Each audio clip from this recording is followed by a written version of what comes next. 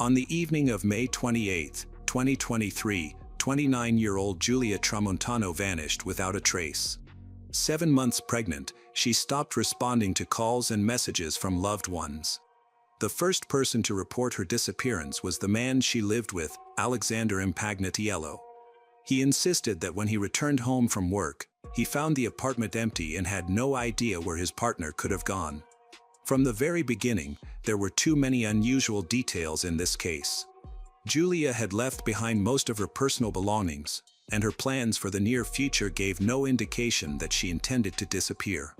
As investigators began piecing together her last known activities, they uncovered even more troubling facts. The night before she went missing, Giulia had sent messages to her mother, Loredana Femiano, and a close friend, revealing that she had had a serious argument with Alexander. She was deeply upset and wrote that the situation was causing her a great deal of distress. But the most important question remained unanswered: what really happened that fateful evening? If Giulia had truly left the house on her own, why had no one seen her since? In the days that followed, investigators would begin unraveling a web of deception that would lead to a grim truth. Giulia was born on May 2, 1994, in a small town in the province of Naples. She grew up in a close-knit family where support and warmth were always present. Her parents encouraged independence and self-confidence from an early age. While they embraced modern views, family traditions remained a cornerstone of their lives, and home was always a place she could return to for guidance, comfort. Giulia attended a local school, excelling in the humanities. She was drawn to real estate, fascinated by architecture, investment opportunities, and the idea of becoming a successful real estate agent. After high school, she pursued a degree in the field, quickly mastering the profession thanks to her analytical mindset and strong communication skills. By the age of 25, she had built a solid reputation in the industry, but for Giulia, this wasn't enough. She dreamed of life in a big city filled with opportunities. By the time she turned 26, her career in her hometown had reached a plateau. Working at a real estate agency, she realized the local market had its limitations. Inspired by her friends' stories, she decided to move to Senego, a suburb of Milan, where she believed would offer her a new chapter filled with potential. By the end of 2018, her decision was final. Senego symbolized independence, new connections, and the career growth she longed for. The transition happened quickly. Packing her belongings and saying goodbye to her loved ones, she set off for the city that she hoped would become her new home. After moving to Senego, Giulia immediately immersed herself in work. The city's real estate market was fast-paced, competitive, required confidence and persistence. She adapted quickly, building connections, attending networking events, and closing deals. Her new life was exciting, but amid her busy schedule, she found herself longing for something more: personal happiness. It was during this time that she met Alexander. Their paths crossed at a Milan bar where her colleagues had invited her to celebrate a successful deal. Alexander worked as a bartender at a high-end lounge inside a 5-star hotel. A year older than Giulia, he was charming, outgoing, and had a natural ability to connect with people. His confidence and charisma drew her in. With him, she felt like she could relax, momentarily escape the pressures of work, and simply enjoy the present. The first few weeks of their relationship felt effortless. They spent evenings dining at restaurants, strolling through the city at night, and talking about the future. Alexander shared that he had a son from a previous relationship but assured her that his past was behind him and that he was now looking for stability. Giulia sincerely hoped that her move to Senego would bring not only career growth but also personal fulfillment. She was convinced that Alexander was the person she was meant to build a future with. Giulia believed she had finally met someone with whom she could build a lasting relationship. Their romance moved quickly, and within a few months, they decided to move in together. She had no idea what secrets he was hiding or how much her decision would change the course of her life. Tensions in Giulia's relationship with Alexander were growing. She felt that something was wrong, but she couldn't pinpoint the issue. As time went on, the discomfort increased, while Alexander continued to act as if everything was normal. By the end of 2022, Julia noticed changes in her body, constant fatigue, strange cravings, and a missed period led her to suspect that something was different. Not wanting to wait any longer, she bought a pregnancy test. She then realized she was pregnant. This news brought mixed feelings. She had always wanted a family, but the past few months with Alexander had been challenging. Nonetheless, she knew she needed to tell him in person. Nervously, Julia chose the right moment to share the news. She had thought about various possible reactions: surprise, joy, maybe even fear, but Alexander's expression was unreadable. After a few seconds of silence, he finally asked one question: "Are you sure?" Julia felt a chilling distance in his demeanor. He showed no curiosity and asked no questions about how far along she was or how she was feeling. His indifference was impossible to ignore. In the days that followed, he never brought up the topic again. No discussions about the future, no interest in upcoming doctor's visits. Julia felt abandoned but held on to hope that in time he would come to terms with the situation. The new year began, but Alexander's attitude remained unchanged. More and more, Julia found herself spending evenings alone, contemplating her future. She kept working, trying to focus on other things, but an uneasy feeling grew inside her. Meanwhile, Alexander's double life took an unexpected turn. In early 2023, he learned that his other partner, Allegra Syria, was also expecting. The news caught him completely off guard. Just like Julia, Allegra had no idea that another woman was in her life. She truly believed she and Alexander were in a committed relationship. Unlike Julia, however, Allegra was unsure whether she wanted to continue the pregnancy. Alexander convinced Allegra that having a child wasn't the right decision at that moment. He assured her that he would support whatever choice she made, but strongly implied that ending the pregnancy would be for the best. Allegra hesitated for a long time but eventually agreed. Alexander accompanied her to the medical procedure, ensuring that this chapter was closed. He hoped that with Allegra's pregnancy no longer an issue, he could now focus on dealing with what he saw as his bigger problem: Julia's decision to have the baby. Unlike Allegra, Julia was determined to continue her pregnancy. Despite his emotional distance, Alexander repeatedly tried to persuade her to reconsider, but Julia refused to change her mind. For her, this was a conscious and personal decision. She knew that her relationship with Alexander was falling apart, but she was prepared to raise the baby on her own. What she didn't realize was that this choice would become a turning point in her life. After Julia refused to terminate the pregnancy, Alexander realized he was losing control of the situation. Her firm decision disrupted his plans and forced him to look for another way to free himself from what he saw as a problem. He had begun systematically researching poisons. He scoured the internet for methods to cause harm without raising suspicion, analyzing which substances were both effective and difficult to detect. His research covered chemical compounds found in household products, plant-based toxins, and even highly dangerous substances like cyanide. However, most of the options he found were either too difficult to obtain or left clear traces in the body. Eventually, he settled on rodenticides, products designed to eliminate rodents. These were widely available over the counter and wouldn't raise any red flags.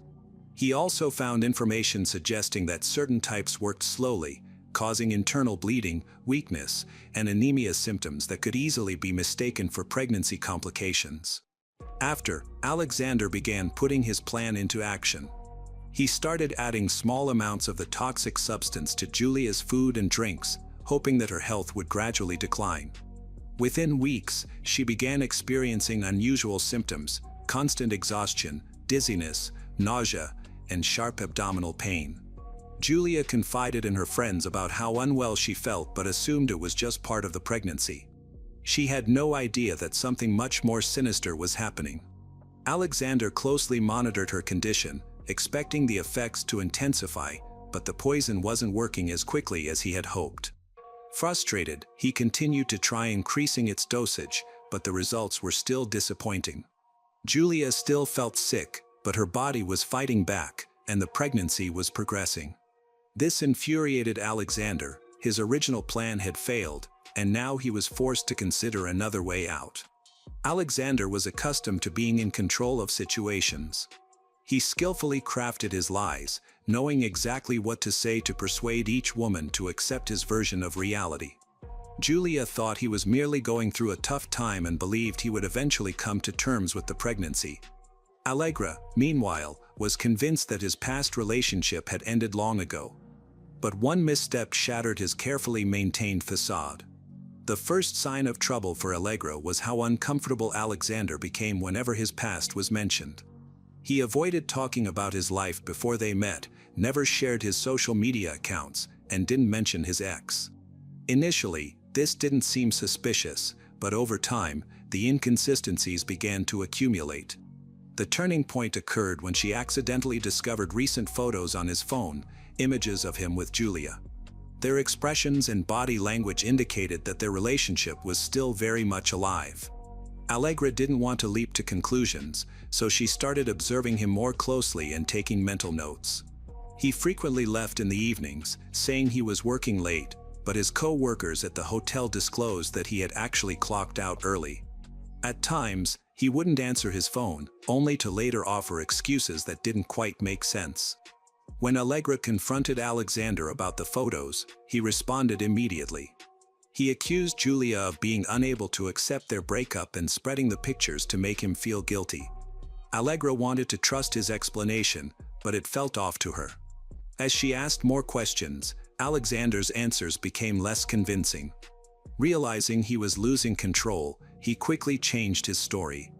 He claimed that Julia not only refused to move on but had also faked her pregnancy to try to keep him. In a last-ditch effort to support his lie, Alexander even created a fake DNA test. He modified a file he found online and presented it as evidence that he was not the child's father. Although Allegra initially believed him, her doubts persisted. She couldn't shake the feeling that there was more to the story than she knew. A few days later, Allegra decided to investigate for herself. While Alexander was sleeping, she took his phone, found Julia's number, and sent her a message. Julia replied almost immediately, and her tone wasn't one of revenge, rather, she was also seeking answers. The next day, Allegra proposed they meet in person. Both women realized that this conversation had the potential to change everything. On May 27, 2023, they agreed to meet at Armani Hotel where Allegra worked, feeling a mix of tension and determination. Allegra was still unaware of the full extent of Alexander's betrayal, while Julia was shocked to learn that the man she had envisioned a future with was living a double life. Their meeting began cautiously. Allegra spoke first, revealing what she had uncovered. She explained how Alexander had convinced her that his past relationship was completely over, and she mentioned the supposed DNA test that indicated the baby wasn't his. Julia listened intently. Once Allegra finished, Julia calmly clarified that the test was fake. She had never asked for a test, and the timeline of her pregnancy corresponded perfectly with their relationship. More importantly, she disclosed that she and Alexander were still living together, and he had never given her any indication that their relationship was ending. As the minutes passed, Allegra began to see the reality of the situation. She realized she had been deceived from the beginning. Her entire view of their relationship changed, and for the first time, she felt certain about the truth. Although she was hurt and disappointed, she held no resentment toward Julia. It became painfully clear that both women had fallen victim to the same web of lies. Their conversation lasted more than an hour as them shared details, gradually uncovering the full extent of Alexander's deceit. Eventually, they moved from seeing each other as rivals to feeling connected. In that moment, Julia made a decisive choice. She was finished with Alexander. Her future was for herself and her child. Alexander had no role in it now.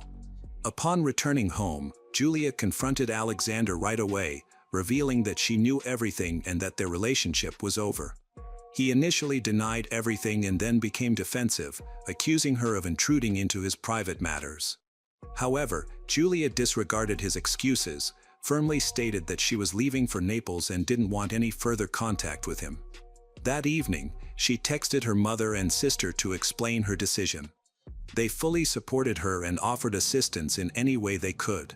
Julia reassured them, saying she needed to handle a few things in Milan first but would be home in a few days.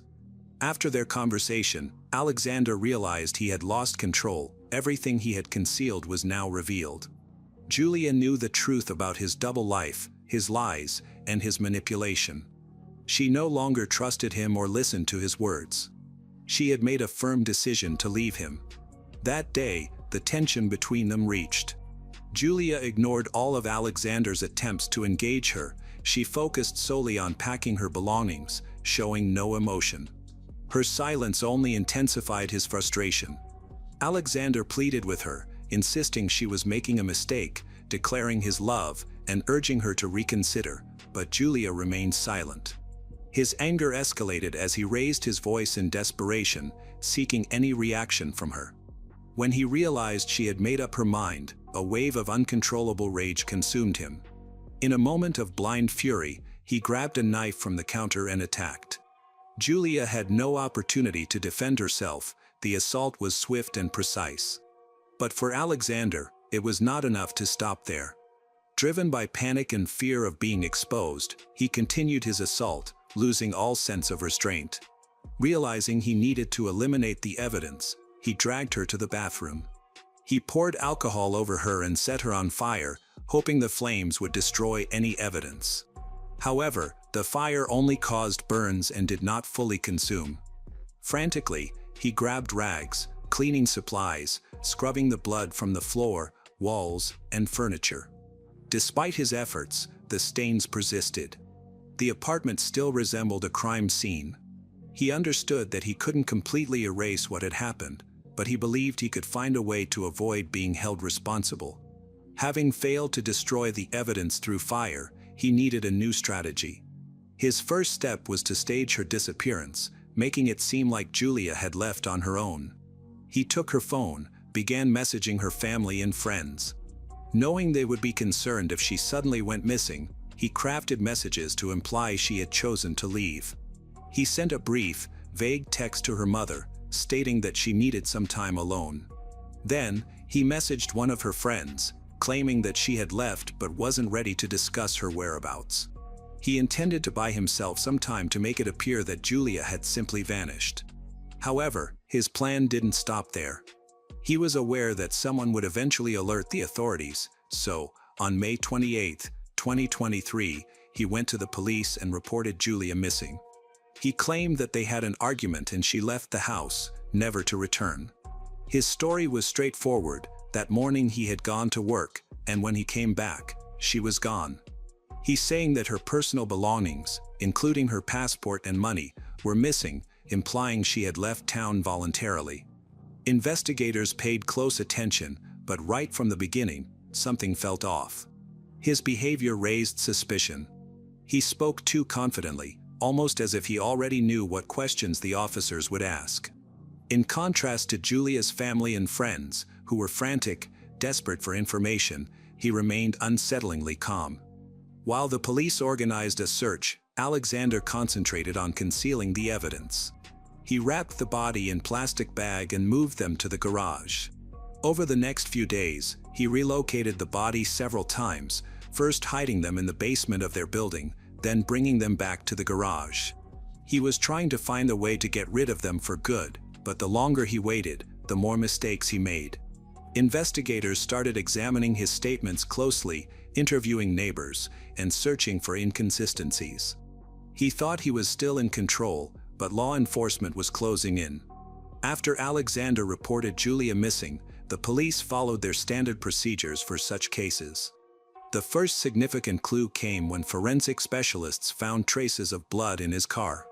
Despite his attempts to clean it, modern technology allowed investigators to identify the biological evidence, which was confirmed to belong to Julia.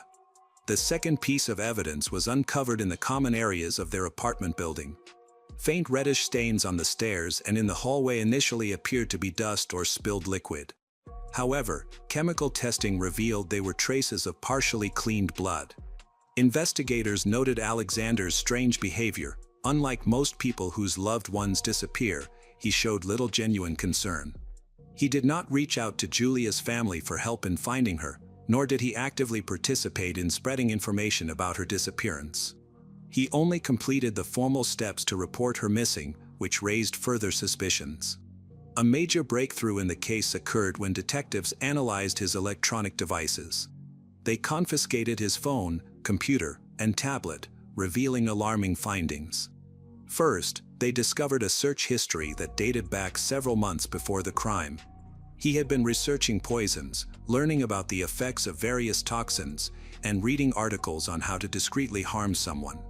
Some searches even questioned why certain toxic substances might fail to work. Another crucial piece of evidence was the forged DNA test he had shown Algra. Forensic analysis confirmed that the document had been tampered with and that it was downloaded from a website that allowed users to edit medical records. As more evidence accumulated, Alexander's story began to unravel. Investigators increased their pressure, systematically highlighting inconsistencies in his account. Initially, he maintained his innocence, claiming he knew nothing about it. However, with each interrogation, the police presented undeniable facts. They showed him photographs of blood stains, confronted him with his search history. They brought in witnesses who reported hearing loud noises and shouting from Alexander's apartment. A significant breakthrough in the investigation happened when authorities examined Alexander's actions after Julia went missing. Surveillance cameras showed him making several trips to the garage, where he carried plastic bags inside and later came out empty-handed. Eventually, he confessed and revealed where he had hidden her body. On June 1, 2023, police found Julia's remains in a dense area near Sago. Forensic examination indicated that someone had tried to burn the body, but the attempt was not completed. Despite his efforts to conceal the truth, experts were able to determine how she died and gather conclusive evidence linking him to the crime. The tragic death of Giulia Tramontano shocked people all over Italy, a country where gender-based violence is a serious issue. After Alexander was arrested, protests began nationwide. Women filled the streets, carrying signs and demanding stricter punishments for domestic violence. Memorial marches took place in cities like Milan, Naples, and Rome, calling for systemic changes to better protect vulnerable individuals. At one rally, Giulia's sister, Chiara Tramontano, urged lawmakers to take action against the increasing number of cases where offenders face no significant consequences until it is too late. Forensic experts and investigators focused on understanding the psychological profile of Alexander. A psychological evaluation revealed troubling behavioral traits. Court-appointed psychiatrists determined that he exhibited strong narcissistic tendencies, showing no remorse for his actions. His behavior during interrogations and court appearances demonstrated a profound self-centeredness, an utter lack of empathy. He viewed others only in terms of how they could serve his interests, ignoring their feelings. His actions were motivated solely by a need to protect his reputation and keep control over those around him. Any perceived loss of power triggered a quick and dangerous reaction. During the trial, Alexander tried to appear remorseful, but neither Giulia's family nor the public found his words convincing. He claimed to be baffled about how he could commit such a horrific act, asserting it was a moment of impulsive rage that he didn't fully recognize. However, prosecutors presented compelling evidence: his online searches for poisons, the attempted poisoning, the falsified DNA test, and the false report he filed with the police. Each piece of evidence demonstrated that the crime was premeditated. After Alexander's arrest, Algra decided to help the authorities. She provided them with her messages with him, revealing that he had lied to both her and Giulia. During the trial, Algra also testified about the fake DNA test and his many attempts to manipulate her. As a witness, she was called by prosecutors to confirm important details, including how Alexander concealed his double life, lied about Giulia's pregnancy, and made excuses when the truth began to emerge. She realized that if she hadn't stumbled upon those photos on his phone, the truth could have remained hidden for much longer. During her testimony, she expressed the guilt she felt toward Giulia, even though she too had been a victim of his lies. After the trial, Algra chose not to speak to journalists, stayed out of the public eye, and tried to create some distance from the tragedy. Reports suggest that she later left Milan for another city, hoping to rebuild her life. The court found Alexander Impagnatiel guilty of first-degree murder, highlighting aggravating factors such as the cruelty of the crime, the ongoing emotional abuse inflicted on the victim, and his intentional efforts to destroy evidence. He was sentenced to life in prison. In the judge's closing remarks, it was stated that such crimes cannot be justified as mere lapses in control or temporary emotional turmoil. Alexander's actions over several months showed a clear and deliberate intention to eliminate Julia. Julia's case serves as a tragic reminder of the risks posed by individuals who view their partners as possessions. It raised awareness and contributed to a larger movement aimed at protecting those who are still in danger. Julia Tramontano's radiant spirit, marked by her ambition, warmth, and unwavering resolve, continues to resonate far beyond the tragedy that claimed her life. Her courage in the face of betrayal and her dreams for her unborn child remain a powerful testament to the strength of the human heart. Through the tireless advocacy of her mother, Loredana Femiano, and sister, Chiara Tramontano, Julia's legacy fuels a growing movement to combat gender-based violence, inspiring communities to stand united for justice and protection. In every heart she touched, Julia's light shines on, a beacon of hope and a call to build a world where no one suffers in silence. Welcome back, detectives. Let's dive into another horrible case. The case of Sophie Toscan du Plantier. Sophie Bouniel was born on July 28, 1957, in Paris, France. She grew up in a renowned and wealthy family, with significant influence in the fashion and film industries. Sophie was artistic, talented, and assertive, which led her to a successful career as a film producer, making her a recognizable face and a symbol of success in the country. However, Sophie still prioritized her personal life and family happiness. In 1991, she married film producer Daniel Toscan du Plantier, and since then, she has been known as Sophie Toscan du Plantier. Their meeting was serendipitous, as both were entrenched in the film industry and matched each other's stature. They became symbols of luxury and wealth during that period, and their marriage attracted significant attention from the media. As both continued to thrive in their careers, they moved into a lavish mansion with Sophie's son from her first marriage. Sophie is a strong and energetic person, capable of resolutely defending her beliefs and continuously pursuing her dreams. Those close to her know that she is also a gentle, kind, and loving mother. The focus of her life was her son, Pierre-Louis Baudy. Furthermore, Sophie takes care of her image as a glamorous and fashionable woman, often attracting the attention of the media and reporters in the entertainment industry.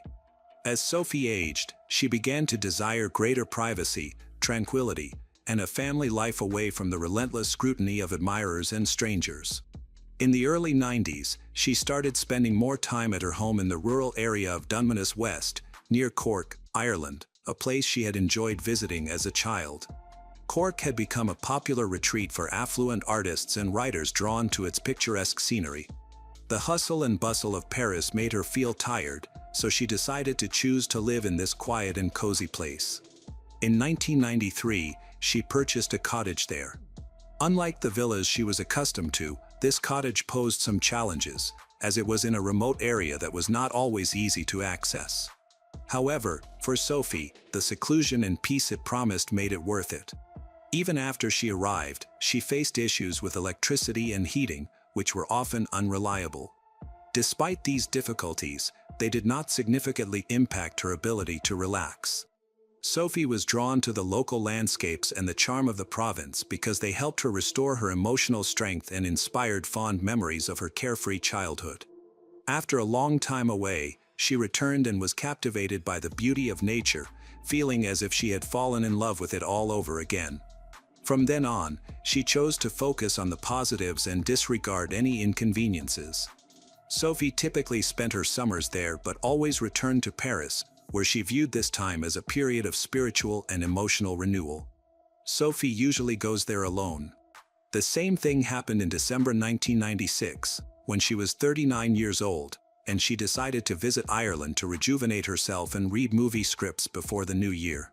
Arriving alone, she settled into her home in a quiet neighborhood.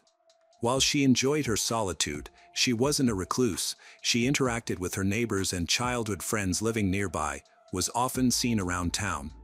Sophie had established friendly relationships with many locals and always treated them as equals.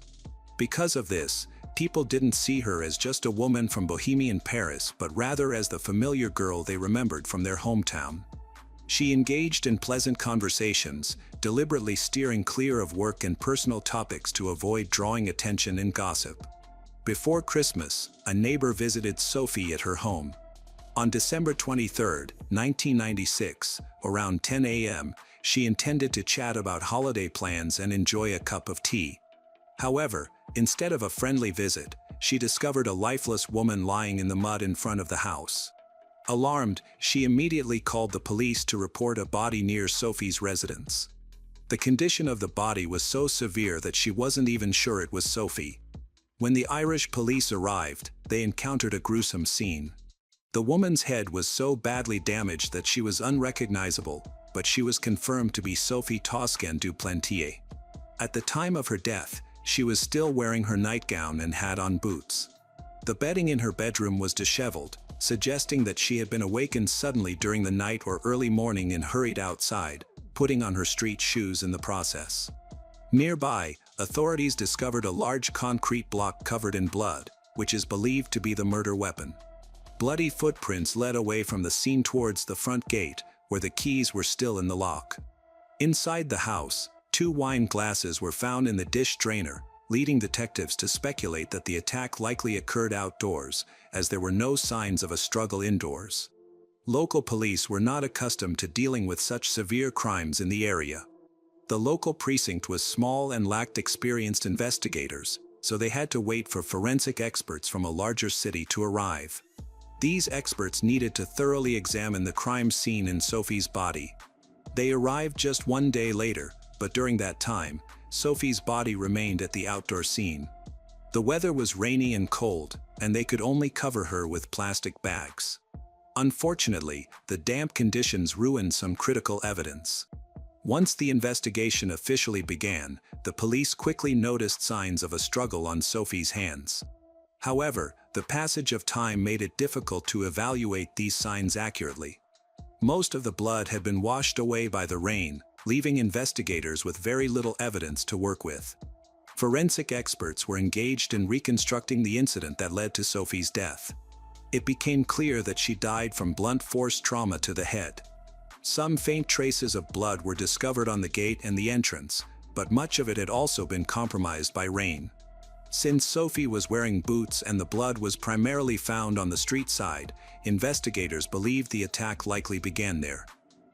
No signs of a struggle were found inside the house, and although 2 glasses of wine were found in the dish drainer, they could not be considered reliable evidence since they were already clean. It was uncertain when those glasses were used, as Sophie may have used them at different times by herself. Several DNA samples were collected from the crime scene, but in 1996, testing and profile comparison technology was very limited. This crucial evidence did not lead to any useful information, however, it was preserved in the archives. Detectives attempted to piece together the timeline of Sophie's activities since her arrival in Ireland. They discovered that she had arrived on December 21st. That same day, she was seen shopping at a grocery store, appearing relaxed while casually exploring the area. Sophie engaged in friendly conversations with several locals who were familiar with her. One store owner recalled that a man in a black coat and hat entered the store shortly after Sophie. Witnesses noted that this man appeared to be watching her and left as soon as she did, suggesting he might have been following her. It was obvious to those who were present that he showed no interest in shopping, as he didn't buy anything. No one else seemed to notice this suspicious individual on December 21st. On December 22nd, Sophie went for a walk along a path leading to a nearby castle perched on a rocky ledge. She took in the views from the observation deck before walking back to the city. She stopped by a local pub where she ordered tea and chatted with some regular patrons.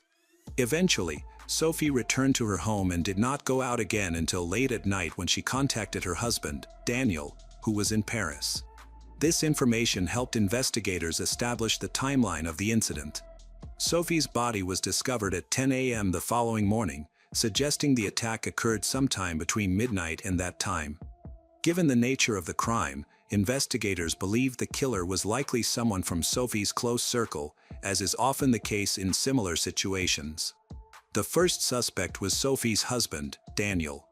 There were whispers that their marriage was struggling. As the police delved deeper into their family dynamics, they uncovered that the strain was due to Daniel's ongoing infidelity. Sophie had expressed her desire to end the relationship even before her trip to Ireland, viewing the getaway as a chance to relieve stress before the separation.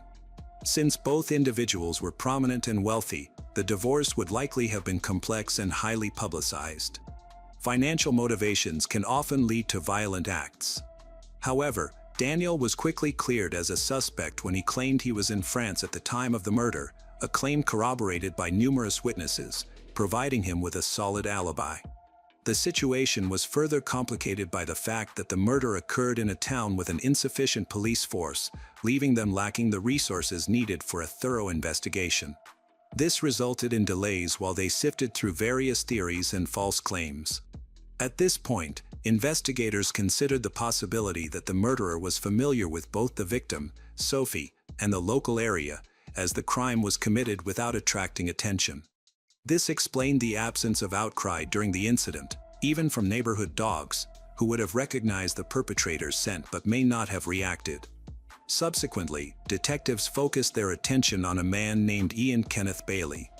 Ian was born in Manchester in 1957 and had a troubled past, as well as a troubled reputation. He started his career as a freelance journalist, owned a business, and held various jobs before moving to Ireland in 1991. At the time of the murder, Ian was living with his girlfriend and had experienced run-ins with local law enforcement. In 1991, Ian started a business but soon faced serious issues. He became involved in several troubling incidents after assaulting his business partner. Conflicts with authorities resulted in his conviction for assault later that year, and he spent some time in jail. Ian had a history with local police due to his temper and aggressive behavior, including previous domestic violence incidents that even led to his partner being hospitalized, although he was not jailed for those cases. Ian underwent a psychiatric evaluation, which revealed he had a narcissistic personality disorder. He was noted to be impulsive and cruel, with indications of various mental health issues. Experts described him as someone with very high self-esteem and a problem with alcohol, contributing to his unpredictable and violent outbursts. He claimed that his behavior was partly due to a difficult divorce that had occurred shortly before he moved to West Cork. There were additional reasons to consider him a suspect. His house was close to Sophie's, making it easy for him to approach her without being noticed. At that time, Ian was living with his girlfriend, Catherine Jules Thomas, who was also a local resident. Remarkably, on December 23rd, shortly after Sophie's body was discovered, they were among the first to arrive at the crime scene and possessed knowledge of many details about the crime. Catherine and Ian attempted to gather more information from the police to create a report. Ian claimed to be an independent journalist looking for a story, but he was denied access to the crime scene. The police noted that they were very insistent, even entering the house without permission. Upon checking his background, it became clear that he had a criminal history, raising doubts about his true identity as a reporter. Despite the police's objections, Ian managed to publish several negative articles. His aggressive pursuit of information only deepened the police's suspicions about him. The articles were filled with inappropriate details and speculation about Sophie's personal life, shocking her relatives with their lack of ethics and Ian's cynicism. Following the publication of these articles, a wave of public outrage ensued.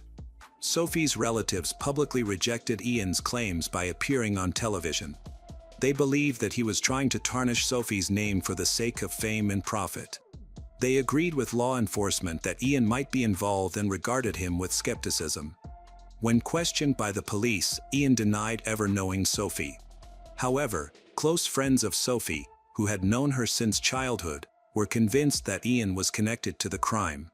The media contributed to this belief by suggesting that Ian was involved in her death.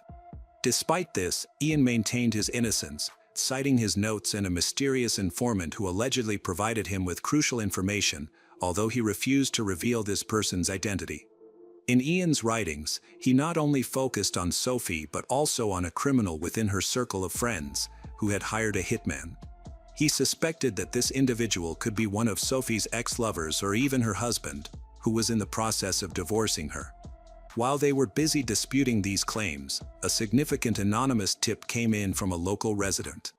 The witness reported seeing an unknown man near Sophie's house around 3 a.m. on December 23. The description of this man matched the appearance of a man that a local shop owner had seen chasing Sophie. Strangely, this anonymous witness provided a detailed and accurate description that matched Ian Kenneth Bailey's appearance exactly. A few days later, he was arrested and taken to the police station for questioning. Once there, he acted very nervously, created a scene, and made threats regarding the situation. Detectives quickly noticed suspicious scratches on his face and hands. When questioned about them, he claimed that he had been hurt by a Christmas tree that fell while he was cutting it down in the forest. Police were skeptical of Ian's explanation and took photos of the scratches, which only made him more agitated. Although his behavior seemed overly aggressive, he attributed it to his mental health issues. He denied knowing Sophie and insisted on his own theory, suggesting that one of her former partners might have hired someone to kill her. He loudly claimed that it was Daniel, not him, who should be investigated. Authorities believed that the criminal was a local who knew the area well, which explained how he could get to Sophie's house without leaving any evidence. Ian argued that the forensic team took too long to arrive at the crime scene, allowing rain to wash away any potential evidence, and insisted that being a local was irrelevant. He criticized the initial investigation as negligent and accused the police of attempting to pin the blame on him.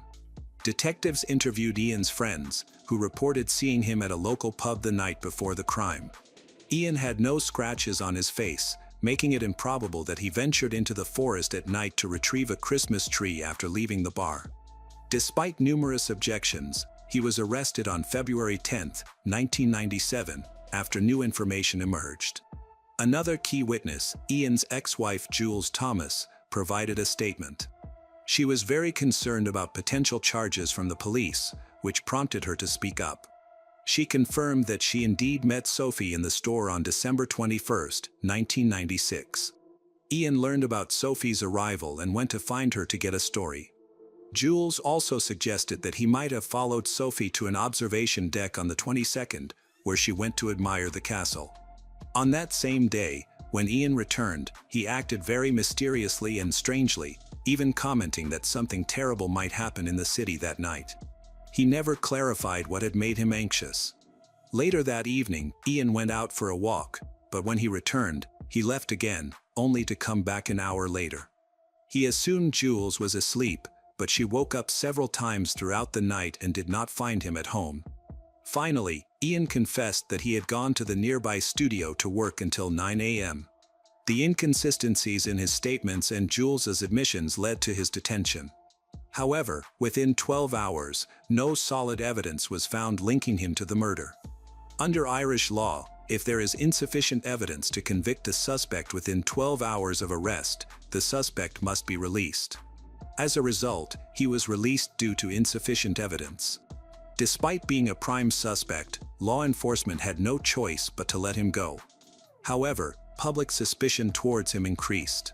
Ian's behavior became increasingly erratic, which he attributed to mental health issues. The stress of being implicated as a possible murderer took a toll on his well-being, and he began experiencing hallucinations. He also tried to blame the police for defaming him, but his efforts were unsuccessful. The rumors he spread began to sound nonsensical. On January 27, 1998, they decided to arrest Ian again. He maintained his innocence and argued that the police had no evidence against him. Detectives pointed to the only DNA evidence found at the crime scene, which did not belong to Sophie. However, it was of poor quality due to contamination from prolonged exposure to the elements. This made it impossible to definitively link Ian to the murder, creating a significant hurdle for the investigation. Under Irish law, an individual can only be arrested twice without being charged for a crime. Ian maintained his innocence throughout the process. During his second arrest, authorities had just 12 hours to establish his involvement in the murder. He felt pressure to confess, which only fueled his anger.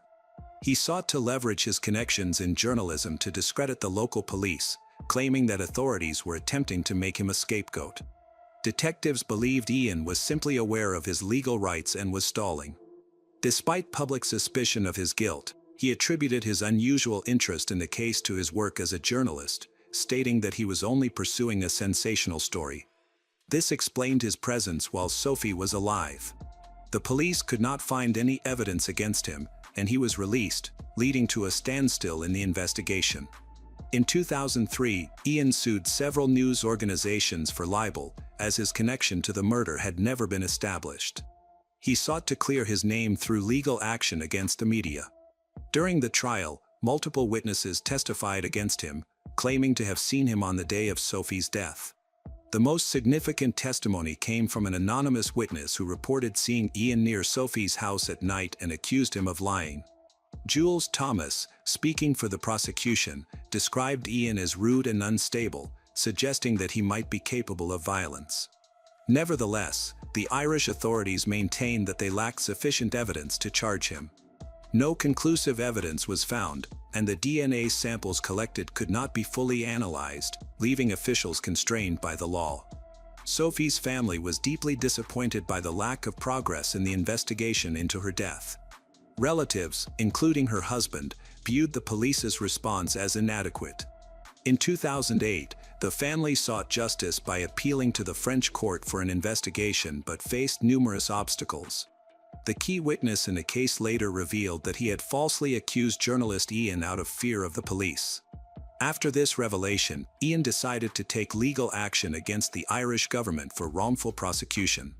His lawyer based their strategy on the witness's retraction of his statement. However, in 2019, a court in France began the trial without Ian's participation. Under French law, if a French citizen is killed abroad, the trial can take place in France. About 30 witnesses were summoned to testify. As a result of the proceedings, the court convicted Ian Kenneth Bailey of murder and sentenced him to 25 years in prison. However, the Irish Supreme Court refused to extradite him, arguing that the court's decision was flawed due to a lack of sufficient evidence. Consequently, Ian remained in Ireland, avoiding extradition and any legal consequences there. In 2022, a significant development occurred when the Irish and French judicial systems collaborated to investigate Sophie's murder. They reviewed all the case materials and re-examined the evidence, despite some being lost or damaged. There were suggestions that an accomplice of Daniel might have been involved, and Ian's account could have shed light on the truth. Unfortunately, Ian Kenneth Bailey passed away from cardiac arrest in January 2024 before he could learn the outcome of the investigation. The police searched his apartment, hoping to gather DNA samples for comparison with evidence collected during the original investigation in the 1990s. With advancements in DNA profiling and analysis, there was a renewed opportunity to uncover the truth about what happened. Nearly 30 years had passed since Sophie's death, and there was finally hope for answers. However, none had emerged yet. Hello, crime enthusiasts. Are you ready for another chilling investigation? The case of Jamie Stice. On April 12, 2011, in the small town of Morgantown, Kentucky, with a population of 2,500, 30-year-old Kathy Coy unexpectedly went into labor while driving. She had to give birth in her car on the side of the road, close to her home. Kathy had little time to call her friend, Shelley Lindsay, to inform her that she was about to give birth and needed help. When Shelley arrived, she was in the back seat of the car, covered in blood and holding her newborn. Sadly, the joy of becoming a mother was short-lived. Kathy noticed that the baby was having trouble breathing, so Shelley quickly called emergency services and drove them to the medical center. Kathy's hopes of motherhood were overshadowed by a grim situation. The doctors were very concerned. The baby's condition was critical. He was taken urgently to the intensive care unit due to breathing difficulties and a low body temperature, known as cold shock, which can be life-threatening. The doctors were not only worried about the newborn but also had concerns for Kathy and her family's emotional state during this crisis. The police arrived to investigate the situation. They went to the home where Kathy's children from a previous marriage lived with their grandmother. Officers spoke with the eldest daughter, 11-year-old Brianna, and her grandmother. The children expressed surprise at their mother's new baby, as they did not believe she was pregnant. They mentioned that she intended to meet with a friend who was also pregnant, but no one knew the friend's name. The situation seemed suspicious. Detectives accessed Kathy's social media account and identified a friend of hers, 21-year-old Jamie Stice, who was pregnant. The police attempted to reach Jamie but were unable to make contact. The detectives subsequently reached out to Jamie's mother, Jeannie. She informed them that her daughter was in the final stages of pregnancy and that she hadn't heard from Jamie since 9:30 that morning. Concerned, she was contemplating reporting her daughter as missing but realized that the police might not act quickly since not enough time had passed. While the investigation was ongoing, detectives spoke with Kathy again to clarify the timeline of the incident from that day. Kathy confirmed that she had given birth. She explained that she had woken up early, saw her husband Shannon off to work around 4:30 a.m., and then left to meet her friend Jamie around 10 a.m. After their meeting, as she was returning home, she began to feel contractions. Kathy stopped at a restaurant to grab a quick bite but felt the need to leave in a hurry. Realizing she wouldn't reach the hospital in time, she called her closest friend for assistance. Shelley, Kathy's friend, recounted that when she received the call for help, she rushed outside and saw Kathy in the back seat of a car. Kathy was not wearing pants, only a bloody shirt, and she held a baby in her arms, who was also covered in blood, as if he had just been born. Shelley noticed the placenta and recognized that her friend needed urgent help, especially since the baby was struggling to breathe. She quickly got into her car and drove to the medical center. Shelley observed that the baby was covered in grass and dirt but assumed he had fallen and gotten dirty in the car. There was no time to learn more, her priority was supporting the newborn. Both women's accounts were largely similar, with one key difference. Kathy claimed that Shelley delivered the baby, while Shelley denied this. The situation was chaotic, with Kathy in labor crying out, and both her and the baby's conditions creating confusion. While doctors worked to assist the baby, Kathy pleaded with them to save his life. There were concerns about whether the situation was staged, leading to the decision to take Kathy in for questioning at the station. At that time, Kathy had already been examined by doctors, and her condition seemed stable. However, when the police began questioning her about her friend Jamie on social media, her story started to change. Initially, she claimed that she had only briefly met Jamie before ending their friendship. Kathy explained that she had driven Jamie to the Social Security office, dropped her off near the building, and then Jamie had left in an unknown direction. At that point, Kathy began to experience contractions, which forced her to leave abruptly. This part of her story raised doubts. To support her new version, Kathy presented a message from Jamie, which allegedly asked her to pick Jamie up from the Social Security office, a request Kathy refused due to complications in their story. However, when detectives expressed their disbelief, Kathy's narrative shifted again. Now, Kathy stated that she had picked up Jamie and taken her home, but Jamie was so exhausted that she collapsed on the sofa. Kathy claimed her contractions only started after this encounter. The significant changes in her story seemed implausible, but she attributed them to the stress of the emergency situation. Detectives aimed to determine the truth about how Kathy and Jamie met. Jamie's mother, Jeannie, stated that they had known each other for only a couple of months after connecting through social media. Jamie is pregnant with a baby. When asked about Kathy's relationship with Jamie, Kathy claimed she had known Jamie for only a few weeks and had been introduced through a mutual friend while seeking help with housing issues. At this point, inconsistencies regarding their acquaintance and its purpose emerged. Kathy couldn't even name this mutual friend, even though Jamie was 20 weeks pregnant, aligning with her due date, which raised further suspicion. Kathy was later informed that something significant might have occurred around 10:30 a.m., right after their meeting. Jamie was missing, and detectives informed the parents that they could not reach out to her. They encouraged Kathy to assist in the search. At this point, they were already skeptical about whether the baby truly belonged to Kathy. Kathy's husband, Shannon, arrived at the station. He was thrilled that his wife had finally given birth but was confused about why she was being held and questioned. Shannon informed the police that Kathy had experienced miscarriages in the past, which had led her to struggle with depression. Despite the challenges, she remained hopeful about becoming pregnant again and starting a family. He feared that if their efforts failed, their relationship might end. For a woman desperate to become a mother, the thought of losing her husband could push her to desperate actions, even to the point of harming another woman. It was possible that Kathy had pretended to be pregnant to keep her husband with her. Additionally, her friend Shelley, who took her to the hospital during labor, might have played a role in this situation. Kathy frequently visited Shelley and shared stories about her pregnancy, but it was unclear whether Shelley supported Kathy's deception, suspected her, or had unwittingly assisted in a crime. Shelley told the detectives that she had never faced such accusations before. However, during the investigation, it became clear that she was involved in several aspects of the deception.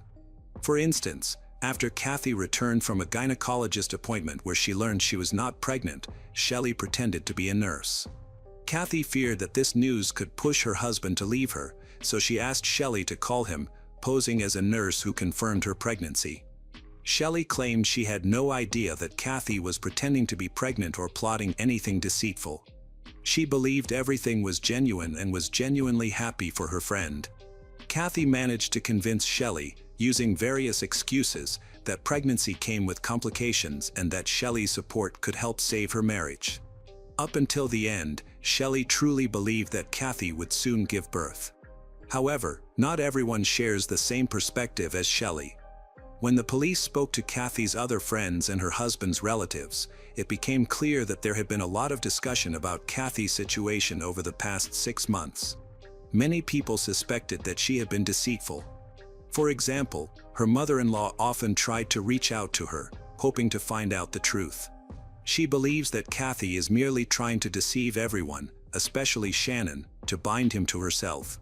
The mother-in-law was very frustrated with Kathy's behavior and discussed it with her son, Shannon.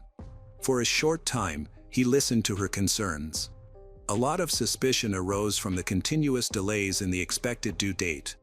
The situation dragged on for so long that it started to seem unrealistic, as Kathy herself had no clear idea of when she would give birth. Witnesses noted that over the past few months, her belly has sometimes appeared smaller and then larger.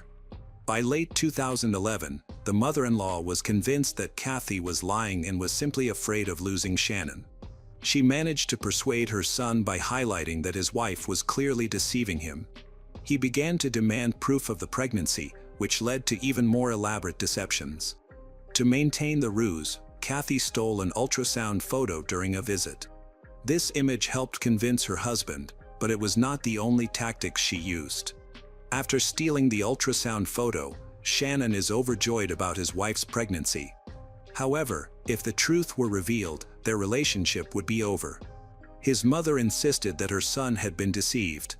In the face of growing doubts, Shannon demanded more proof. His wife was well prepared and even managed to show him a video of their baby's heartbeat, which she had downloaded from the internet. Shannon was repeatedly misled. His mother was disappointed but unaware of the depths of the deception. She simply didn't know Kathy well enough. As the due date approached, Kathy needed more than just a friend acting as a nurse, a video, and a stolen ultrasound photo. After Jamie's disappearance, the photo was used to convince the police and medical staff that Kathy had given birth to the boy. As they contemplated the situation, a troubling image formed in their minds of how Kathy could have acquired the baby and why his mother, Jamie, was missing.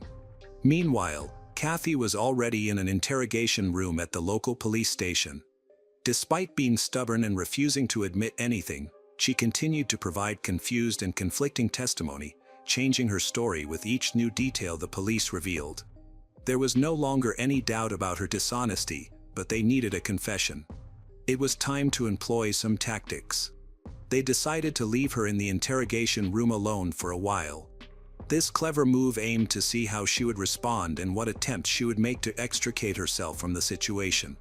The plan worked, but not in the way they had anticipated. Kathy suddenly grabbed her mobile phone and called an unfamiliar number, pretending to talk to Jamie. When the detectives returned, she mentioned it, but she still couldn't provide any information about Jamie. A check on the phone number revealed that she hadn't actually called Jamie at all. The detectives quickly confirmed that there was no doubt that the boy Kathy had brought to the hospital was Jamie's child. DNA testing confirmed this connection. Although the detectives continued to act confidently, Kathy began to waver in her story. Unfortunately, she still refused to acknowledge what had happened to Jamie. The police informed Kathy that witnesses had seen Jamie get into her car alone that morning, and no one saw her come back, contradicting Kathy's claims. They tried to determine where Kathy had taken Jamie. Why was she holding the baby? Doctors noted that the baby's breathing issues and hypothermia were not accidental. He had been born less than an hour before arriving at the medical center, and his airways were still filled with fluid. Kathy seemed overwhelmed and unsure of how to help him, which caused the baby's condition to worsen. Once these facts were revealed, Kathy presented a new version of her story. Kathy revealed that about 9 months before the current incident, she had visited the hospital and learned from the doctor that she had suffered another miscarriage. After leaving the clinic, she encountered a woman named Ashley, who suggested that she could buy a child for $550 that was expected to be born to Jamie, but insisted they would need to wait until the boy was born. Kathy agreed right away and paid, hoping this would help save her marriage. Afterward, she pretended to be pregnant to maintain the deception while waiting for the birth. On the day of the incident, Kathy claimed she took the child from Jamie and left, asserting that she did not harm him. Kathy's account sounded unbelievable. How could Ashley plan such a transaction, and how did she know 9 months in advance that Jamie would have a baby, especially a boy? Furthermore, Kathy could not provide any contact information or even a description of Ashley, making it clear that she was lying. The detectives quickly noticed her inconsistencies. Eventually, she admitted that the story about purchasing a baby was untrue, but she continued to claim that she took the baby from Jamie's home early in the morning, insisting that Jamie simply vanished after handing over the baby. Kathy did not explain how she ended up with a stranger's child in her arms, although it was evident that the child was Jamie's son. Investigators were quickly able to uncover Kathy's identity and found unsettling details about her. Her stepfather, Imran, reported witnessing her shocking behavior on several occasions. He described her as cruel, manipulative, and unpredictable, believing she was capable of committing terrible acts for her own enjoyment and benefit. Imran mentioned that Kathy had once confessed to him her potential to commit murder. Therefore, he was not surprised to see her in police custody, convinced that she could commit any crime and was indifferent to the pain she caused others. It became clear that Kathy was already known to law enforcement. Detectives found a police report accusing her of stalking a pregnant teacher with whom she worked. Their interactions at school were frequent, and Kathy's behavior had become so troubling that it frightened the teacher, who detailed several disturbing incidents. One particularly alarming moment occurred when the teacher was alone in her office and noticed Kathy silently watching her from the aisle. Remarkably, during the time the teacher was pregnant, Kathy also claimed that she was expecting a baby. Later, the teacher experienced a miscarriage, and shortly after that, Kathy's alleged pregnancy also ended. If these events had unfolded differently, that teacher might have become a victim instead of Jamie. The detectives were determined to extract a confession from Kathy. They were not going to let her leave but needed solid evidence first. There were crucial details that Kathy was not aware of. Despite her persistence, the investigators believed that Jamie was no longer alive. When Kathy and her friend Shelley arrived at the hospital with the child, the placenta was discovered. This raised serious concerns about the childbirth. Normally, placentas remain inside the mother after delivery, leading to suspicions that Kathy had attempted an untrained surgical procedure, similar to a cesarean section. The police interviewed doctors and hospital staff. Experts indicated that if a mother's heart stops, there is typically a window of no more than 5 minutes to save the baby. Kathy was likely aware of this urgency, which may have caused her to act carelessly and make several mistakes that could have endangered her child's life.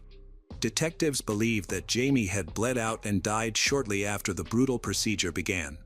During the questioning, Kathy began to show signs of distress but did not admit to murder. She continued to weave stories under the detective's pressure, avoiding direct questions, and suggested that she needed to be placed in a psychiatric unit, implying she was mentally unstable. In response, the police shifted their approach. Instead of pressuring her further, they tried to soothe her, suggesting that her actions might have been accidental. Their goal was to gather any information they could. Kathy was the last person to see Jamie alive, so all suspicion fell on her. The police continued their investigation due to concerns that she might evade capture. The police questioned those closest to Kathy, but no one could confirm her story. However, detectives eventually gathered important information revealing Kathy's true nature. Her own children shared troubling insights about her. Just 2 weeks before Kathy showed up at the hospital with a baby, she had visited a flea market with her kids and purchased a powerful stun gun. The seller warned that this model could incapacitate an adult with direct contact. While testing it, Kathy approached a large stranger at the market and waved the stun gun in front of him. When he remained unfazed, she pressed it against his leg, causing him to collapse. Pleased with her actions, Kathy laughed and walked away. Under pressure from detectives, Kathy began to disclose unsettling details of her plan. She initially wanted to simulate giving birth as realistically as possible, even considering placing the fetus and placenta inside herself. When this proved too complicated, she devised an alternative. Arriving at a friend's house, she sat in the back seat, holding the baby while using cut-out female organs to create the illusion of having just given birth. Regardless, she still refused to reveal Jamie's whereabouts. Her family members confirmed her violent tendencies. In fact, Kathy's own mother was so afraid of her that she took Kathy's children from her first marriage and raised them herself. Shannon's relatives were horrified by Kathy's erratic behavior and urged him to end their relationship. After receiving partial recognition of her situation, Kathy began to elaborate on her belief that she had multiple personalities.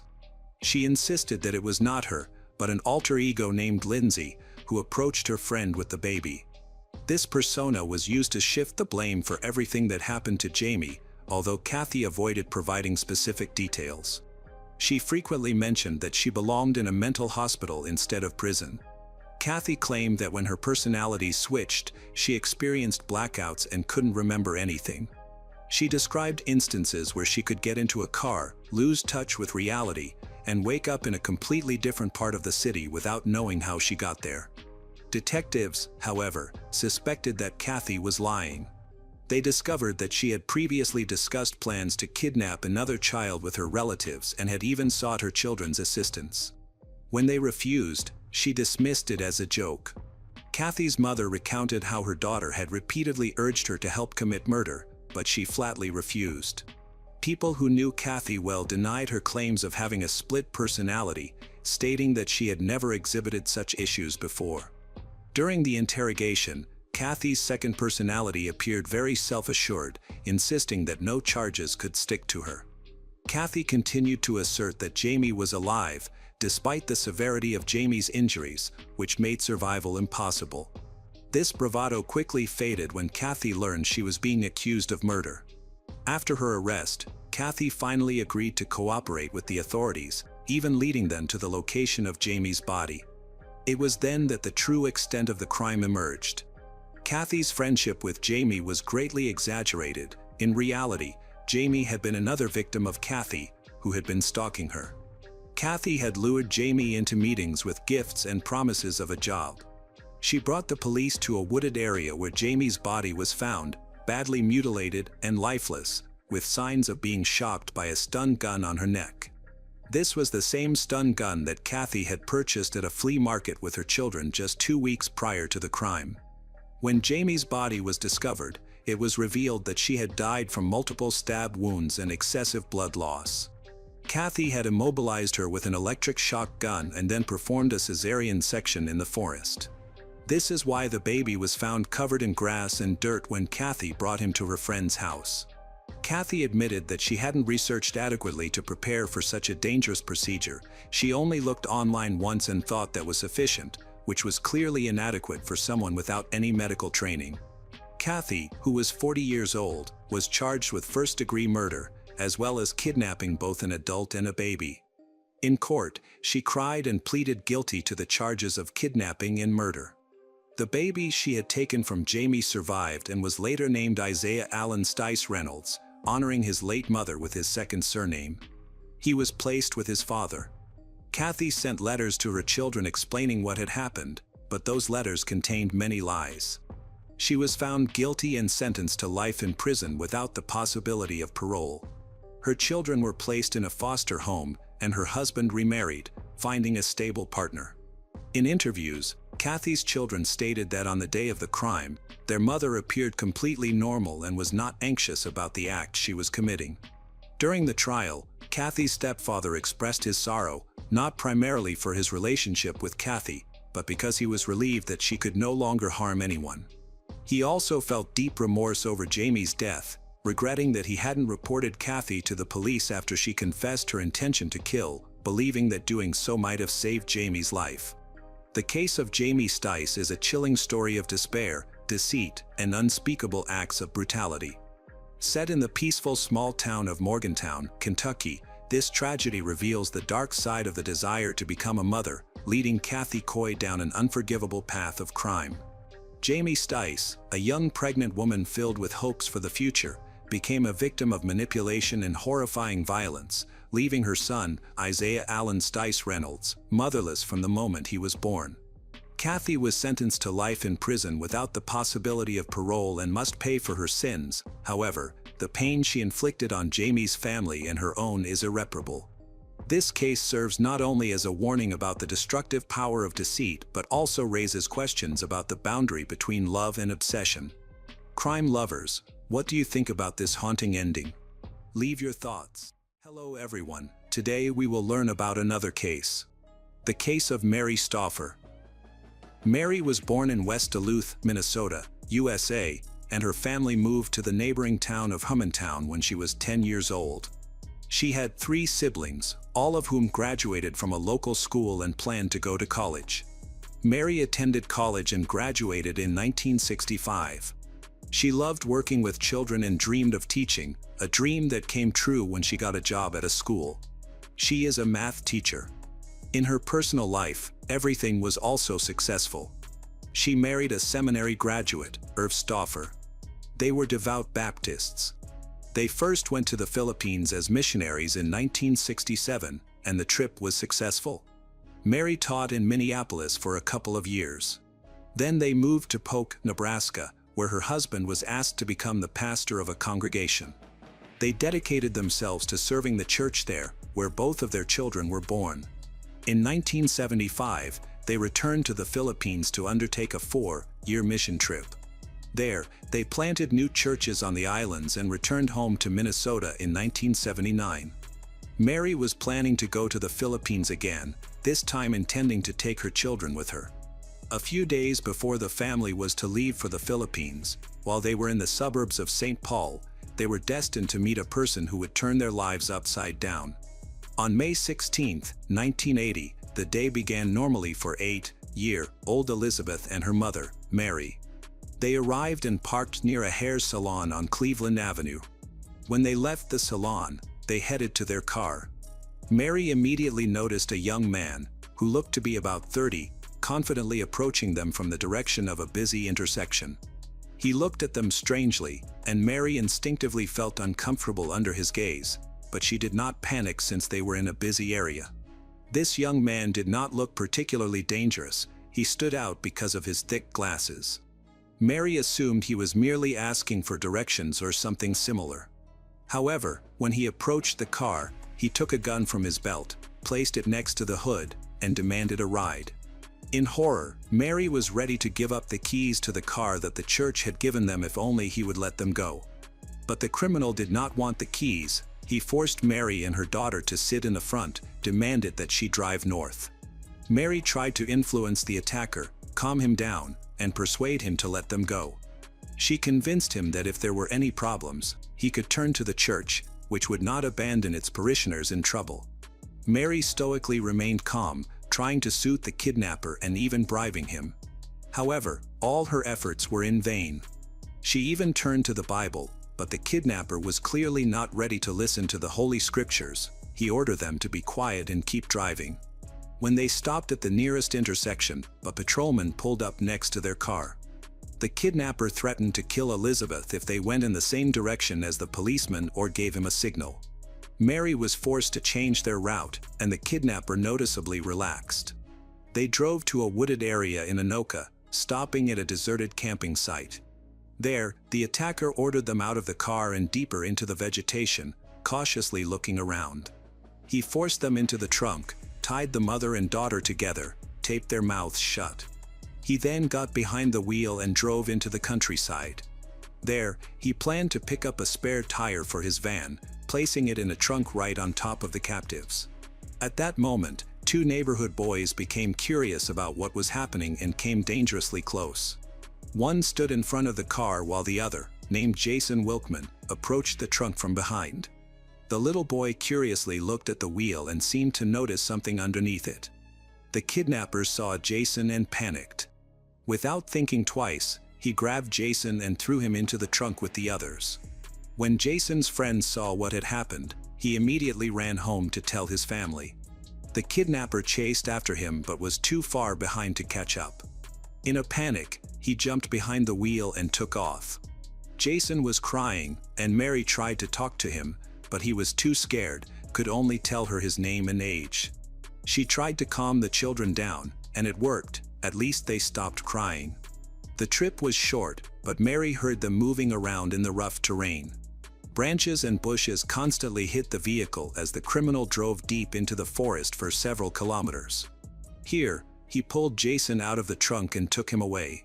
A few minutes later, he returned alone, did not open the trunk, but simply got behind the wheel and drove away. Mary prayed that he would just let the innocent child go because she did not hear any shots, but gloomy thoughts crept into her mind. Mary's car was left in the bushes. It was hard to see because he was increasing the distance from the police. The kidnapper got into a black van without windows, along with Mary and her daughter. Before driving off, he double-checked the ropes on his captives, then returned to the city and took them to his electronics store, where he allowed them to use the toilet and gave them juice to drink. They stretched their limbs, which had gone numb. Mary tried to find out what he wanted, but instead of answering, he taped both their mouths shut again, tied them up, put them back in the van, and drove them to his family's house in a neighboring town.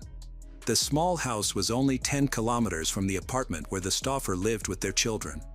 Nevertheless, Mary and daughter did not know where they were. They were mistaken while he wandered through many places. The criminal took both of them to the bedroom of the house, which was small, dark, and cramped. He removed the door handle and locked the door. Getting used to the darkness and looking around, Mary and her daughter realized they were in a kind of storage room filled with clothes, toys, but there was nothing that could help them. At the same time, Mary's husband, Irv, and her son, Steve, were waiting for the return of the mother and daughter from the beauty salon. They had a family dinner planned, and the last preparations were to be made before leaving. Both should have returned long ago, which began to worry the household. At 4:30 p.m., Irv called the salon, and the hairdresser confirmed that the visitors had left long ago but had no idea where they were going or what could have happened. Irv called his wife's friends, but they did not know where she might be. Then he turned to other members of the Baptist community and involved them in the search. They all called local hospitals, acquaintances, police stations, and even morgues to find the missing. When no information could be obtained, Irv contacted the police. However, from the very beginning, it was obvious that they suspected of himself of the disappearance of his wife. By that night, the authorities were already engaged in the search for a 6-year-old boy, Jason Wilkman. The search for Mary continued. Irv explained that he was not involved in the disappearance of his wife and daughter. He and his son were waiting for them at home and had no idea what happened after they left the hairdresser. But the authorities did not believe him and suspected he had done something to them. The next morning, a car was found. They even managed to find 2 sets of fingerprints on the steering wheel, but their owners were not in the police database. The car had no license plate, so investigators could not determine whose car it was. The area around the car began to be thoroughly searched. First of all, they found the car's license plate, it had been torn off when the criminal escaped through the bushes. Suspicions arose that Jason's abduction and the disappearance of Mary and her child could be connected. This helped them know that the car belonged to Mary. It seemed that everything was very serious, and the missing persons were in danger. About 300 police officers and volunteers were gathered to begin the search operation. Announcements were published featuring images of the missing. Based on the words of the boy's friend, a composite sketch of the kidnapper was created. From that moment on, the authorities' suspicions regarding Mary's husband only intensified. Ironically, the composite sketch bore a striking resemblance to him. Both he and the kidnapper were dark-haired, wore glasses. Burt became the main suspect in the disappearance of the two children and Mary. However, Burt provided an alibi supported by a photo and passed a lie detector test. His fingerprints did not match those found in the car, yet the authorities still did not want to clear him as a suspect. Burt continued to emphasize his innocence and pointed out that the investigation's misconceptions were leading them away from the real goals of the search operation. Before her first trip to the Philippines, Mary had taught at the school, and among her 9th grade students was Ming Sun Xiu, a teenager of Taiwanese American descent, with whom Mary had a good relationship. He showed great promise in sports and also had significant academic success. It seemed that the teenager had a great future ahead of him. Later, former students of Mary said that Ming was enamored with his math teacher. He thought she seemed smart and stately. After Mary went to the Philippines, she returned and moved to another city. Ming became truly obsessed with his teacher and constantly remembered her. He began to pursue his secret love, and it looked radical. Confusing the younger of Stauffer with his father, also named Irv, Ming showed up at Mary's in-laws house in Duluth on the 4th of July and held Irv Sr. at gunpoint. Ming took him into the house and told him to call his wife to the room. When Mary's mother-in-law entered, Ming realized his mistake.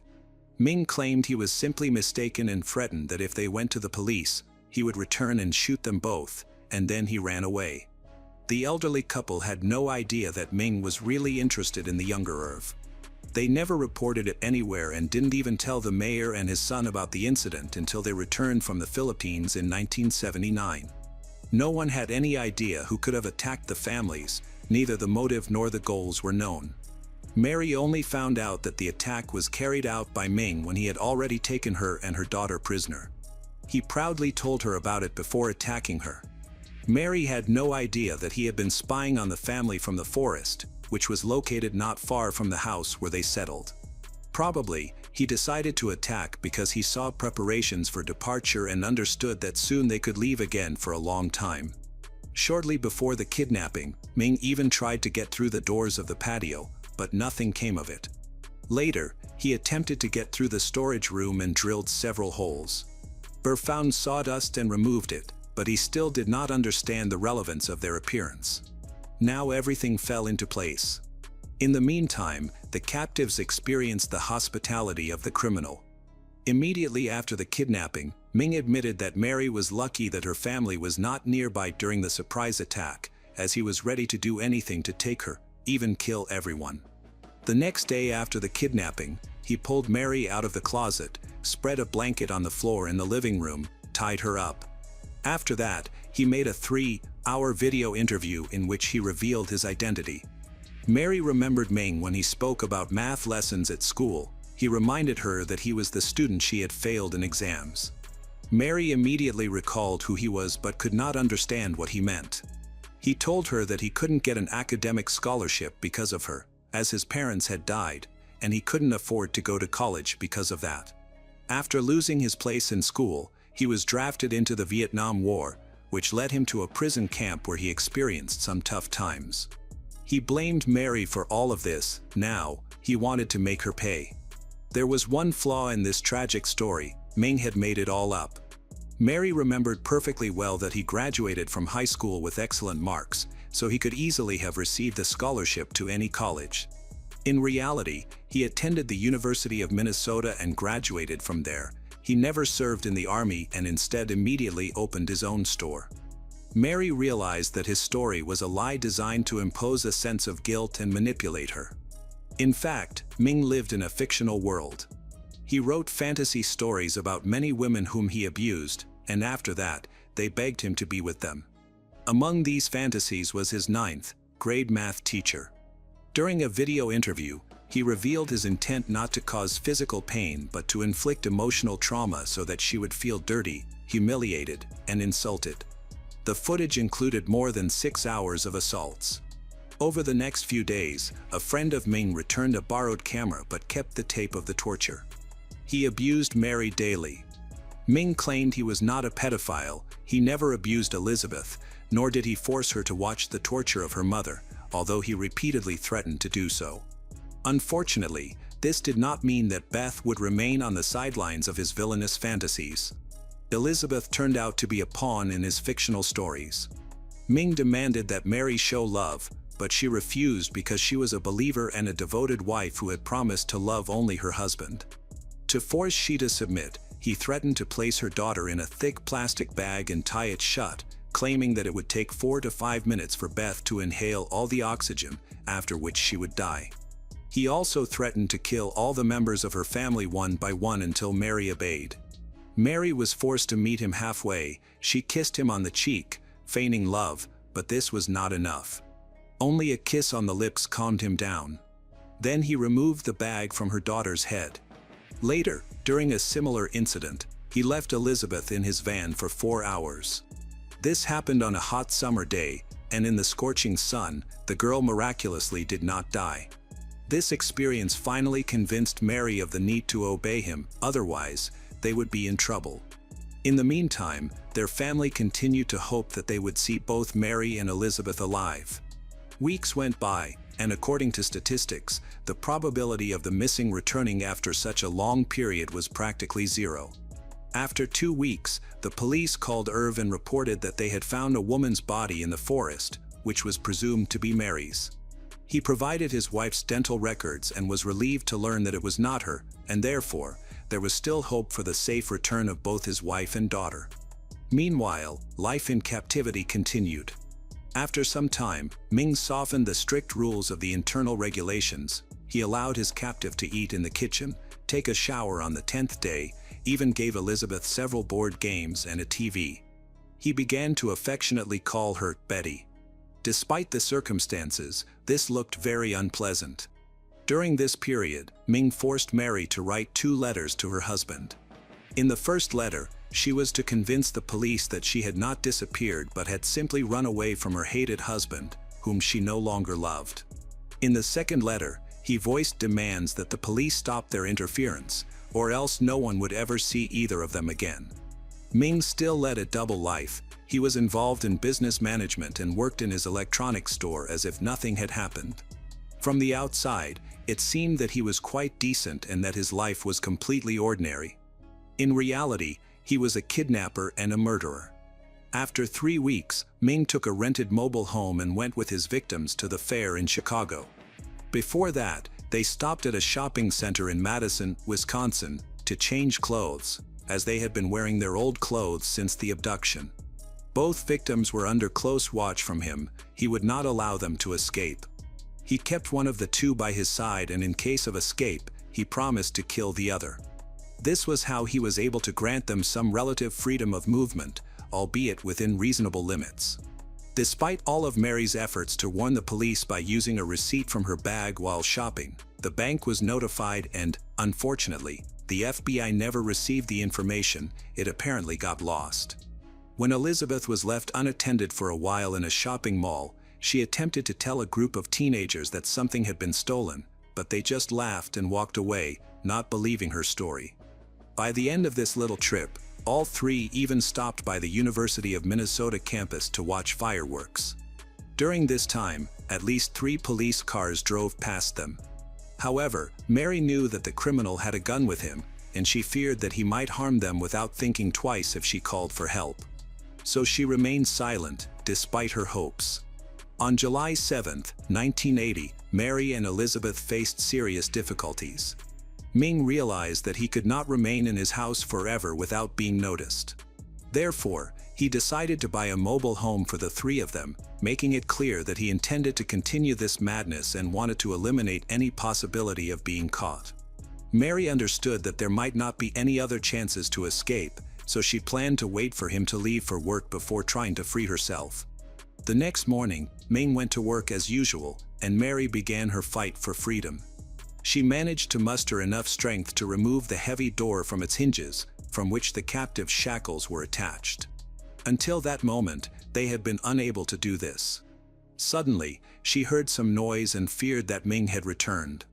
Mary was instantly frightened. She acted quickly and returned everything to its original state, as if they were still tied up.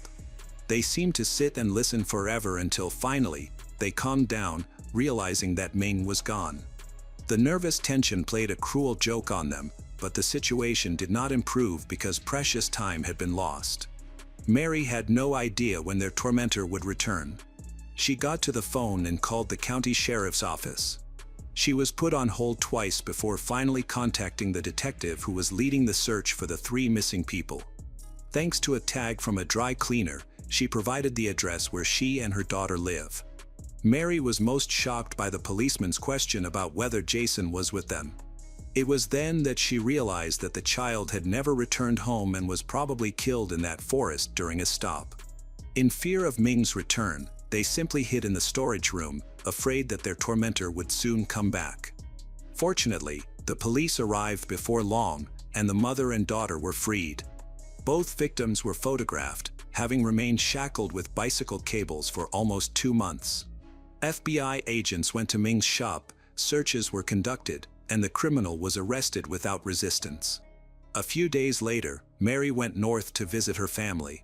Her happy release from captivity, along with her daughter, became a real sensation.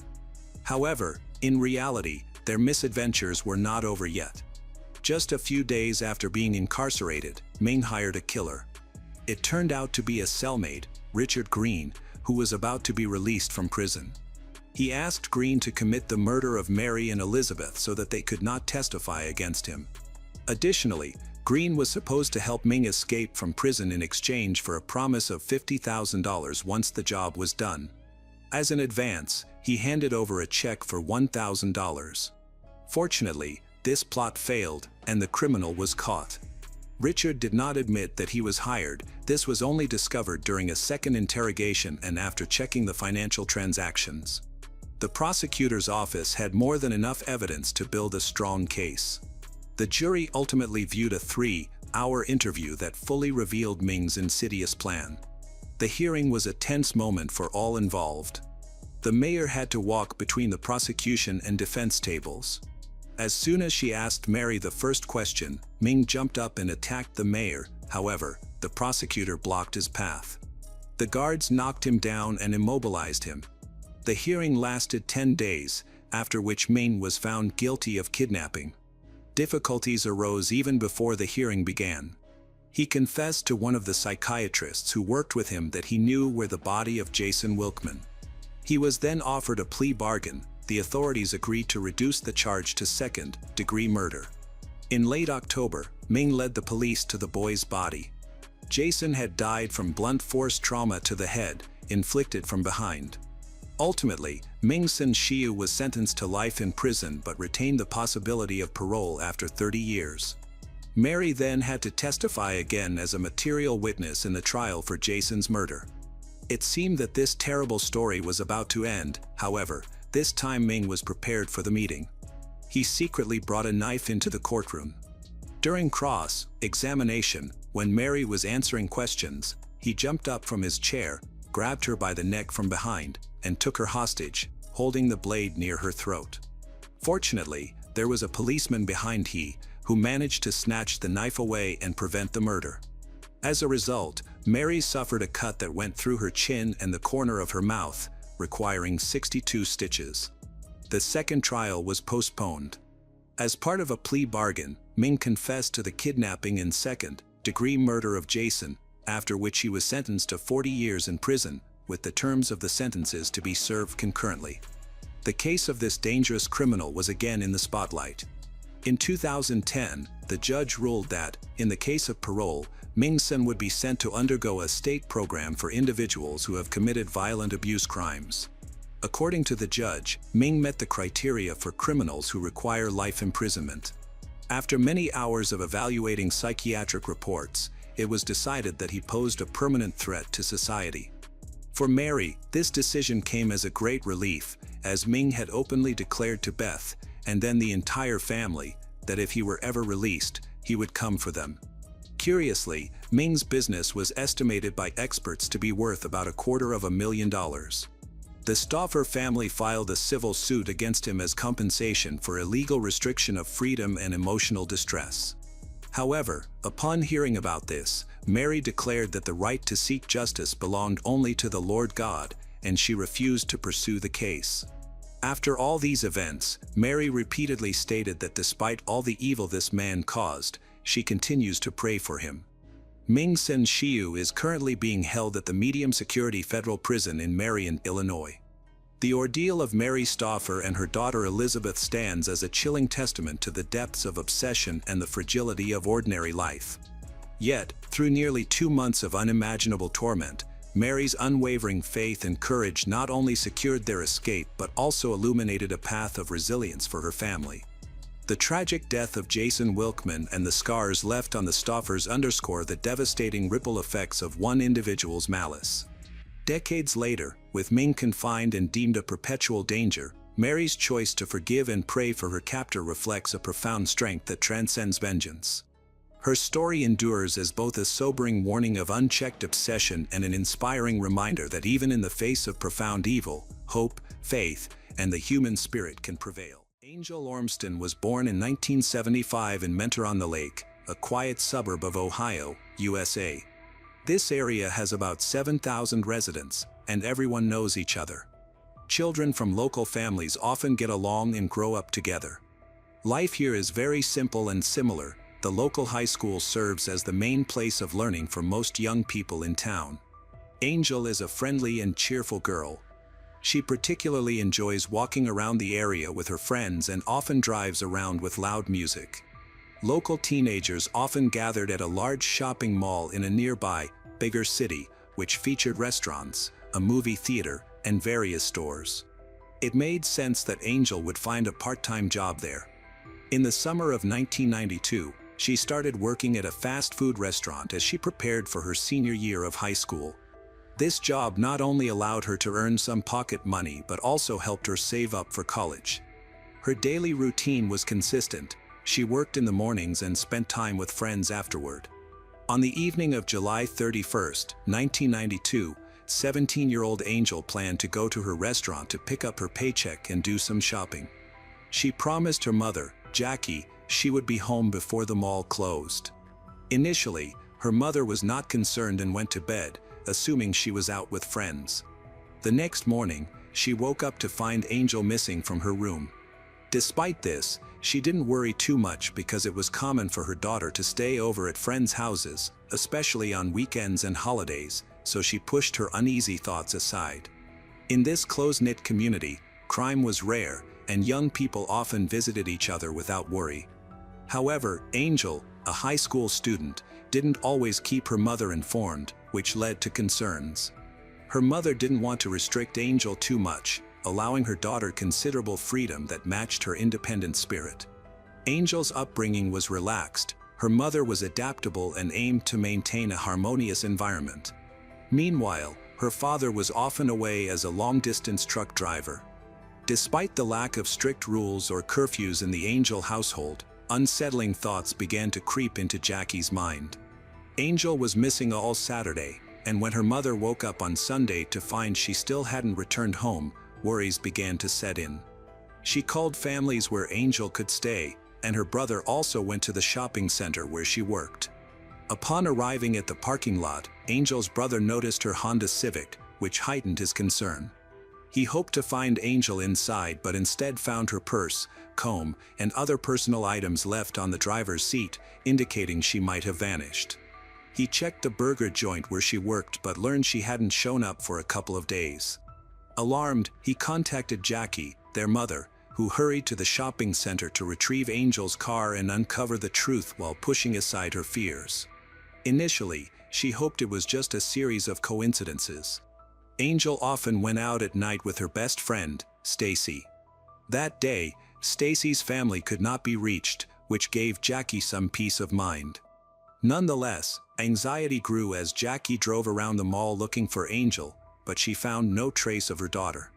Friends who did manage to contact her hadn't seen Angel since Friday. By 8 p.m., Jackie still couldn't reach Angel, deepening her worry. Jackie finally decided to report her daughter Angel as missing by going to the police. Although Angel was last seen on July 31st, Jackie did not visit the station until August 2nd.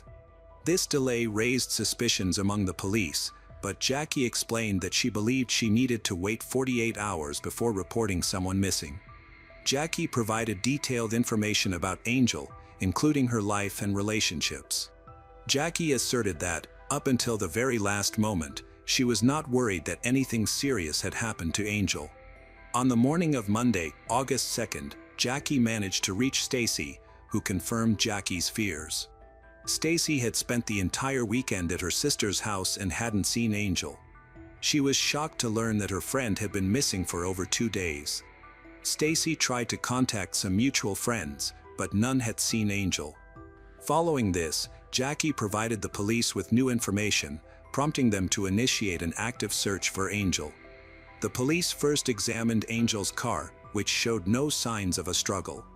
The car was in normal condition, with no blood, signs of theft, or forced entry. The officers believed Angel may have left the car willingly. Given her age, they suggested she could have run away, but Jackie rejected this idea, citing their good relationship. Angel was not involved with banned substances and had always remained calm during her teenage years.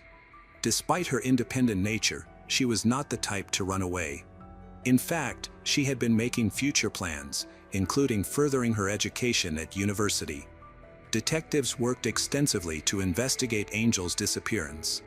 They suspected she might have been kidnapped from the car and collected many fingerprints at the scene. Although there were numerous prints, all belonged to family and close friends. Despite this, every individual had to be investigated to clear them as suspects since there were no other leads. The investigation began with Angel's father, a truck driver, but he was quickly ruled out because he had a verified alibi. He was in another state when his daughter went missing. Next, detectives looked into Angel's mother, Jackie. Her refusal to take a polygraph test raised significant suspicion and drew the attention of the investigators. They noted her delay in contacting the police and her decision to take Angel's car from the parking lot soon after learning about the disappearance, which further fueled suspicions. The police lacked the authority to compel her to take a polygraph test, and there was no direct evidence against her. As a result, the investigation continued with Jackie being the primary suspect. Jackie claimed that on the evening when Angel left home, she intended to go to a burger place. However, interviews with local staff revealed that Angel never arrived to pick up her paycheck that day. Investigators seized the opportunity to gather more information from Angel's colleagues. They quickly eliminated Jackie from the list of suspects due to Angel's good relationship with her family.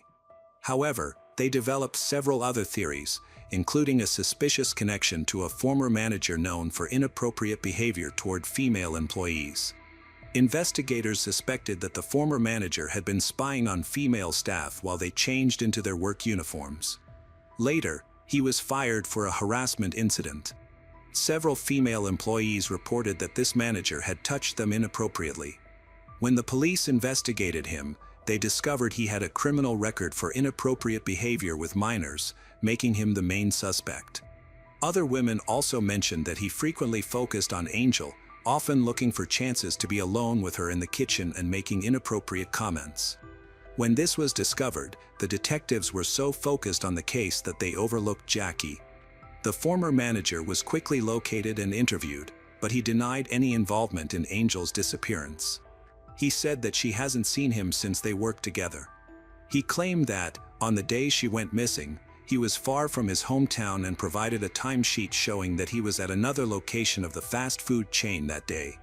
Despite this evidence, detectives did not exclude him as a suspect and continued to question everyone at the restaurant, including both staff and management. Through their investigation, they uncovered a secret that Angel had kept from her family. She had been fired for consistently being late. While she was indeed heading to the restaurant to collect her final paycheck, This revelation did not provide any new leads regarding her disappearance. Gradually, all of Angel's co-workers were ruled out as suspects because they had alibis. Neither Angel's former manager nor her mother was considered a viable suspect in the case, making it difficult for the police to conduct their investigation.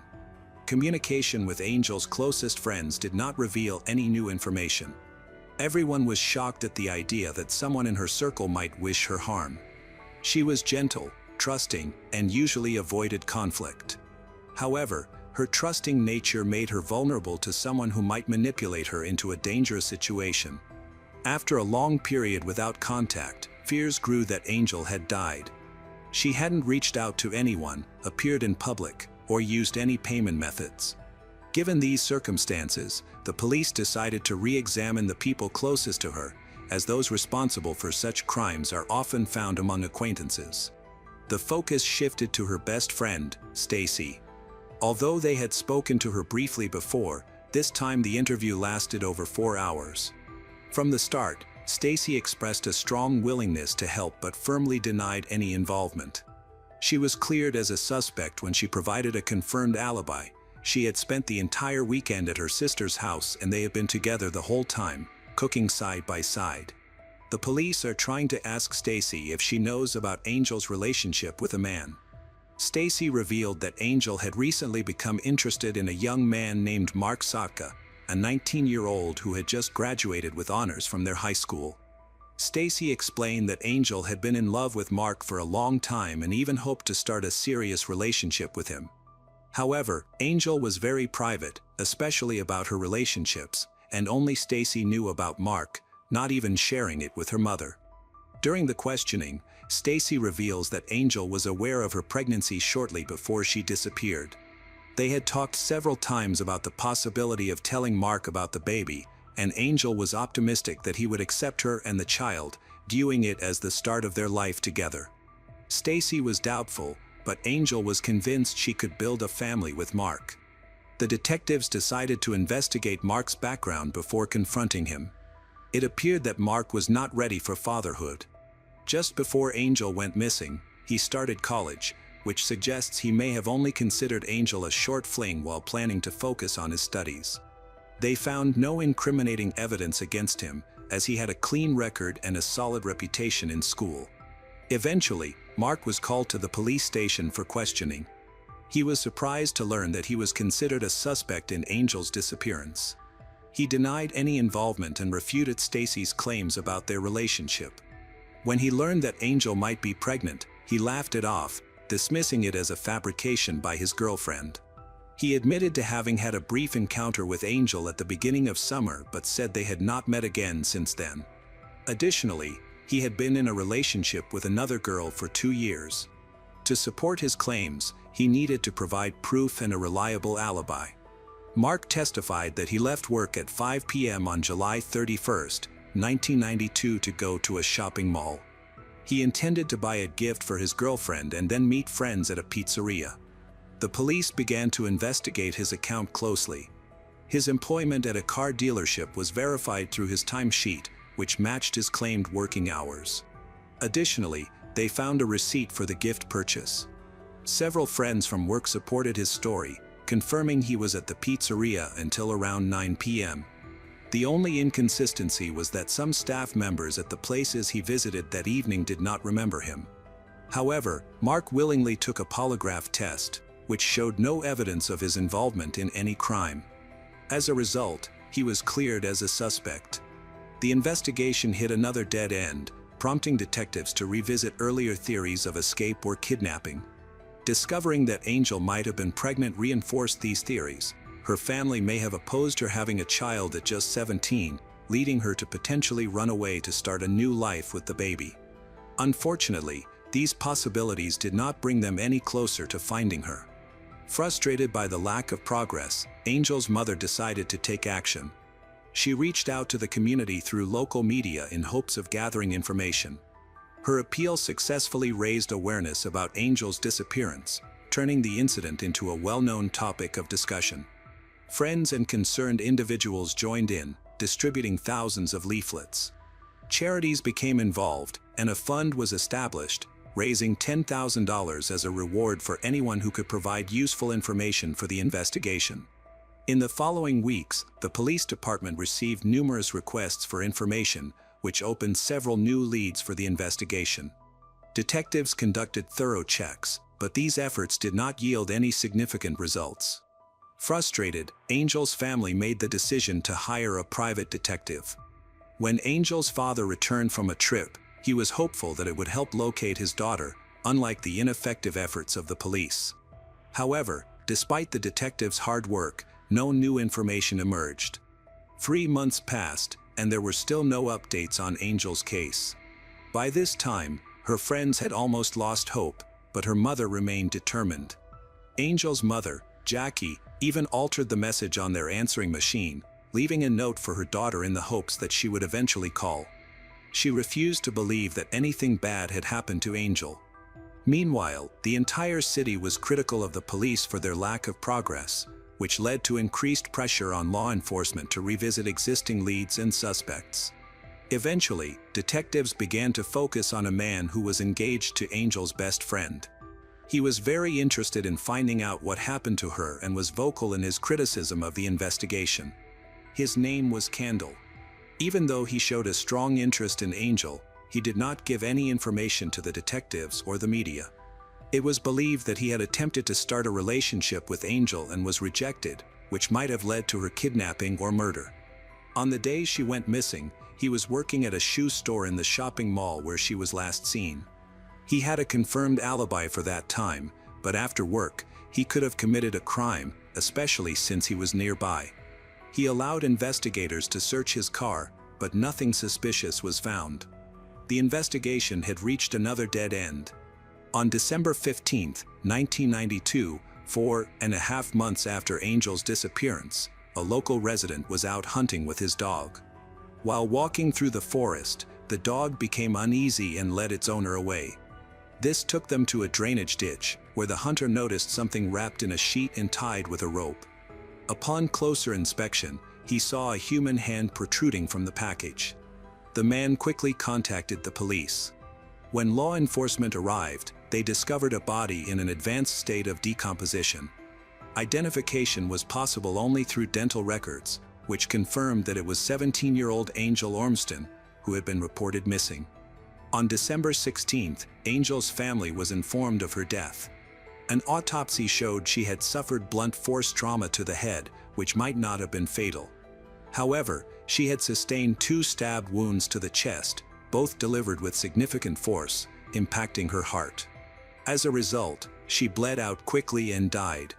Investigating her death was complicated by decomposition, but fibers resembling those from a blue carpet were found at the scene.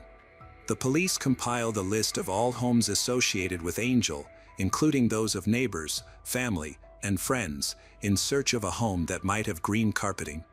One key location of interest was the house belonging to Mark, who might have been the father of Angel's unborn child.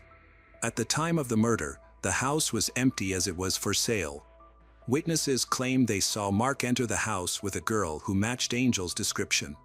Although the house had been sold by then, the new owners allowed detectives to inspect it. Most rooms had been renovated, except for the basement. Upon entering the basement, the police found a blue carpet that matched the fibers collected from the scene. Additionally, a clothesline similar to the one used by the killer to move the body was discovered in the laundry room, matching the one found on Angel. The new owners reported that both the carpet and the clothesline had been left behind by the previous owners. These items were sent for forensic analysis, and tests confirmed that the microscopic fibers and the rope matched those used in the crime. Furthermore, a bloody fingerprint was discovered in the basement.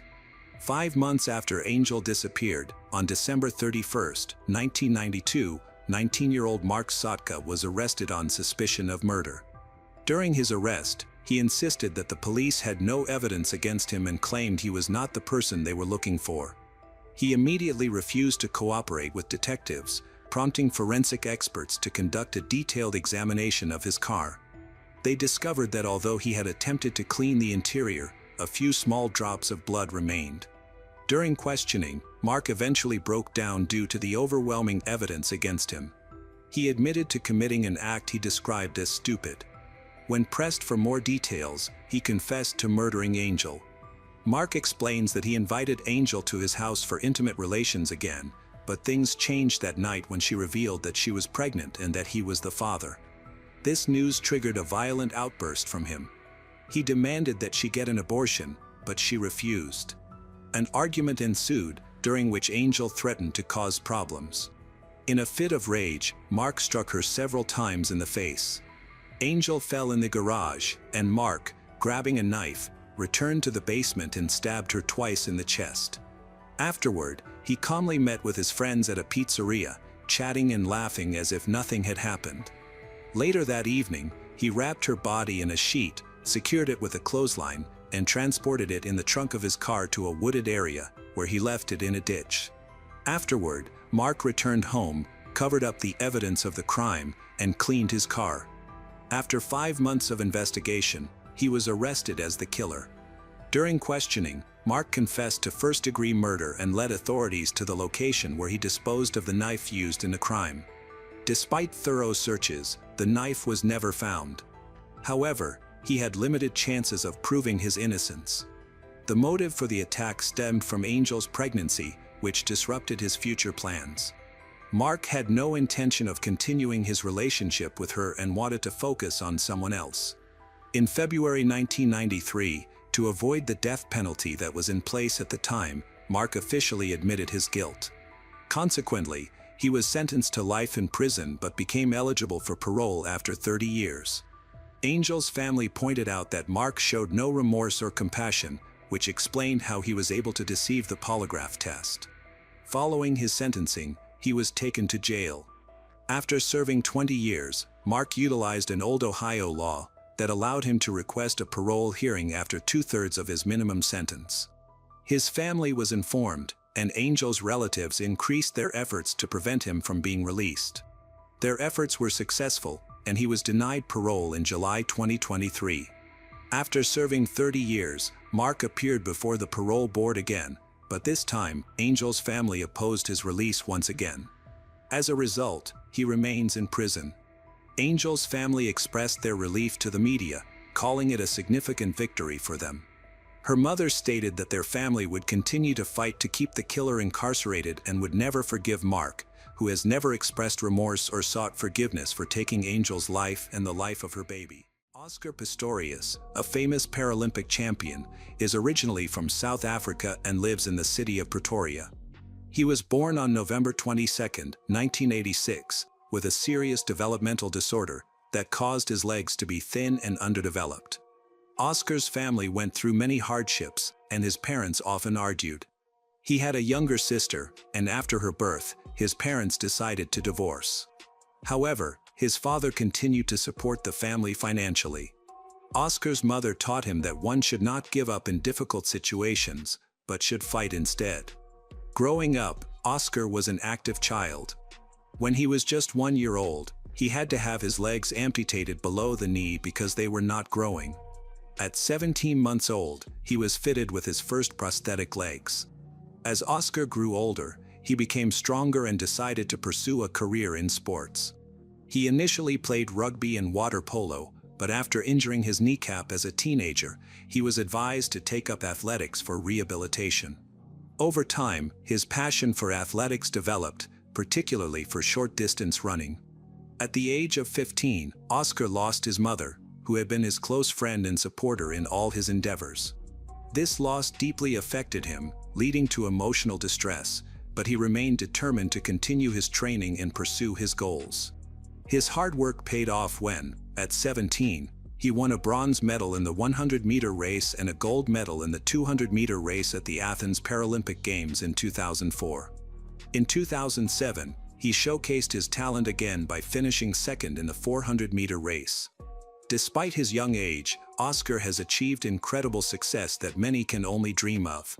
He has attracted significant media attention and built a large fan base, earning him the nickname "the man who runs on blades," due to his special prosthetic legs and impressive speed. By 2012, Oscar had reached the peak of his athletic career. During this time, he met Reeva Steenkamp, a 29-year-old South African model and law graduate, through a mutual friend named Justin. They felt an instant connection, often described as love at first sight, and began dating. They officially got engaged in 2013. Riva grew up in Cape Town with her father, Barry, her mother, June Steenkamp, and two half-brothers. The family later moved to Port Elizabeth, where she pursued a law degree at university. Riva was not only intelligent, graduating with honors, but she was also very attractive. She started modeling at the age of 14, initially as a hobby, but soon began to take it more seriously. By the age of 29, she had become a well-known face in fashion magazines, frequently appearing on television and participating in various shows. However, her life wasn't without challenges. At 20, she was involved in a serious accident while riding. Riva's father, Barry, was a renowned horse trainer and breaker. He introduced his daughter to riding at a young age, starting her off with a pony. When Riva was 20, she suffered a serious lower back injury after falling from a horse, which required her to nearly relearn how to walk. By 2012, she had fully recovered and had achieved both wealth and fame, similar to Oscar. Their first meeting was unplanned, but they encountered each other again at a major award event where Oscar was being honored. Photographers captured them together, and the media quickly labeled them a stunning couple, taking numerous photos and asking questions. Both Riva and Oscar were talented in their respective fields and appeared to be a perfect match. Eventually, they developed feelings for each other, began dating, and got engaged. On Valentine's Day, February 14, 2013, Oscar and Riva celebrated 3 months of their relationship with a dinner at Oscar's home. Oscar lived in a mansion located within a gated community, where all the houses were similar to his and were surrounded by tall fences for security.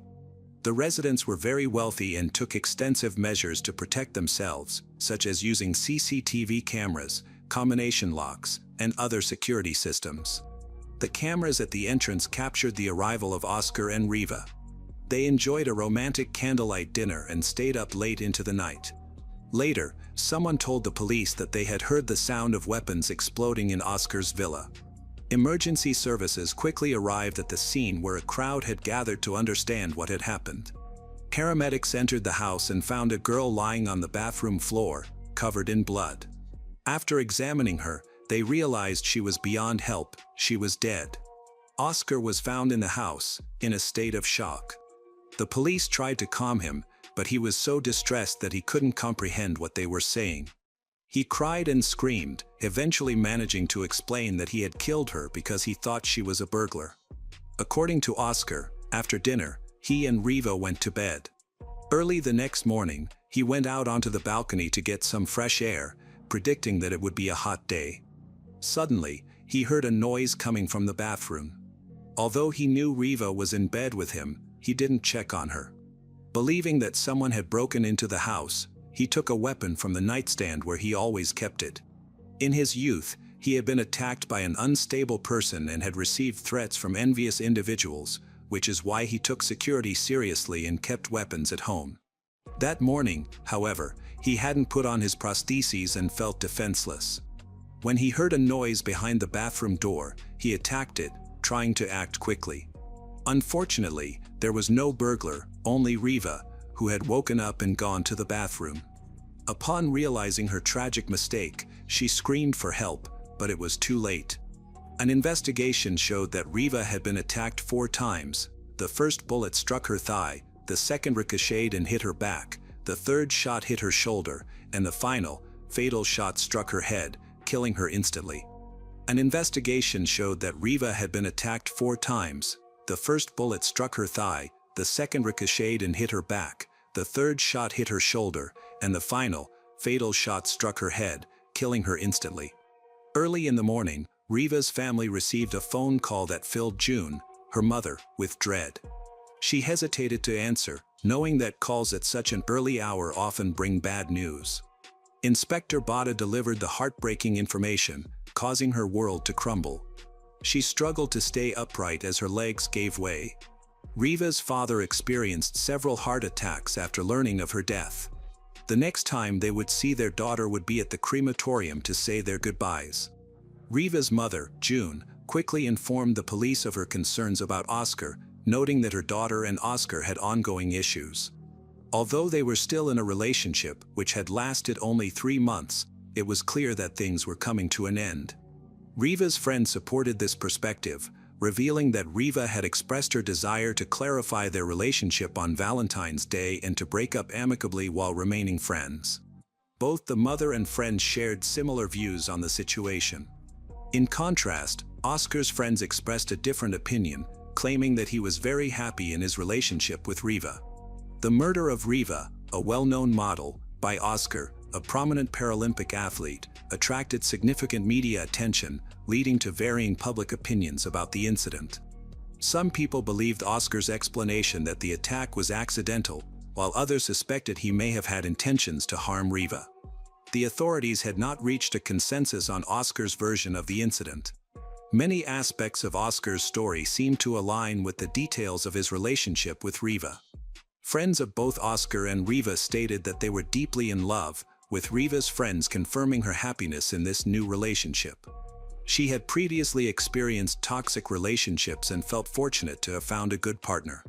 Surveillance footage from a supermarket 2 days before the incident showed Oscar and Riva happily hugging and kissing while they shopped, appearing to be a couple in good spirits. This footage was presented as evidence during the investigation. However, a confusing detail emerged. Riva's friend claimed that she planned to visit Oscar's house on Valentine's Day to end their relationship, which raises questions. Why would she choose such a romantic day for a breakup? Additionally, during a police search of Oscar's home, they discovered a gift that Riva had prepared for him, a beautifully decorated frame with a collage of their happy moments together, accompanied by a heartfelt note expressing her love. This made it hard to believe that she intended to break up with him before giving such a romantic gift. The trial received significant media coverage, revealing an important detail. Oscar was deeply concerned about his safety and feared that someone might break into his house at night. This fear had troubled him since childhood, possibly inherited from his mother. After Oscar's parents separated, his mother and the children continued to live in a cottage where a thief had once broken in. Oscar, who has used prosthetic legs since birth, would take them off at home, leaving him vulnerable and unable to escape in an emergency. This fear was corroborated by Oscar's psychologist and his brother's friends. The weapon he had that morning was unlicensed and intended for self-defense. Riva's mother, June, informed the police that Riva's relationship with Oscar had recently taken a turn for the worse. A friend of Riva confirmed this, and several neighbors provided further insight. One woman testified that she heard Riva scream the night of the murder, describing it as a scream filled with fear, indicating that Riva was terrified for her life. Another neighbor, called as a witness by the defense, claimed he heard screams too, but he was convinced they were from a man, not a woman. Furthermore, during the trial, it was revealed that Riva was found on the bathroom floor, with the door locked and her mobile phone in hand. While it was normal for her to get up at night to use the bathroom, the locked door raises questions, particularly because she brought her phone with her. The prosecution investigated Oscar's history and discovered that years ago, he was involved in a serious boating accident on a river. He crashed into an obstacle and required immediate medical attention. Doctors performed surgery to repair his broken jaw and ribs, providing over 100 stitches. He was also diagnosed with a concussion and remained in a coma for several days. When police arrived at the scene, they found numerous empty beer bottles at the bottom of the boat. Eyewitnesses reported that Oscar was driving recklessly, screaming and laughing, while the boat sped down the river. After the accident, Oscar insisted he hadn't been drinking, but police tests revealed he was under the influence of alcohol. Additionally, it was revealed that Oscar had a long-standing problem with alcohol addiction. On March 3, 2014, the trial for the murder of Riva began. On September 12, Oscar Pistorius was found guilty of manslaughter because the judge determined that he did not intend to kill his girlfriend. He was sentenced to 5 years in prison. This sentence was considered lenient, and with good behavior, Oscar could have been released early. Over the years, Oscar gained many enemies and became concerned for his safety. The most notable adversary was prosecutor Jerry Nell, nicknamed Bull Terrier. After reviewing the case, he remarked, "Oscar is talking nonsense," and began searching for inconsistencies in Oscar's story. Jerry Nell, a dedicated professional, recognized that he was dealing with a man who had taken another person's life and sought true justice. After several court appeals, Jerry Nell succeeded in having Oscar's lenient sentence overturned. 2 years later, Oscar was back in court, facing charges of premeditated murder. Before the hearing began, the prosecutor wanted to speak with Oscar privately while he was under house arrest. He reminded Oscar that his home was protected by a 3-meter fence topped with electrified wire, along with an expensive security system and numerous motion sensors. Given this, where did the idea of a robber come from? The autopsy results showed that Riva had food in her stomach that she had eaten at 1 a.m., suggesting that she and Oscar had not gone to bed that night. The prosecutor suspected that Oscar was feeling jealousy toward Riva. As she prepared to leave, he became enraged. When Riva locked herself in the bathroom out of fear, he began attacking. This raised several questions. Why did Oscar start attacking? Why didn't he call the police if he believed a robber was in the bathroom? And why did he continue to attack after the first shot, especially when he heard Riva's screams? Overwhelmed by the prosecutor's portrayal of that night, Oscar struggled to respond. Jerry Nell assured Oscar that they would address many unanswered questions in court. The trial eventually took place, resulting in the judge sentencing Oscar Pistorius to 6 years in prison, a sentence that was similar to the original one. Oscar's lawyers later filed an appeal, which led to an increase in his sentence to 13 years and 6 months.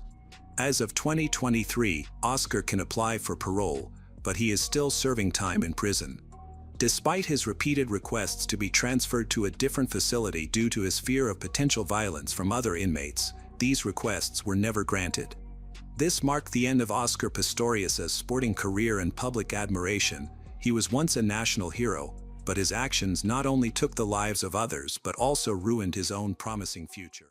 On February 14, 2023, in Lincoln County, Oklahoma, a 15-year-old named Colin Griffith called 911. He reported that his father, Charles Robert Griffith, was dead.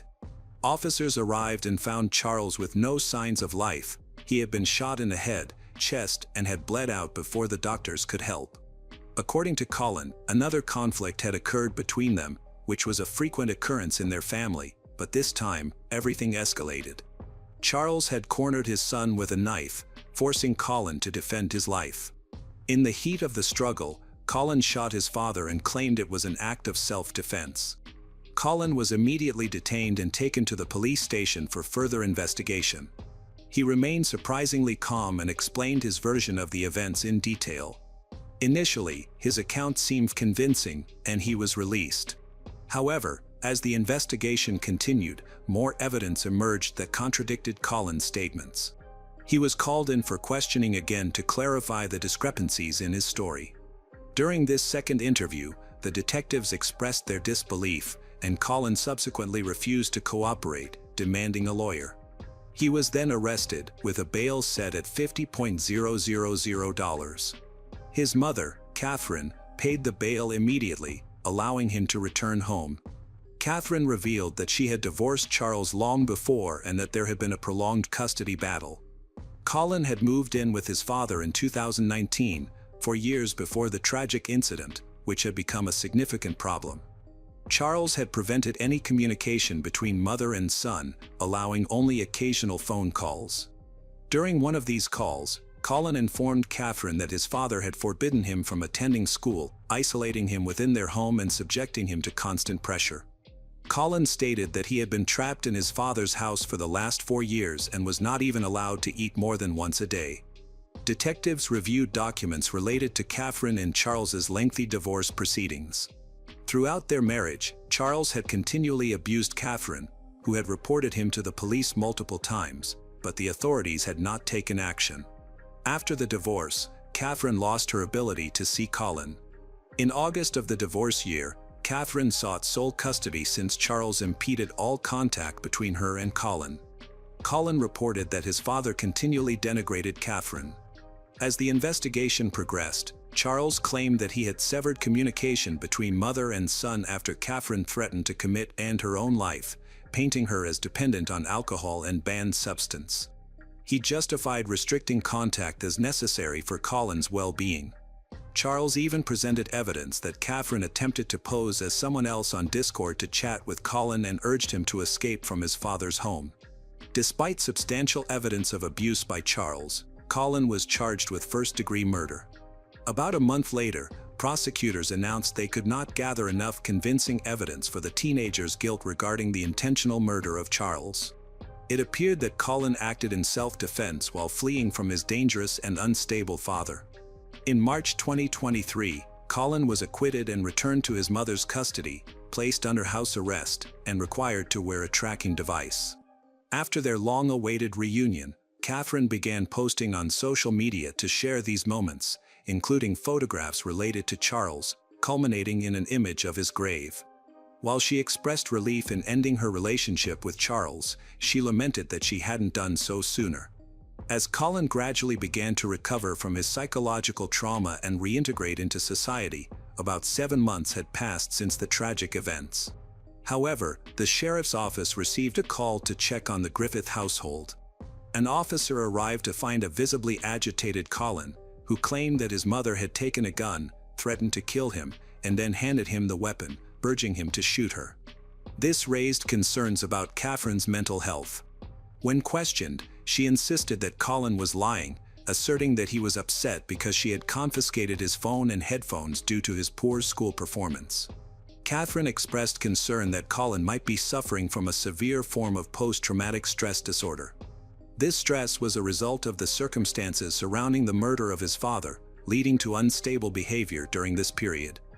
In Florida, the so-called Baker Act was in effect, which mandated that individuals suspected of serious mental disorders be involuntarily placed in medical institutions for appropriate assistance. Under this law, detention in a clinic is required for 72 hours to establish a diagnosis. During this period, examinations are conducted to determine whether the patient requires longer and more serious treatment in isolation from society. Colin was placed in the appropriate facility under this law, where the staff heard him threaten violence, insisting that if he was sent home, he would either take his own life or kill his mother. Detectives spoke with Catherine, who stated that throughout the time her son lived with her, he had been visiting a psychotherapist. When the detectives spoke to the specialist, it became evident that Colin had threatened them if he received a serious diagnosis that would result in his being placed in a clinic. Consequently, instead of addressing the real issues he was experiencing, the psychotherapist noted only minor disorders, for which mild sedatives were prescribed. After this revelation, it was decided to keep Colin under psychiatric supervision for an additional 5 days, as the staff of the institution deemed him too dangerous to be released. A week later, Colin was returned to his mother. During the car ride, he stated again that he would kill himself or his mother if he were near her again, repeating that he had already killed his father and would do it again without hesitation. Catherine was frightened and began searching for a more suitable clinic that could accept Colin for long-term treatment. Unfortunately, similar clinics in Florida were overcrowded, which caused delays.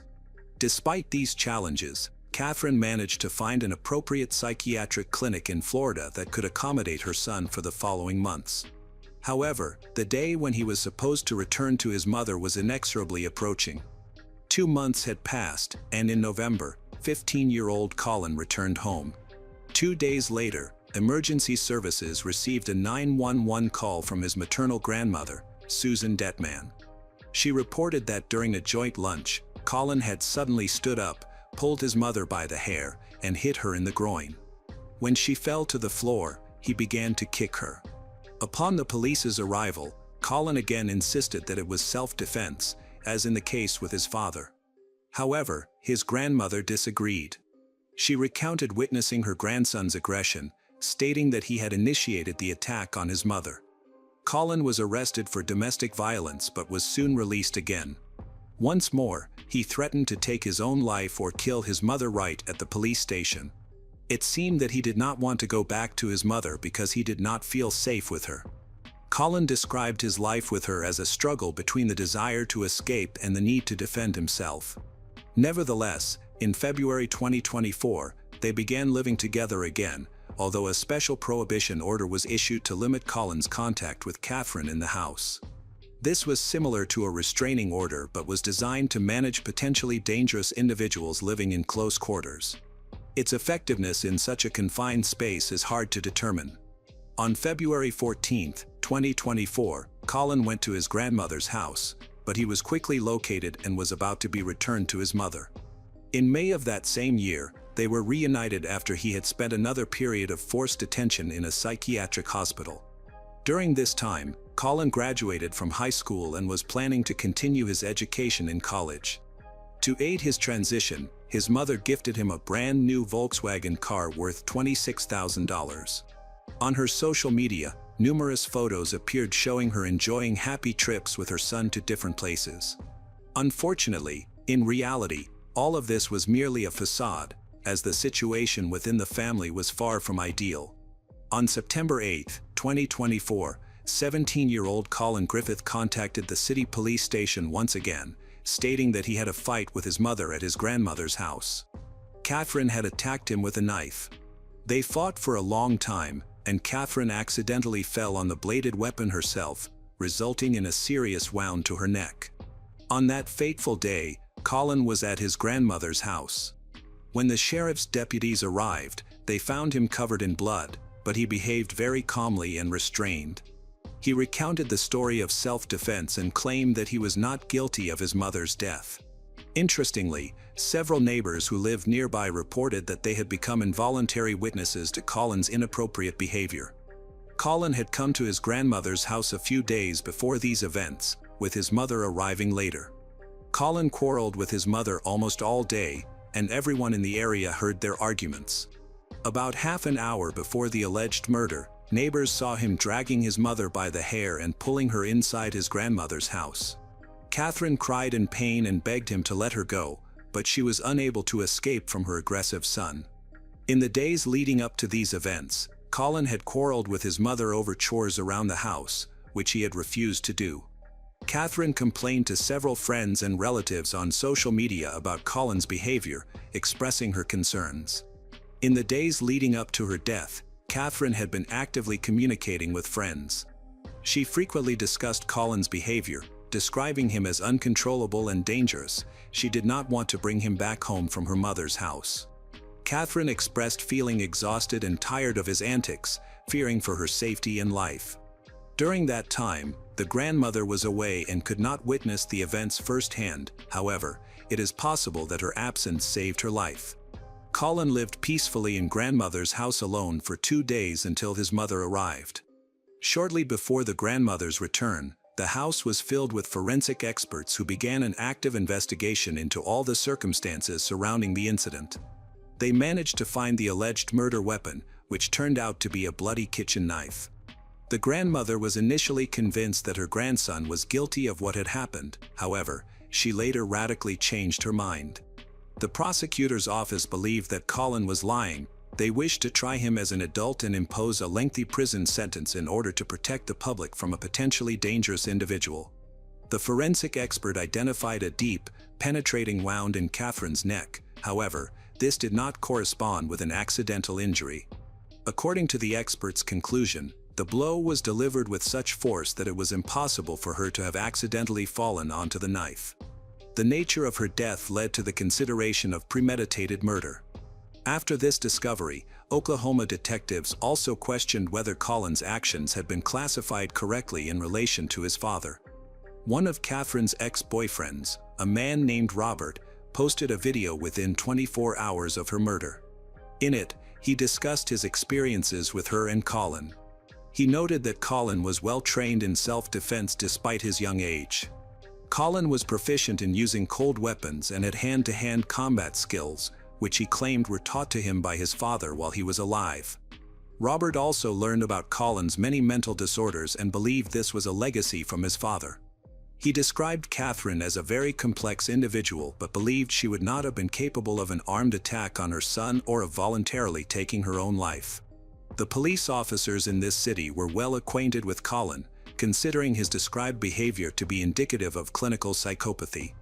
Catherine was described as a loving but somewhat frivolous mother who paid with her life for her sincere feelings for her son. After these tragic events, a press conference was held, and it became apparent to the detectives that Colin showed absolutely no remorse for what had happened. He did not express regret over the loss of his closest family members. The most disturbing aspect was the cold-blooded indifference he demonstrated while communicating with the police. Police investigators spoke with the grandmother, who confirmed that her daughter had been complaining for about a year, since Charles's murder, about how Colin had been inflicting real emotional terror on her. Both women were simply afraid to be around him and did not feel safe. The grandmother feared that she could easily become the next victim if nothing was done. Forensic experts examined the crime scene and identified major contradictions in Colin's account. There were no signs of a struggle inside the house, even though he insisted that he had been arguing with his mother for at least half an hour. It appeared as though he had simply taken a knife and stabbed her in the neck without any signs of a struggle.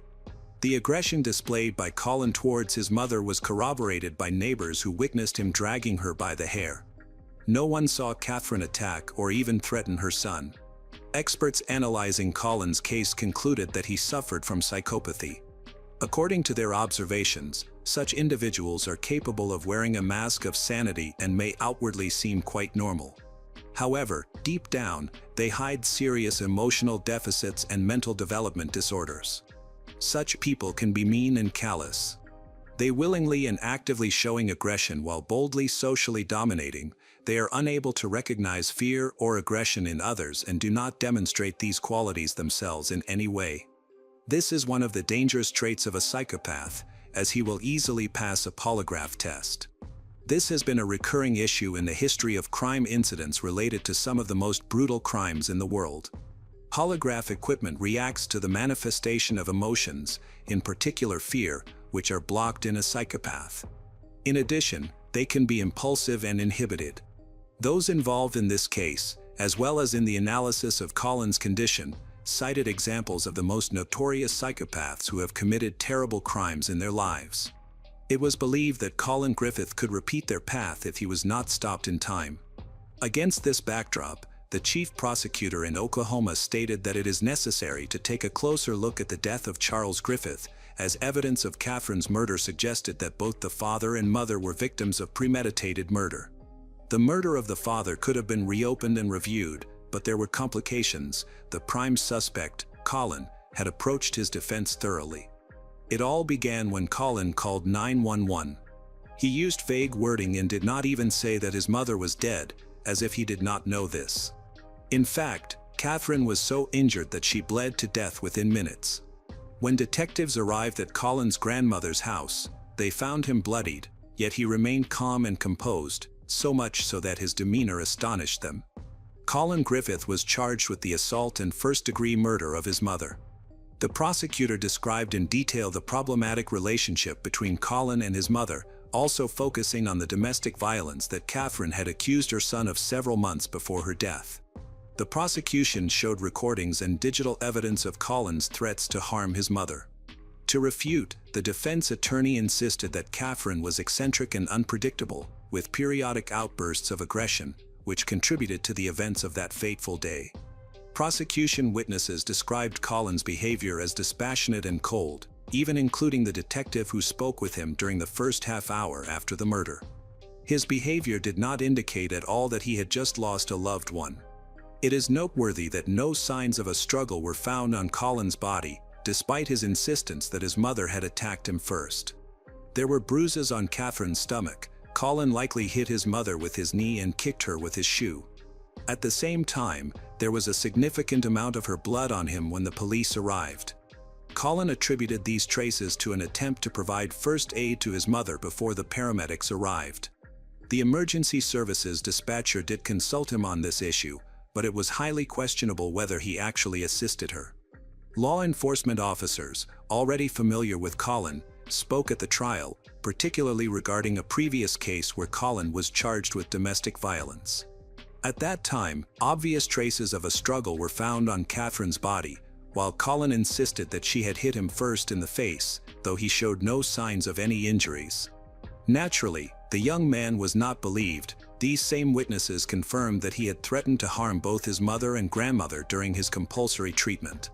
During cross-examination, Colin insisted that he did not feel safe at home and even expressed a desire to stay in the correctional facility. Several law enforcement officers who worked with him after the domestic violence incident stated that they were forced to return him to his family solely because of regulations. Many acknowledged that this could lead to serious consequences for everyone involved. Those who knew the family well described Colin as a manipulator and a cruel person.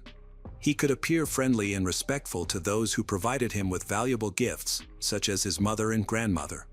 Catherine took him on trips, bought him video games, a mobile phone, and other gadgets, and even purchased him a car. However, as soon as he heard the word no or received a request for help around the house, he would change. He'd become genuinely angry and dangerous. Experts who worked with Colin in a psychiatric clinic discovered that he had two distinct personalities, which he referred to as Colin the First and Colin the Second. The first personality merely wanted to survive. He was a downtrodden and frightened schoolboy, while the second was cruel and ready to protect the first at all costs, even to the point of killing for him. When the forensic expert who conducted the examination of the deceased spoke on behalf of the prosecution, he described in detail the wounds sustained by Catherine. The knife blade had passed through the esophagus, the trachea, and the vocal cords. Its tip protruded on the other side. The forensic expert insisted that, of all the numerous cases involving deaths from knife wounds with which he had personally worked, there was not a single instance of such a voluntary departure from life, especially with such a deep wound. The expert was certain that to inflict such a deep wound required enormous effort. Simply falling on a knife would not cause such injuries, and this all pointed to murder. Other family members expressed great anxiety regarding the relationship between Colin and Catherine. For example, the maternal grandfather had heard several times how his grandson wished for the death of both his mother and grandmother. Catherine reported that Colin had threatened them both at least 3 times. Despite these threats, Catherine continued to insist that she loved her son and wanted him to live with her at home. Interestingly, the grandfather heard Colin express a desire to cut his mother's throat so that she would bleed to death, which was very similar to the injury inflicted on Catherine, considering the force with which the knife was thrust into her throat. Colin seemed to be experiencing an attack of cruelty and hatred directed against a loved one. When the defendant's lawyer took on the case, the most valuable witness for the defense unexpectedly turned out to be Colin's grandmother, Susan. She recounted numerous instances of Catherine's dubious behavior. For example, there was an occasion when she simply forgot that her son had been visiting his grandmother. Additionally, there were several instances in which Catherine had threatened to take her own life. Susan also mentioned that Catherine got pregnant for the first time when she was only 13 years old and gave birth to Colin when she was 22. According to Susan, Catherine was quite hot-tempered and eventually stopped all contact with her family. Susan claimed that Catherine had confessed to her that Catherine used violence against Colin, hitting him with a knee, a belt, even guns, and forcing him to do push-ups. Catherine feels burdened having to wake up early in the morning to take her mentally challenged son to school. Susan insisted that Catherine should call Colin 3 times a day for the first week of his detention, but Catherine was encouraged when Colin was found guilty and sentenced to a lengthy prison term. The change in the grandmother's testimony shocked many because earlier she had insisted that she was afraid of her grandson and that he threatened them.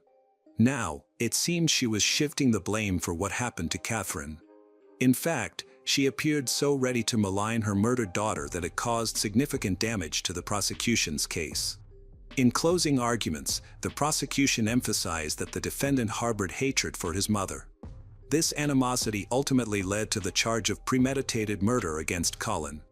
After hearing arguments from both sides, the jury deliberated on the verdict. The defense's arguments proved effective, and when the jury returned, they delivered a verdict of not guilty, concluding that Catherine was not being held against her will and that her death was largely viewed as a voluntary departure from life. They determined that she had provoked her own son into an altercation during which she died, whether accidentally or intentionally. In the wake of these events, disputes have continued, and serious doubts have emerged regarding whether the murder of Colin's father was truly an act of self-defense. Currently, an investigation into his father's death in Oklahoma is ongoing. Some relatives believe that if Colin had not escaped justice for his father's murder and if the Oklahoma prosecutor's office had acted more decisively, he would be behind bars and his mother would still be alive. As it stands, no one can feel safe, especially Susan, who actively supported him during the trial and to whom he has sent threats. The case of Colin Griffith is a heartbreaking tragedy, where family conflicts and deep psychological trauma led to irreversible consequences.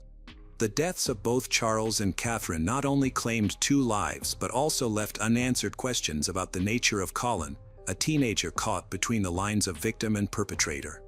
Although the court's decision freed him, the haunting effects of Colin's violent actions and suspicions about his motives continue to affect his family and community.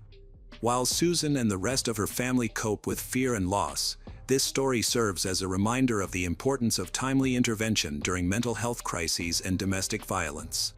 Colin's life may go on, but the cost of these tragedies will forever be an indelible reminder that neglect and inaction can lead to irreversible, tragic outcomes.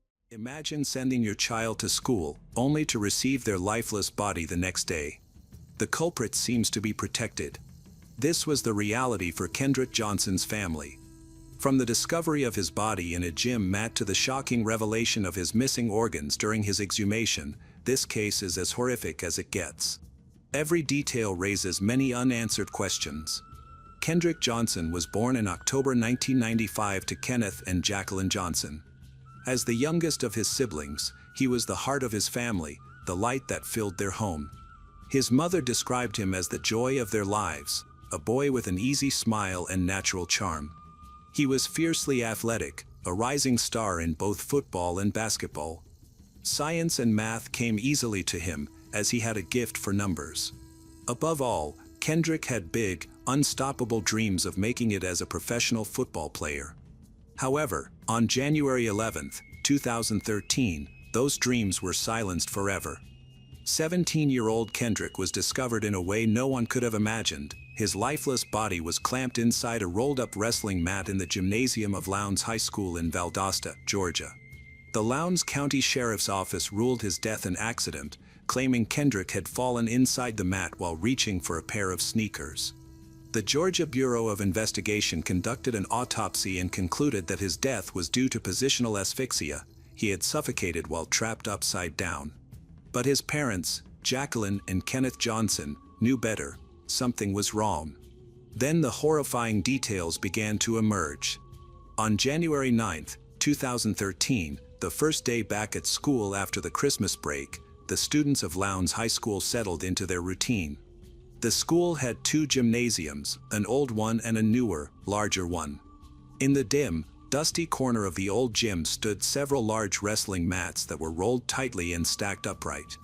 Some students, including Kendrick, stored personal belongings inside the mats to avoid paying locker fees. However, over the break, more mats had been added, altering the arrangement. Lowndes High School followed a block schedule, meaning classes alternated on different days. On Thursday, January 10th, at exactly 1:30 p.m., grainy surveillance footage captured Kendrick walking into the old gym. However, he was never seen leaving. His next class was weightlifting, but he never arrived. Hours passed, the hallways emptied, and the school day ended. He was supposed to come home after a freshman basketball game that evening, but he never did. Calls to his phone rang endlessly into silence. As midnight approached, Jacqueline, his mother, could feel it in her bones. Something was terribly wrong. So, just like any mother would do, she reported him missing. The next morning, January 11th, Jacqueline arrived at the school, her heart pounding with dread. She pleaded with administrators, who printed missing person flyers. Time stretched unbearably thin. Then, at approximately 10:30 a.m. inside the old gym, a group of female students sat on top of the wrestling mats filling out surveys. Something caught their attention, a pair of socks barely visible, peeking out from one of the rolled-up mats. One girl laughed, thinking it was a prank, but curiosity got the better of her. She climbed onto the bleachers, peered down into the mat, and what she saw sent ice through her veins, a body.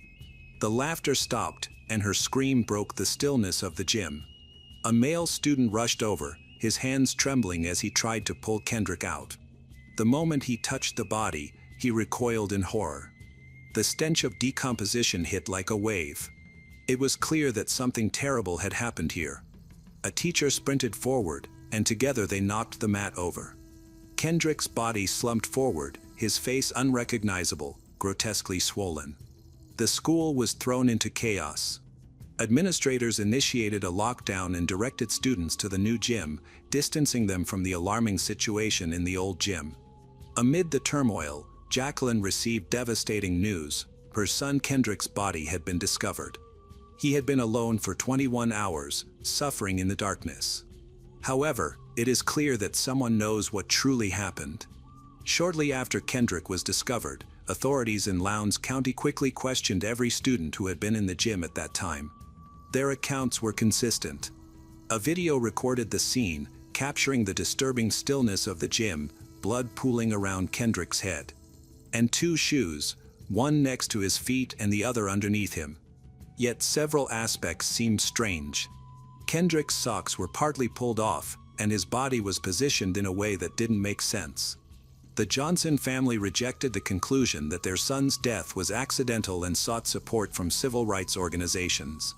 The Southern Christian Leadership Conference and the NAACP became involved. Protests took place, and Kendrick's parents were even arrested for civil disobedience outside the courthouse. The case gained significant attention, as the family believed it was a cover-up. In response to growing public pressure, the Department of Justice launched its own investigation, but that too hit dead ends. One story says that Kendrick was familiar with the old gym at Lowndes High School. Like many other students, he used the rolled-up wrestling mats for storage, hiding his pair of sneakers inside to avoid paying locker fees. This was a routine he had followed many times. On January 10, 2013, surveillance cameras recorded Kendrick walking into the gym alone. No one followed him, and no one witnessed what happened next. However, based on the physical evidence, investigators believe that Kendrick's last moments were marked by a tragic chain of errors. At 5 feet 10 inches, he reached for the mat that contained his shoes, only to find that it had been moved over the holiday break and was now stuck behind several other mats. The space was just out of reach for him.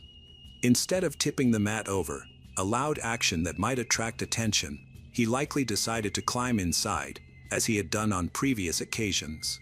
Kendrick gripped the side of the mat with his right hand and lowered himself headfirst, reaching out with his left to grab his shoe inside.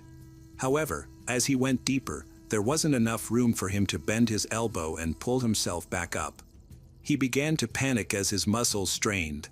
Eventually, he lost his grip on the mat's edge and slid further down, becoming fully inverted. His shoulders got stuck against the walls of the mat, trapping him. The more he struggled, the harder it became to move due to gravity working against him. He tried to shift his weight and may have attempted to kick himself free, but in the process, he lost the shoes he was wearing. They fell near his feet. Blood rushed to his head, the world around him darkened, and his lungs were compressed under his own weight, leading to a drop in oxygen levels. Trapped and helpless, he suffocated in silence, alone in a gym filled, just out of reach of help. Kendrick remained in the mat unnoticed for nearly 21 hours. No one questioned his absence until his mother reported him missing. By then, it was too late. When he was discovered the next morning, rigor mortis had already set in. The cause of death was ruled as accidental positional asphyxia, a tragic mistake that became fatal. Positional asphyxia is a hidden and dangerous condition. It occurs when a person's body gets stuck in a position that makes it hard to breathe, leading to suffocation. Unlike the typical struggle associated with choking, positional asphyxia results in a slow and painful death. The victim might not realize they are in trouble until it's too late. This usually happens when someone cannot escape from a cramped space, such as being trapped between furniture, stuck in a vehicle, or, as in Kendrick's case, when the body is twisted in a way that compresses the chest or limits lung expansion, breathing becomes shallow, oxygen levels drop, and the person may lose consciousness. If help does not arrive soon enough, death is certain. Medical reports from other cases of positional asphyxia show similar patterns. Victims are often found in awkward positions, with signs of suffocation such as blood coming from the mouth and nose, skin discoloration, and fluid in the lungs. What is particularly chilling about these deaths is how easily they can be misinterpreted. In Kendrick's case, it is a fact that he was discovered upside down in a gym mat. However, his family believes the official account is flawed.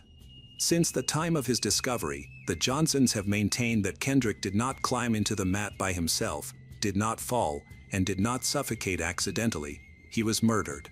Their pursuit of the truth has uncovered a complex cover-up that, even years later, continues to obscure the reality of what happened. From the beginning, there were clear inconsistencies in the case. One major issue was the handling of the investigation.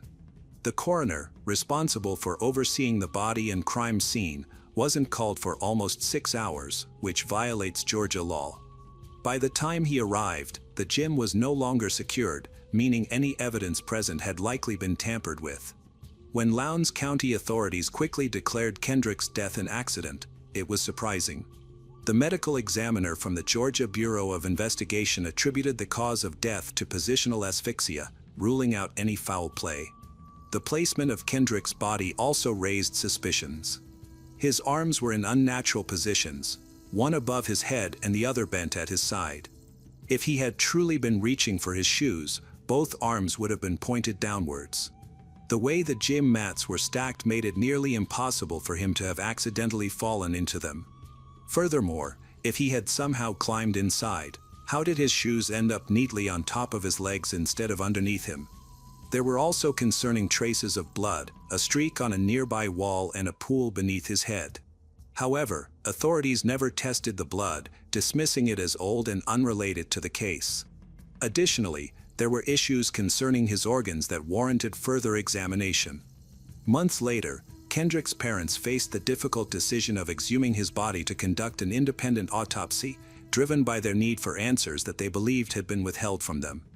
Upon examination, they discovered something horrifying. His internal organs were missing and had been replaced with newspapers. Officials later claimed this was a standard practice due to decomposition, but it only fueled the family's suspicions. While the Georgia Bureau of Investigation had previously classified Kendrick's death as an accident caused by positional asphyxia, the new autopsy suggested a much more violent cause. It indicated clear signs of blunt force trauma to the neck, suggesting that Kendrick had not simply suffocated but had been struck hard enough to cause his death. Two different autopsies led to two completely different conclusions. Which one was accurate?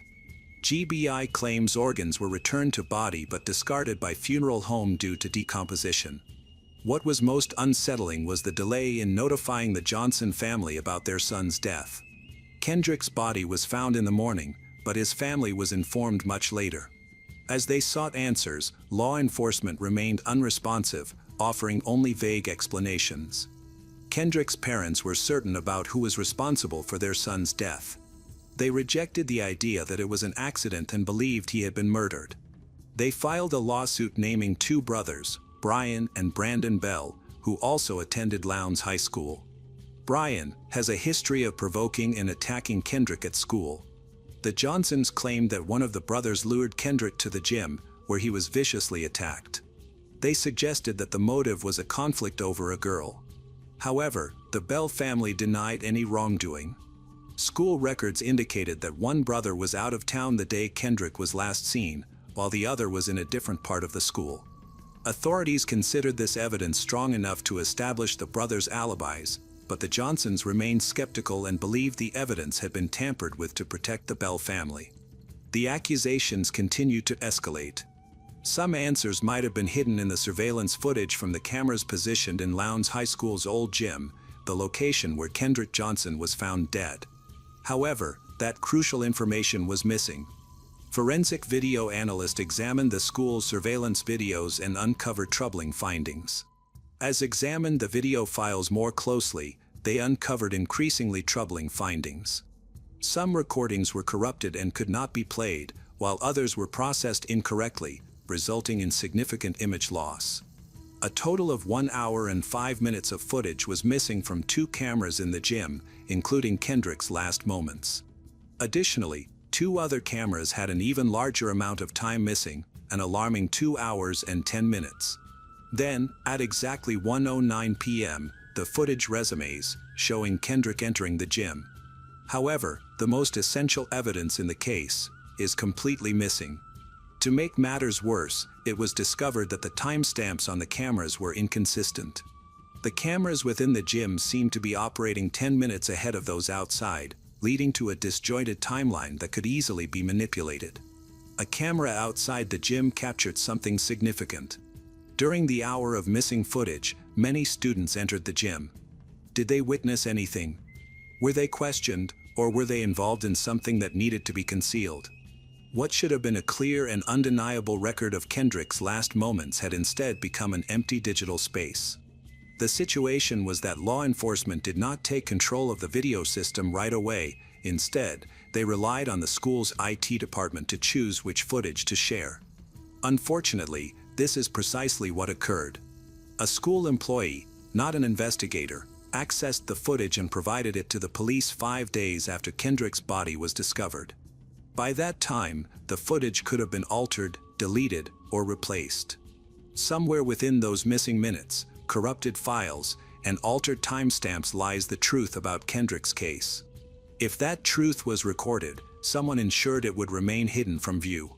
However, experts countered that a systemic error explained the anomaly and that the SCLC found no cover-up. There was no conclusive evidence to support the intervention. Why were so many leads overlooked?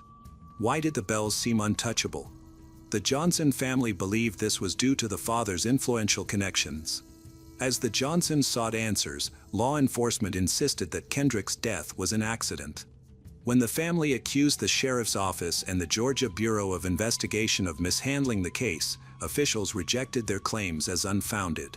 Nevertheless, unsettling information continued to emerge. A coroner's report criticized the investigation for being poorly managed and pointed out that Kendrick's body had been moved before authorities arrived. In 2015, determined to find the truth, the Johnsons filed a lawsuit against the Bell brothers and over 30 other defendants, including law enforcement officers, school officials, and medical examiners. They claimed that the Lowndes County Sheriff's Office staged the crime scene and placed Kendrick's body inside a mat to simulate an accident. However, their case struggled due to the absence of eyewitnesses, concrete evidence, and confessions. Despite this, many questions remained. Investigators stood firm, with the Georgia Bureau of Investigation dismissing any homicide claims based on a regional crime lab report that found no significant injuries on Kendrick's body. In November 2015, the Justice Department filed a motion in the civil case to intervene and stay the case. The U.S. Attorney said that allowing discovery to continue in the civil case would have a disincentive effect on the federal investigation, which had expanded to include possible obstruction and jury tampering. After the Justice Department's motion was dismissed, Johnson's parents dismissed their own wrongful death lawsuit, saying they hoped to refile after the federal investigation was concluded. They were subsequently sued for more than $850,000 in attorney's fees and $1 million in defamation damages. Johnson's family requested a second exhumation of his body and was granted permission by Valdosta city officials.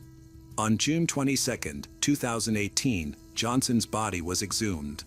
In June 2018, Kendrick Johnson's body was exhumed for a third autopsy, conducted by Dr. William R. Anderson at Forensic Dimensions in Orlando, Florida. The examination concluded that Kendrick's death resulted from non-accidental blunt force trauma to the right neck and chest, suggesting he was struck with significant force, contradicting the Georgia Bureau of Investigation's positional asphyxia ruling. The report noted hemorrhaging and soft tissue damage inconsistent with accidental suffocation, reinforcing the second autopsy's findings of murder. Despite some organs still missing, as observed in 2013, no new conclusions addressed this issue. The Johnson family views this as further evidence of foul play. On March 10, 2021, the case was officially reopened by Lowndes County Sheriff Ashley Polk. Polk offered a $500,000 reward of his own money for information leading to the conviction of whoever killed Kendrick Johnson. According to Polk, he and 2 other investigators studied the case for 13 months before reaching their conclusion. In January 2022, the second investigation concluded with no charges filed. Polk announced a conclusion that there was no murder, no cover-up, no conspiracy in the teenager's January 2013 death. It was simply a tragic and bizarre accident. Polk stated that he would not claim that there was anything wrong with the original investigation or that the original investigation's conclusion of an accidental death was wrong. The sheriff also stated that he was not treating the case as a homicide. He further stated that the 2 brothers, who were named in previous legal actions by the Johnsons, were not suspects. The Johnson family has spent nearly 10 years seeking answers, filing lawsuits, organizing protests, and highlighting the corruption they believe exists in Valdosta, Georgia. Kendrick's father, Kenneth, expressed their frustration. In their quest for truth, they have exhumed Kendrick's body twice, hoping to find new evidence.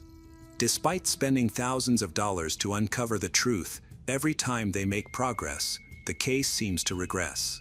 Although the Justice Department initiated a federal investigation, the results were never disclosed, and the courts dismissed important lawsuits for lack of evidence.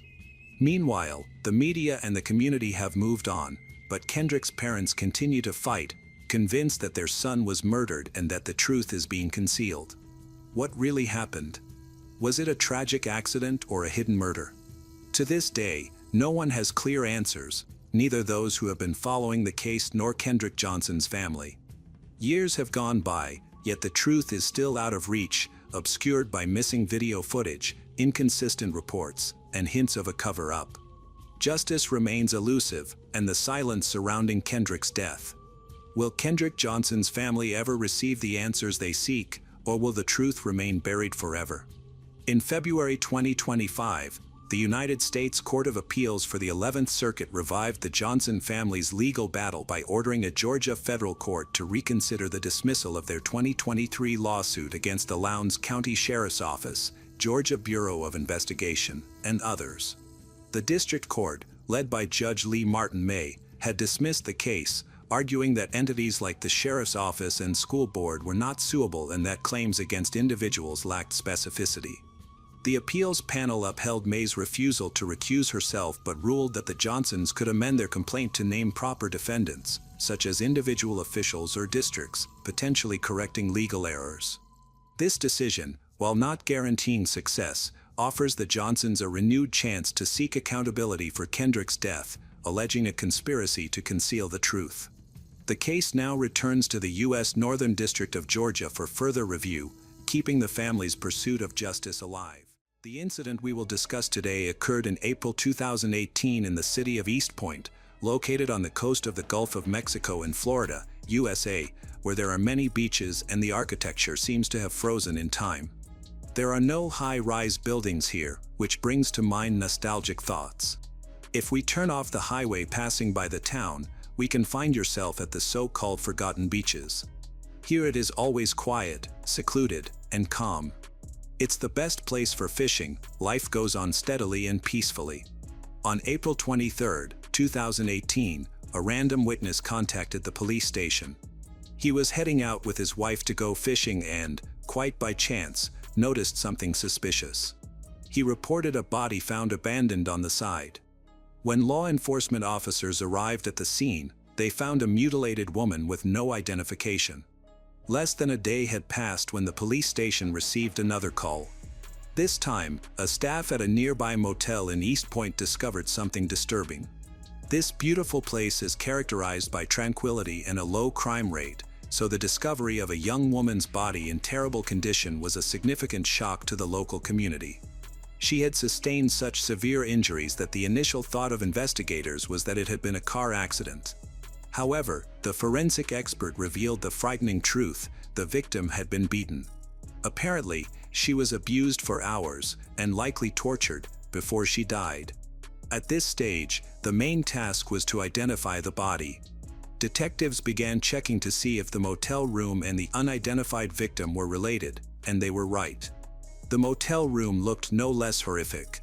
As soon as the detectives entered, they saw a bed covered in large bloodstains. They had clearly tried to clean the room, as there was a strong smell of cleaning products inside. The criminal wanted to remove their traces. Thanks to the administrator, they managed to learn that some of the last guests included a young woman named Aileen Seiden, 31. Unfortunately, after seeing the photo of the disfigured victim, the administrator was unsure if it was her. When forensic experts conducted an inspection of room 15 using lumino, they discovered that the scene of the massacre was even bloodier than it initially appeared. Some bloodstains had been washed off with detergents. Under the luminol, splashes were everywhere, even on the ceiling, indicating a very high degree of cruelty.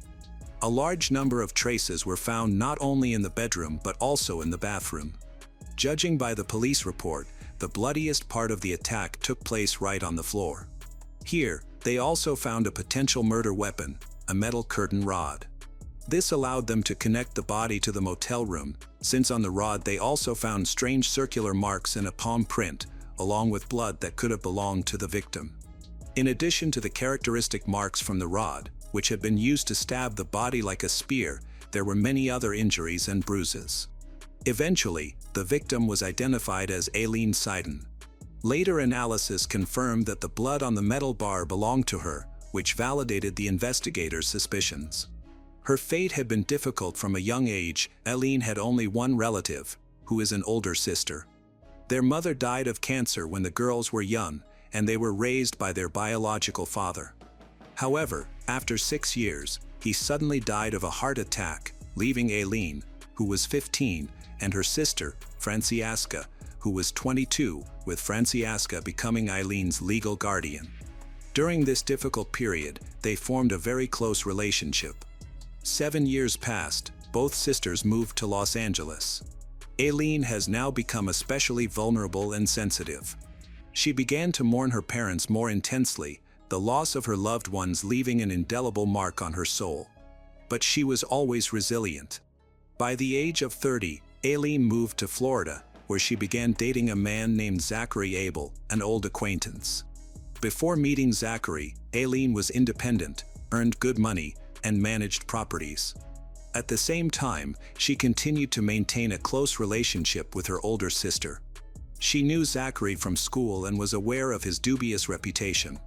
Despite this, they developed a warm connection. Years passed, and they started dating, but the situation began to change when Aileen discovered that she had a rival in Cristina Araujo, who was 8 years older than him. She was unwilling to leave Zachary. They formed a rather strange love triangle. A mutual friend, Mike Picavet, said that from the very beginning, Zachary seemed like a good person, though somewhat peculiar. He was overly extroverted, making acquaintances simply by approaching people and starting conversations on various topics. He was nice to talk to, but it all started to seem much stranger when Mike found out about the love triangle in which Zachary was involved. Zachary had been dating Cristina for about 4 years. In their relationship, Cristina made all the decisions and was very controlling. Cristina liked to brag about her father's power. He worked in the sheriff's department, and she often boasted that she could solve any legal problems thanks to her influential father. According to Mike, they always loved wild parties and drank a lot. In 2016, Mike and Zachary meet again, but this time Cristina is not present. Instead, it is Aileen. Zachary admitted that he was now in a relationship with a new woman. At this stage, many controversial issues arose, as Zachary claimed he wanted to break off his relationship with Cristina, but he couldn't because they were business partners and he had become financially dependent on her. Even when he told her about the breakup, she simply refused to let him go and forced him to stay in the relationship, no matter how daunting her words sounded. Zachary repeatedly admitted this, and Mike himself heard strange statements from Cristina.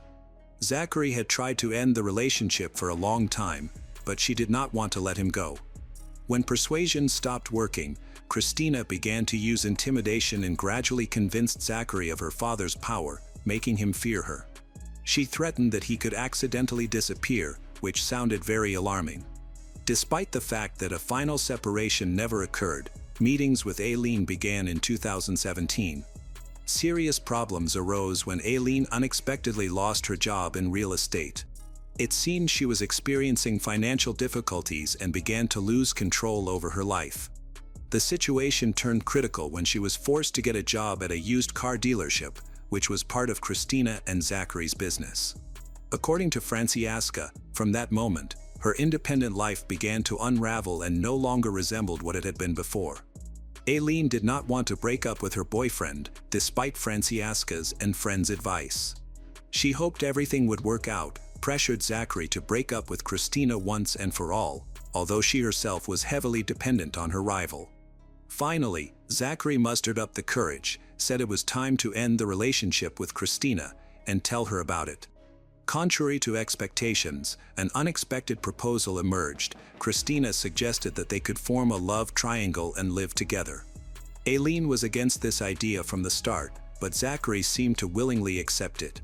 Within a few weeks, he managed to convince Aileen, believing that this arrangement would give them a break and improve their financial issues before escaping from Christina.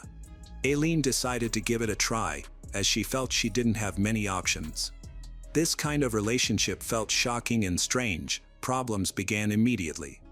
They constantly felt on edge, competing for Zachary's attention, which led to jealousy and quarrels from the first day.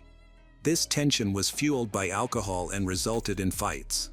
After every weekend, the women came away with new bruises, which they left for each other. At least that's what Zachary claimed. During this period, Aileen's best friend became her support, to whom she confided at any time. Most often, she complained about Zachary, telling her friend how she had become a victim of Christina's aggression. Despite her friend's advice and documentation of her injuries, Aileen was afraid to contact law enforcement, believing that Christina's family connections would prevent her from achieving justice and would worsen her situation. Aileen's sister was very worried when she learned about Aileen's situation, fearing that Aileen was too far away and could not be helped. Aileen and her friend desperately sought ways to break the vicious cycle. The situation reached a critical point one evening when Aileen had to be taken to the emergency room after being badly beaten. However, this time, she refused to explain what happened. As a result, her best friend took the initiative and informed the authorities that Aileen had been beaten by Zachary and Christina, but that action led to no real consequences, as Christina's father intervened. The cruel dynamic continued, with Aileen trapped in this toxic relationship, working alongside them. She felt that her job was her last chance to stay afloat, and she struggled to maintain her independence for several months. Finally, she decided that she needed to end the love triangle. She wanted to move out, but on April 7, 2018, those plans fell apart. Another violent quarrel erupted between Christina and Aileen, escalating into a physical fight. In fact, Christina sent both Aileen and Zachary an angry message, resulting in about 150 texts filled with insults. All of them were ignored. The final message was a threat that within 48 hours, she would report them to the authorities. Aileen and Zachary was then heading to Texas. Christina had finally cooled down. It seemed everything was going well until, for unknown reasons, Zachary invited her to reunite with them. As soon as they moved in together, all the old problems resurfaced with a vehemence. Regular calls from her best friend with complaints of beatings and quarrels resumed. This trip lasted 10 days, during which they decided to take a long journey, visiting many places. Aileen's older sister began to worry because, from the very beginning, she had not received any news from Aileen. When the trio was in New Orleans, Aileen was left in the motel room while Zachary and Christina went shopping. During this brief conversation, she said that she feared they were going to kill her.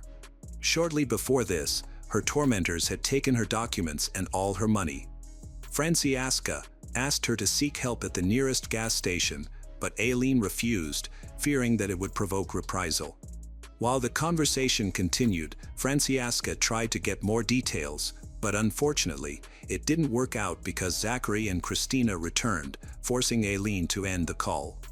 They continued traveling, and at the beginning of the second week, they headed to Panama City, Florida, but accidentally missed the right exit. This mishap led them to a forgotten coast, where Aileen's body was found on April 23, 2018. They were caught on CCTV in various locations around the area. They visited a popular restaurant, played mini-golf, and enjoyed local bars, where everything looked normal and no conflicts occurred. Late in the evening, they left another bar and, on the recommendation of one of the patrons, went to the nearest motel, where they booked the last available room. On the morning of April 22nd, they made a plan to continue spending time there. They went to a liquor store, where they bought a significant amount of strong alcohol. Christina and Zachary took the largest bottle of whiskey available in the store. Later that day, Aileen called her best friend once again. She expressed the urgent need to escape from the dangerous couple, detailing how cruel and dangerous Zachary was. She described feeling like a slave in this relationship. Over the phone, they developed an escape plan. Aileen was supposed to catch a bus from their next destination. Her friend bought a ticket for her since Aileen had no money. The plan was for her to reach Miami, where she would be picked up and taken to Francesca. Unexpectedly, when Aileen was supposed to give her final answer regarding the execution of the plan, her activity on the phone abruptly stopped. The following night, Zachary and Christina arrived at Mike's place without Aileen, which made him feel confused. According to them, Aileen had simply run away, and they had no idea where she was. However, Mike suspected that Christina would not just let her go. She probably took her rival to the grave. As soon as Christina stepped away, Mike decided to check his suspicions. He decided to pressure Zachary, who eventually confessed that Aileen was dead. Zachary voluntarily recounted the details of what happened, stating that Christina had killed Aileen. He mentioned that her lifeless body was lying next to him. At first, Zachary attempted artificial respiration, but it was futile. She was already cold. Still, he decided to call for help, but Christina insisted that it was too late and that they couldn't do anything. Mike believed that his friend Zachary was innocent, but it seemed strange how fanatically he tried to protect Christina. Mike went to the police station to provide information. He told what happened. By that time, the body of an unidentified young woman had already been found on the side of the road. When her photo was shown to Mike, he identified Aileen Seiden. Now, he and the police returned to his house, where Christina and Zachary were about to leave. Fortunately, they did not have time to escape. They were arrested and taken back, where both were charged with first-degree murder. However, before they could appear before a jury, 6 painfully long years passed during which the investigation of this case was carefully conducted and compiled. Well-known global issues significantly contributed to the slowdown of the processes. All these years, Francesca eagerly awaited the end of the tragic story of her younger sister, hoping that the criminals would receive the punishment they deserved. Every bureaucratic delay caused her the deepest pain. What was most painful was the uncertainty. Zachary went to trial in January 2024, where he pleaded not guilty. Christina had entered into a plea deal 8 months earlier. She confessed to a lesser crime of second-degree murder. In fact, Zachary only confessed to participating in beating Aileen after reviewing all the evidence. The detectives were certain that Zachary played the main role in the massacre of Aileen. By entering into a plea deal, Christina became the main witness for the prosecution and testified at the trial. She was the only person who provided at least some description of what happened in room 15. According to Christina, every time Zachary drank, he became very cruel. That ill-fated day was no exception. This time, the reason for his aggression was completely unpredictable. Zachary attacked and began the execution, shouting that Aileen would always create problems. According to her confession, Christina also hit Aileen several times, but she insisted that she overdid it because of the alcohol.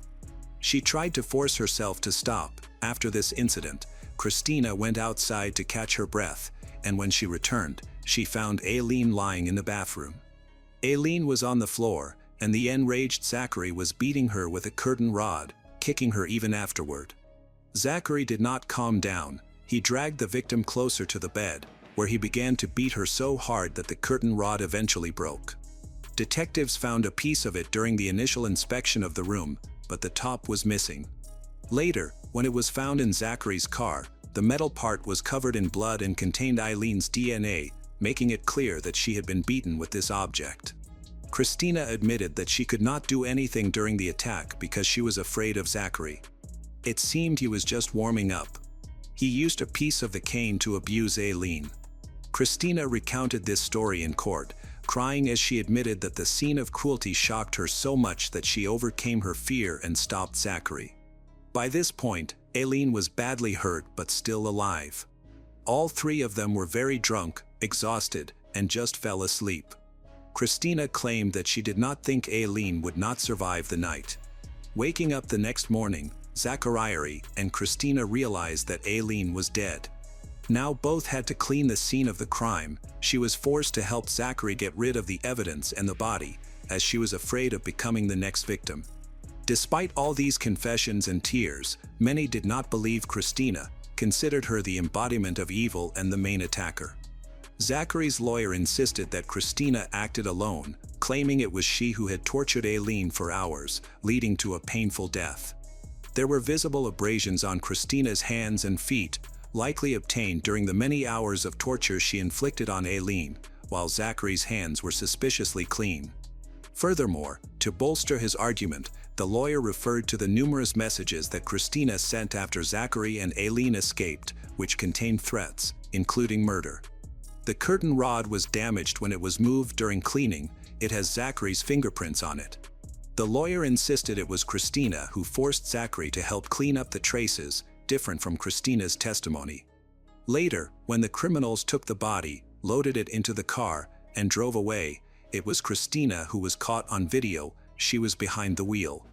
Experts concluded that she controlled the situation, not Zachary. Zachary admitted that he had become a victim of years of manipulation. As soon as he began talking about breaking up, the pressure began. Ultimately, Zachary did not even have a motive for the murder, while Christina had plenty, including jealousy and revenge. Throughout the 6 years of waiting for the hearing, Francesca, friend, and all those who cared about this story hoped for justice. The jury deliberated for a long time and eventually reached a verdict. According to the jurors, they found Zachary Abel guilty of second-degree murder. This compromise arose because they could not decide who was exactly guilty.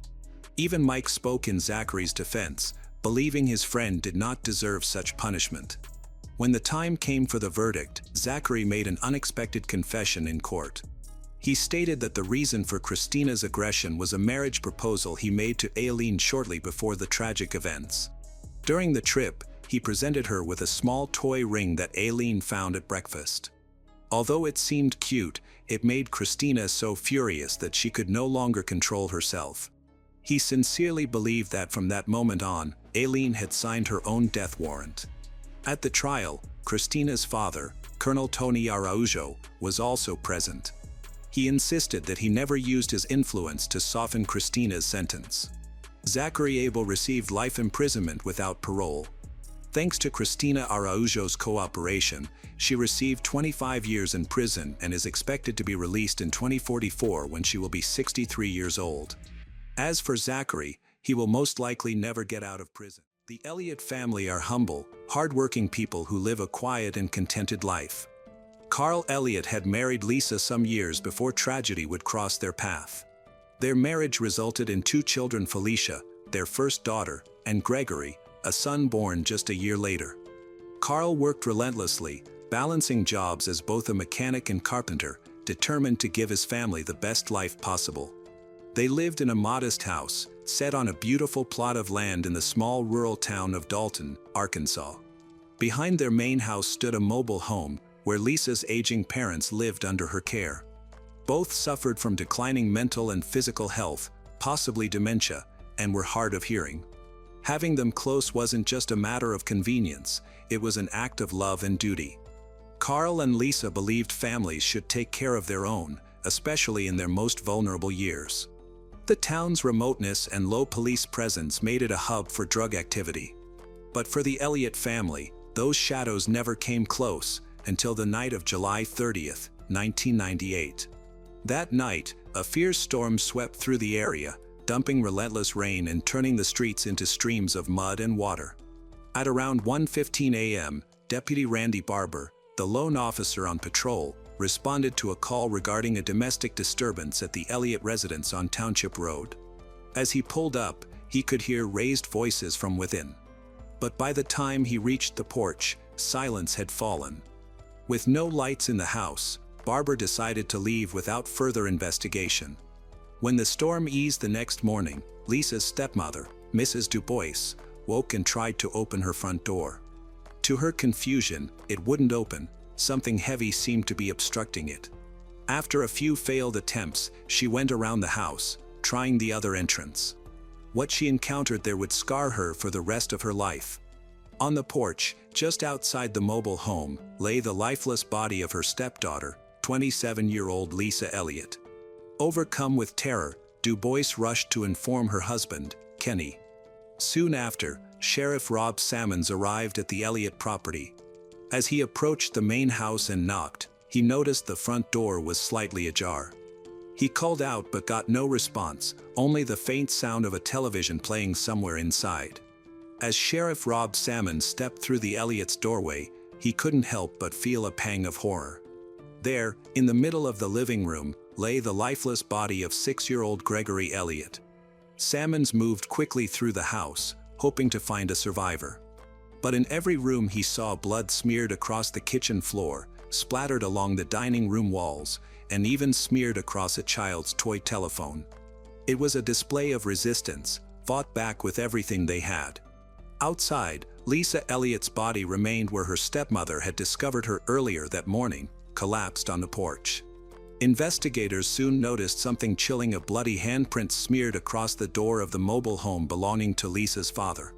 It suggested that, in her final moments, she may have tried to flee or call for help. But she never got the chance. And there was more. 2 members of the family were still unaccounted for: 30-year-old Carl Elliott and his 7-year-old daughter, Felicia. In such cases, investigators are often quick to consider the prime suspect as someone who goes missing after such violence. However, that theory would be shattered just 2 days later. Carl Elliott's body was discovered in the waters of the nearby 11 Point River. His execution was evident: 2 gunshots to the back of the head from a .22 caliber weapon. Knife wounds, shallow but deliberate, lined his throat. It appeared he had been silenced.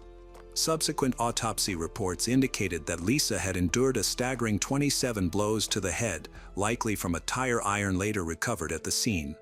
But it was not the blunt trauma that killed her. In a final, unspeakable act of violence, the killer had forced the iron down her throat, severing her windpipe and cutting into her carotid artery. Her son, Gregory, had suffered an equally barbaric fate. The same weapon had pierced his throat multiple times. His skull had been fractured by a heavy blow, his jaw broken, and his tiny body covered in knife wounds. The disappearance of a 7-year-old girl cast a shadow over the entire town. Despite their best efforts, weeks passed, then months, then years. Each lead led to a dead end. The longer she was missing, the more likely it was that she was dead. Then, on September 7, 2000, over 2 years after the massacre, a chance discovery changed everything. A hunter, wandering deep through the woods near Warm Springs, stumbled upon something he hadn't expected: scattered remains lying in a dry creek bed. Leaves, soil, and time had nearly hidden what was left behind. The hunter alerted authorities immediately. Forensic teams arrived, combing through the site, collecting every fragment they could. Days later, DNA analysis confirmed what many had feared: those remains belonged to Felicia Elliott. The little girl had finally been found. The condition of the remains was too degraded to determine an exact cause of death. As the investigation continued, several names surfaced, but one family kept returning to the spotlight: the Greens. Billy Green, the family patriarch, was a well-known figure in the regional drug trade. His son, Chad Green, was not just involved, he was an active partner. What raised immediate suspicions was Chad's connection to Carl Elliott. The 2 men had once been close, bound together by a shared history of drug deals and late-night business. From the outside, they had seemed to maintain a cordial relationship. But after a while, that relationship fell apart. Some claimed that Carl Elliott had stolen several marijuana plants from the Green family, a move that had allegedly enraged them. Others spoke in hushed tones of Lisa Elliott, who, just 2 months before the murders, had reportedly reached out to someone in desperation, seeking a loan of $10,000. She had confided that they were in debt to the Greens and that she was terrified of what might happen if they didn't pay up. Given the Green family's long-standing reputation for violence and criminal activity, these rumors weren't easily dismissed. Law enforcement kept a close eye on them for years. Despite multiple interrogations over time, the investigators were left frustrated. There was suspicion, motive, but never enough solid evidence to warrant an arrest. Then, nearly 5 years after the Elliott family's brutal demise, a twist of fate finally broke the case open. On July 29, 2003, a single tip changed everything. The informant turned out to be someone very close to the suspects, Mary Green, the ex-wife of Billy Green. Mary revealed what her son, Chad Green, had confessed to her, and even more disturbingly, what Billy himself had admitted years earlier. Mary explained that on the night of July 29, 1998, Billy had received a phone call from Chad. Without saying a word, he left their house and disappeared for hours. It wasn't until 2 years later that Billy finally admitted to her what had happened that night. He told her that Chad had been involved in something terrible and had called for help after committing multiple murders. Billy said he had gone out to assist with the cleanup. According to Mary's account, Billy placed the blame squarely on his son, claiming Chad was the one who had killed all 4 members of the Elliott family: Carl, Lisa, Gregory, and Felicia. Chad, however, would later tell a very different story, accusing his father of being the real mastermind and executioner. The very next day, law enforcement moved in. Chad Green, then 27, and his father Billy, 47, were taken into custody. While holding them, detectives began to press both men, leveraging Mary's statements to increase the pressure. Billy remained composed, cold, and unshaken. But Chad began to break. Eventually, Chad caved under the weight of interrogation. He agreed to cooperate in exchange for a reduced sentence. As part of the plea deal, his charges would be lowered to secure a 40-year prison term for his involvement in the Elliott family murders. Hoping for leniency, Chad accepted and began to tell investigators what had happened that night, his voice revealing the dark chain of events that had long remained buried. He explained that Carl Elliott had been entangled in illegal activity with both Billy and himself. He admitted Carl had stolen from Billy. And together, father and son planned revenge. According to Chad, the plan was set into motion on the evening of July 30, 1998. The Elliott family had been settling in for the night when a knock came at the door. It was Chad. He claimed his truck had broken down about a mile down the road and asked Carl for help. Carl, not suspecting anything, agreed without hesitation. He and Chad got into it, and Chad got into Carl's car and drove to the location. When they arrived, Billy was already waiting. Without warning, Billy drew a .22 caliber firearm and shot Carl twice in the back of the head, executing him on the spot. Chad said his father then rolled Carl's lifeless body into the nearby river. The act was swift, cold, and calculated. But the horror wasn't over. With Carl dead, Billy insisted they return to the Elliott home to tie up what he called loose ends. Upon arriving, young Gregory Elliott saw the vehicle and opened the door, likely expecting his father. Chad claimed he stayed outside, near the car, while Billy entered the house. Minutes later, shouting erupted from inside. Alarmed, Chad stepped in to see what was happening. What he walked into was chaos. He found Billy in the middle of a violent assault on Lisa Elliott. When Billy noticed Chad watching, he ordered him to leave, saying it didn't concern him. As Chad turned to go, he said he glanced back, and what he saw would haunt him forever. Lying on the floor was Gregory Elliott, already lifeless. After the violent assault on Lisa Elliott, Billy Green turned his attention to the last surviving member of the family, 7-year-old Felicia. The terrified child had been hiding in her bedroom, frozen with fear. According to Chad's confession, his father wrapped the girl in a blanket, cradled her in his arms, and carried her outside. Chad later recalled seeing slight movement from the blanket. Felicia was still alive. Without a shred of compassion, Billy placed Felicia into the trunk of the car. Her mouth and hands were bound with tape, preventing her from screaming or escaping. As they prepared to leave the Elliott property, something outside the window caught Billy's attention. Across the lawn, Lisa Elliott, somehow still clinging to life, was crawling through the grass, fighting to survive. Billy didn't hesitate. He exited the vehicle and approached her with cold resolve. Then, in a final act of cruelty, he ended her life before calmly returning to the car. Despite the horror they had just committed, neither man spoke of regret. But the violence didn't end that night. Chad later confessed that Felicia had not been killed immediately. Instead, she was held captive for 2 more days. He claimed she had been locked inside a garbage can in the blistering heat of their garage, where temperatures soared above 100 degrees. What the child endured during those days was unspeakable. Chad recalled one especially disturbing moment when Billy, showing no remorse, reportedly muttered, "All good things must come to an end." It was then, on August 1, 1998, that Felicia's short life came to a devastating end. Billy allegedly drove her to a remote creek, just half a mile from their home. There, he forced her head underwater, holding her down as she struggled. When her body finally went still, he took it a step further, slashing her throat to ensure there was no chance of survival. With that, the massacre of the Elliott family was complete. The legal process that followed would be long and complicated. In 2004, both Billy and Chad Green were convicted of the murders. Billy received the death penalty for his role in the killings. Chad, who had cooperated with the authorities and provided crucial information, was granted a plea deal and sentenced to 40 years in prison. Yet, the revelations didn't end with the former inmate's chilling testimony. When the retrial resumed, the courtroom was surprised by Billy Green himself taking the stand and testifying against his son, Chad. In a moment that stunned everyone in attendance, Billy recounted a conversation that had taken place just days after the Elliott family was murdered.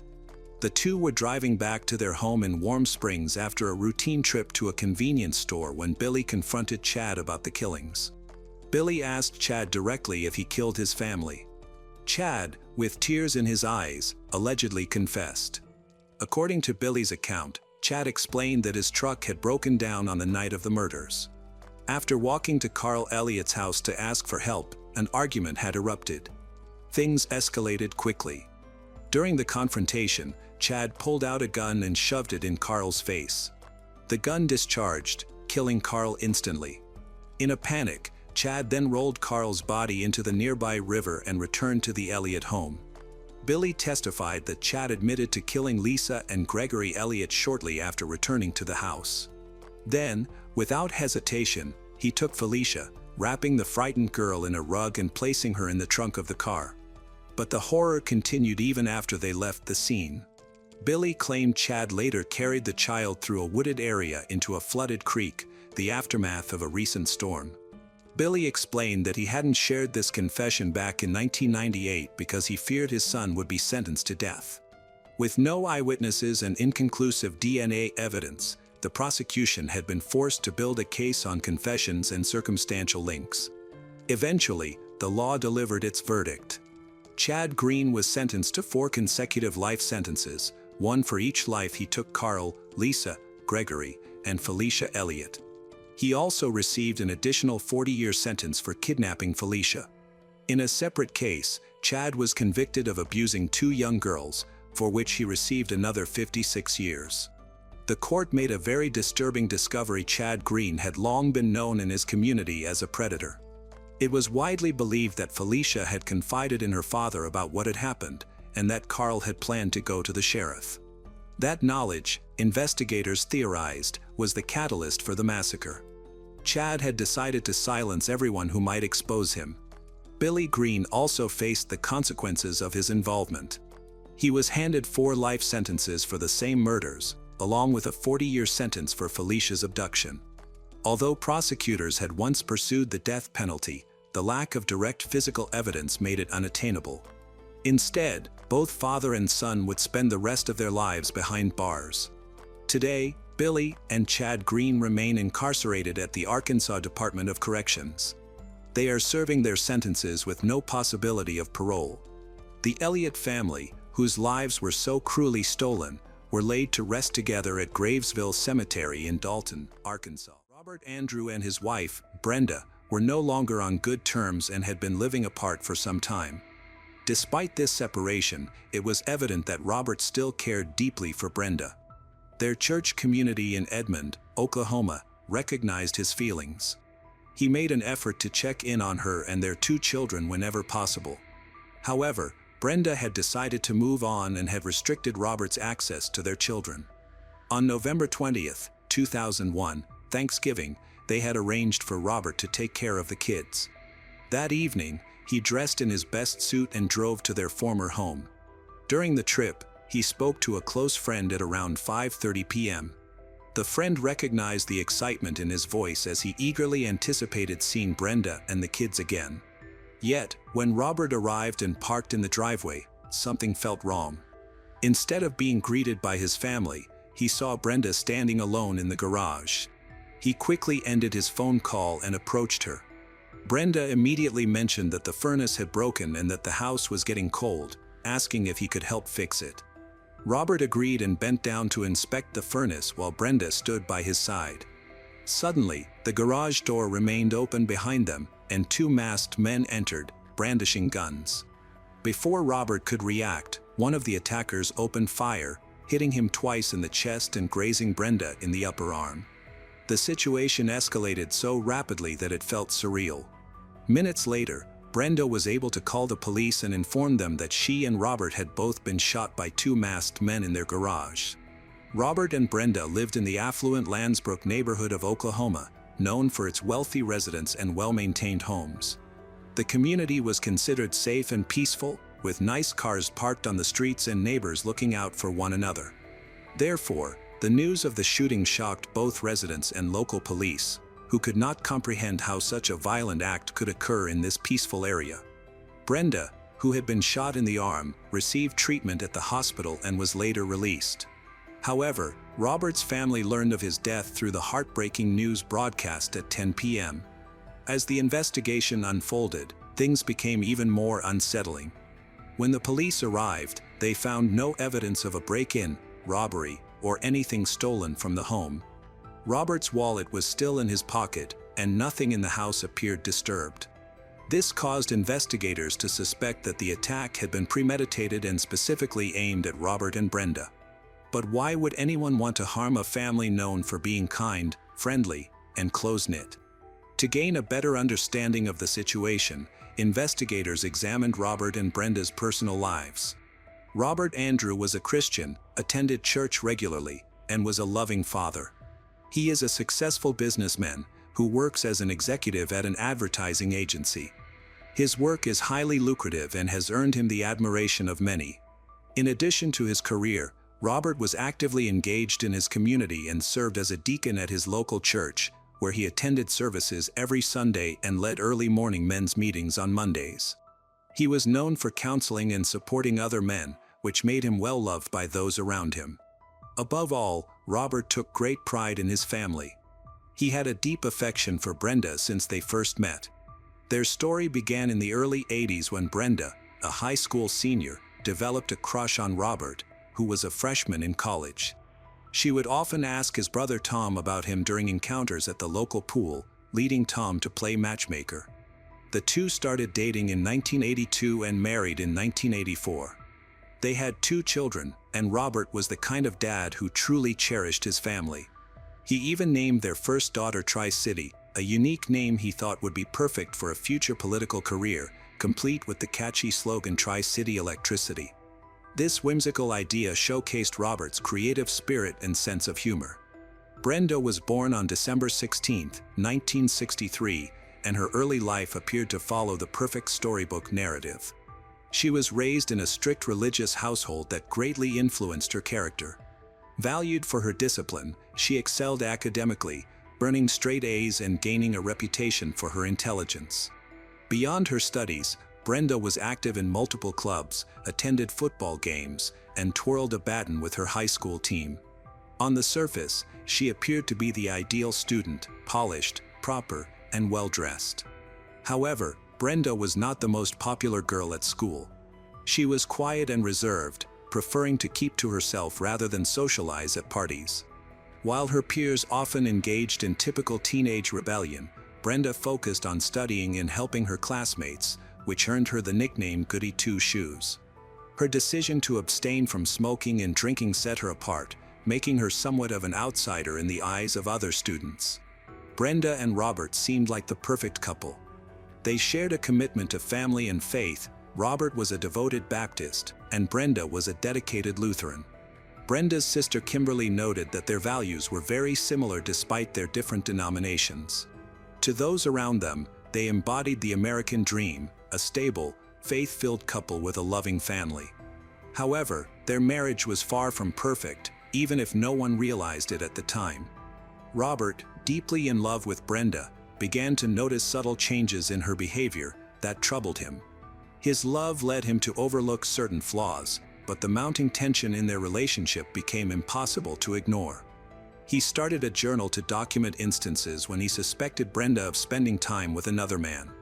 After they married, Brenda's habits seemed to change. Robert's job often required him to relocate, leaving Brenda alone. At one point, Robert took a job in Texas while Brenda remained in Oklahoma. Although she eventually joined him, this was not the first time Robert's work seemed to take priority. Each relocation forced Brenda to forego job opportunities and friendships for Robert's career. Over time, this continual sacrifice left her feeling exhausted and frustrated. When Robert returned to Oklahoma in 1988, Brenda chose not to follow him immediately. In fact, she didn't move back until December 23, 1990, around the time their first child was born. The time apart raised questions among people, leading them to wonder if the baby was even Robert's, given their lengthy separation. Despite the rumors, Robert never doubted Brenda. He welcomed her back warmly, believing that everything was fine between them. When she settled in Oklahoma, she chose to leave her job at the bank to become a stay-at-home mom. To Robert, this seemed like the perfect family life they had always envisioned. However, Brenda had changed and was no longer the same woman he had married. They had both been active in their church community, with Robert serving as a deacon and Brenda teaching Sunday school, but her behavior soon raised concerns among their peers. Brenda began dressing in a more revealing way and styled her hair differently, abandoning the modest image she once had. One notable incident occurred when Robert invited Brenda to a formal business dinner, where executives gathered to network and discuss work. Known for being openly religious, Robert took pride in his faith. However, when he brought Brenda to the dinner, she wore an outfit that was more appropriate for a date than for a professional event, which caught the attention of his colleagues. Robert documented this incident in detail in his journal. As he continued to write, he revealed more troubling incidents in their relationship. In one entry, he noted that Brenda would buy lingerie and leave it out in plain sight on their bed. Naturally, Robert thought she had plans for a romantic evening, but she never followed through. It felt as though she was teasing him, offering something enticing only to withdraw it. This behavior became a recurring pattern, leaving Robert increasingly frustrated and confused over time. In another entry, Robert recounted a moment when he drove past a motel and saw Brenda with another man. During this time, he began to share his struggles in marriage with his friends and pastor. People close to him later testified that Brenda had become verbally abusive, frequently telling Robert that she hated him and that their marriage was a mistake. This raises an important question: why did Robert endure this treatment? Why stay in a situation that brought him so much emotional suffering? Some might suggest he was trying to salvage his marriage, holding on to hope for improvement. As a deeply religious man, Robert likely felt a responsibility to maintain his family, regardless of his pain. His love for Brenda and his belief in marriage motivated him to persevere, even as everything seemed to be falling apart. This leads us to James Pavitt, another member of their church community. James was not only a deacon like Robert, but he also worked in life insurance. Whenever Robert was away, Brenda and James grew closer, which became concerning enough for church leaders to intervene and ask them to step down from their Sunday school teaching roles. One of the most shocking incidents occurred when Brenda, still married to Robert, decided to go on vacation with James. Strangely, it wasn't just the two of them, it was a family trip that included Robert's children. Photos from the vacation showed Brenda, James, and the kids laughing and enjoying meals together, appearing like a family, with James as if he were the husband, not Robert. Robert and James were friends, having even gone on a hunting trip together. As a life insurance agent, James sold Robert an insurance policy with an $800,000 payout, naming Brenda as the beneficiary. Trusting James as a friend, Robert readily signed the paperwork, unaware that he was sealing his fate. By the summer of 2001, James had already divorced his wife, and in October, Brenda filed for divorce from Robert. The situation became increasingly hostile. Robert chose to leave their home, while Brenda openly expressed her feelings, telling friends that she hated Robert and even wished he were dead. Then, on October 26, 2001, things took a frightening turn. While backing out of his garage, Robert felt something unusual with his brakes. Worried, he took his car to a mechanic, who discovered that the brake lines had been intentionally cut. If Robert had been driving at high speed, as he often did, this could have resulted in a fatal accident. While Robert was at the mechanic's, he received a call from an anonymous person who stated that Brenda had been in a serious car accident and was in critical condition. This shocking news would cause panic in anyone. However, Robert, being skeptical, decided to call the hospital. To his surprise, the hospital had no record of anyone named Brenda. At that moment, Robert realized it was a setup. Someone was trying to trick him into driving dangerously and risking his own life. He immediately went to the police to report his suspicion that Brenda and James were plotting to kill him for insurance money. After a frightening experience involving tampered brake lines, Robert chose to remove Brenda from his life insurance policy and name his brother as the new beneficiary. However, James informed him that the policy couldn't be changed because Brenda was the owner.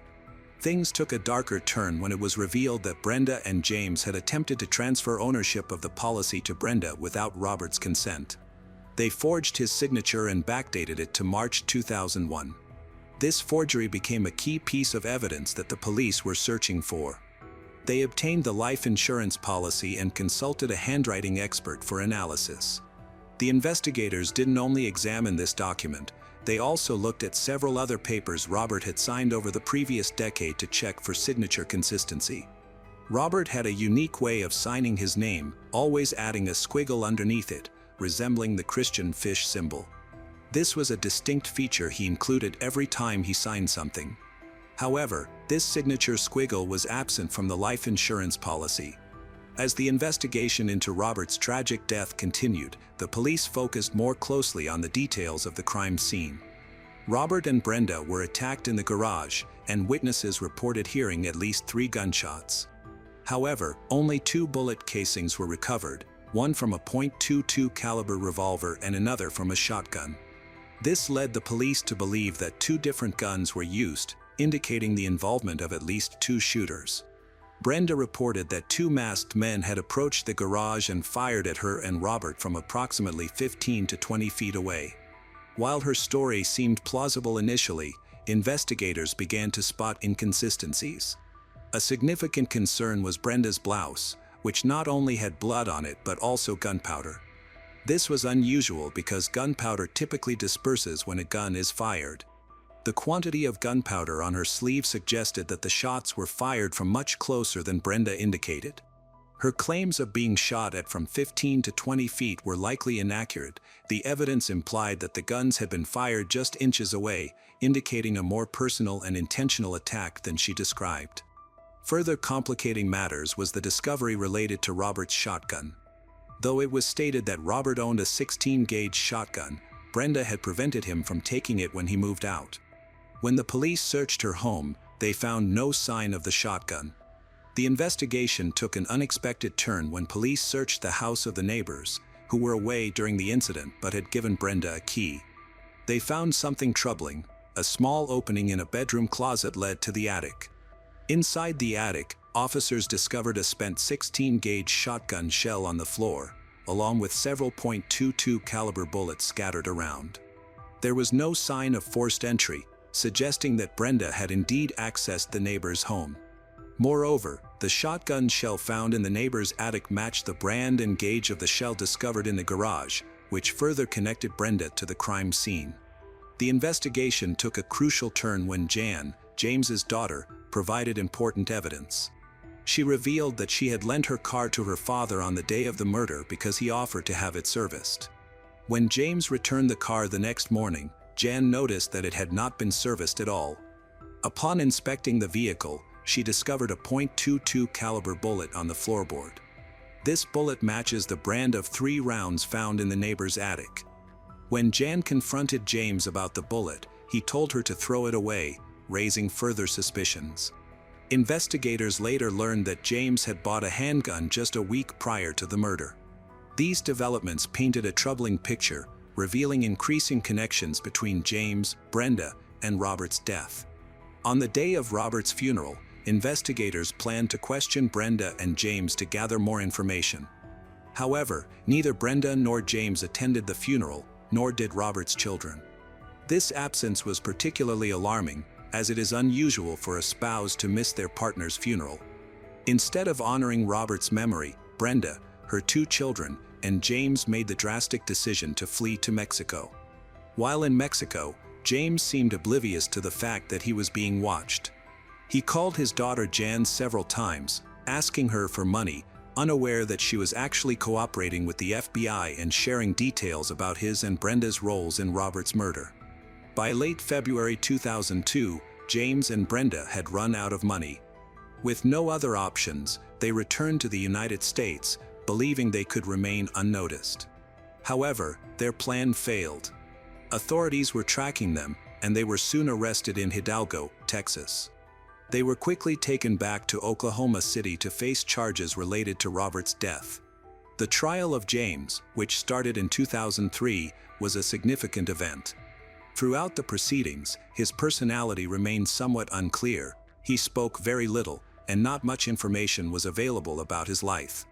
The jury found James Pavitt guilty of first-degree murder, resulting in a death sentence. Oklahoma, known for its firm stance against crime, imposed this sentence without much hesitation. James's ex-wife stated that despite the murder charges against him, she still cared for him and found it difficult to testify against him.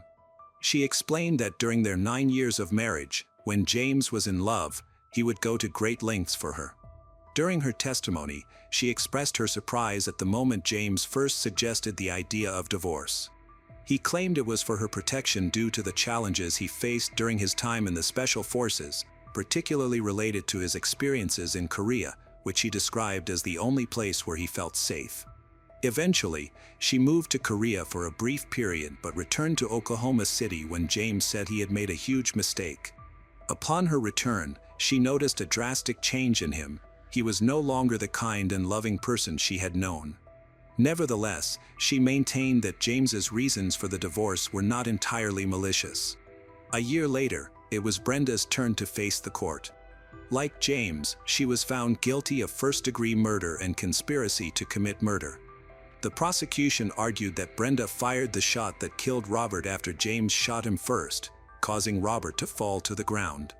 Evidence supported this claim, as blood splatter on Brenda's pants indicated close-range gunfire. After the shooting, she reported the incident to the police but also gave James the key to a neighbor's house so he could hide during the investigation.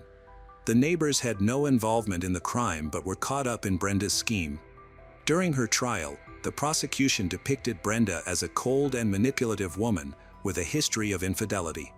Testimonies from Robert's friends revealed their troubled marriage and suggested that Brenda had been abusive toward him. By the end of the trial, she was seen as a sadistic and ruthless character, leading the jury to sentence her to death.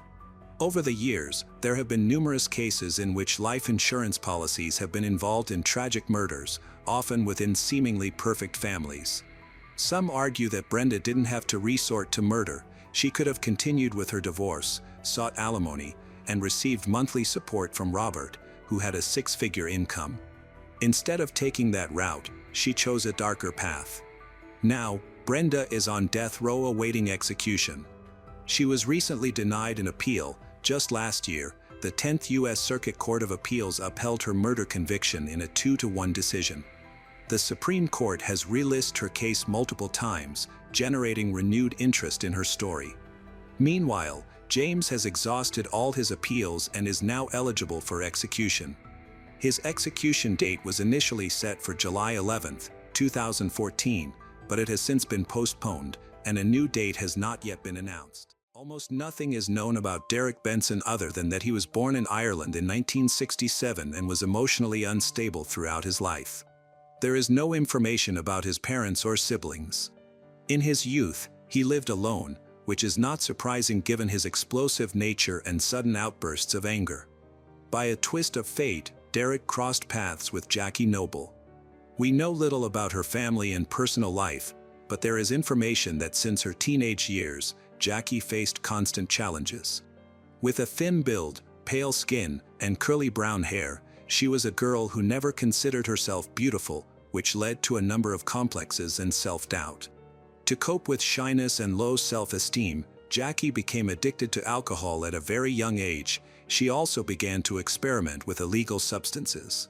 Jackie did not stray from this chosen path even when she met Derek, and a romantic relationship soon developed between them. Moreover, they began to drink alcohol together. Those who knew Derek considered him to have an unstable character, sometimes aggressive, especially when he was drunk or under the influence of substances. Nevertheless, Jackie liked this rebellious spirit in him, and soon she moved with him to Ballymun, a northern suburb of Dublin. Their relationship was full of quarrels, and conflicts arose more and more frequently. According to Jackie, Derek was extremely cruel and sought to keep everything under his control. If she disobeyed him or did not do what he wanted, he insulted and beat her, even in front of others. Jackie hoped that their relationship would improve when their daughter, Kelly Noble, was born in 1986. Although at first, the arrival of the baby did contribute to taming Derek's violent temper, as the girl grew up, she too became the object of her father's uncontrollable anger. According to court records, in 1993, when Kelly was just over 6 years old, she was examined at the St. Clair's unit on Temple Street, which deals with suspected victims of bullying. However, the complaint filed with the Irish police was later withdrawn, as Jackie retracted her accusations. According to officers, Jackie changed her mind because Derek intimidated her. Additionally, some claim that he not only subjected her to physical and mental abuse but also forced her to assist him in using a whole arsenal of devices meant for illegal substances. Thus, the unfortunate child turned into another victim on whom the angry father could unleash his negative emotions and involve her in his perversions. Neighbors noticed how Derek humiliated and beat his partner, but apparently, no one took any measures to stop this violence. Claire, a woman who lived in a neighboring apartment, later reported that one day, upon seeing Jackie, she noticed her very swollen hand and asked what had happened. Jackie revealed that Derek had hit her with a board because she had not gotten up to make him breakfast. The neighbor also recalled an incident when Jackie ran to her for help, being pursued by her husband. According to Claire, she and her sister clearly saw how Derek beat and kicked Jackie, making her a victim once again. Claire advised Jackie to leave Derek, but she claimed that he threatened to kill her if she did. It is hard to believe that this unfortunate woman endured terrible abuse for 10 years. According to court documents, there is medical evidence that on various occasions, Jackie was hospitalized and treated for injuries sustained during beatings, including hematomas and broken ribs. Derek often abused Jackie, even when their little daughter was nearby. The girl described in detail how her father tied her mother to a chair or bed when he committed his disgusting acts. According to her story, he would wield a bag and threaten her with sharp objects, simulating abuse assault. The boiling point for Jackie came in 1997 when she finally mustered the courage to take her daughter and go to her parents in her hometown of Northcourt. Given the history of domestic violence in the family, Jackie quickly received a protection order against Derek. However, he soon violated it after the complaint was accepted. The police arrested him. Later, Jackie stated that Derek tried to knock her down and push her down the stairs at the police station in Ballymun. So, Derek spent some time behind bars. In early 2000, Jackie's parents died, and it seems she was due to inherit a considerable sum of money and her father's property. Although at the time they were divorced and she was still under a protective order, Derek somehow managed to get close to his ex-partner again, demand some of the money he believed belonged to him. He wanted to buy a motorcycle and a yacht. Derek could not imagine that his inflated ambitions would provoke the wrath of the seemingly submissive woman with whom he had lived for more than 14 years. His demand for a share of the money brought up all the grievances that had accumulated over their years together. At that time, a third character entered the story, Paul Hopkins. Paul made a living as a doorman at a bar in Drumcondra, where Jackie often went to relax.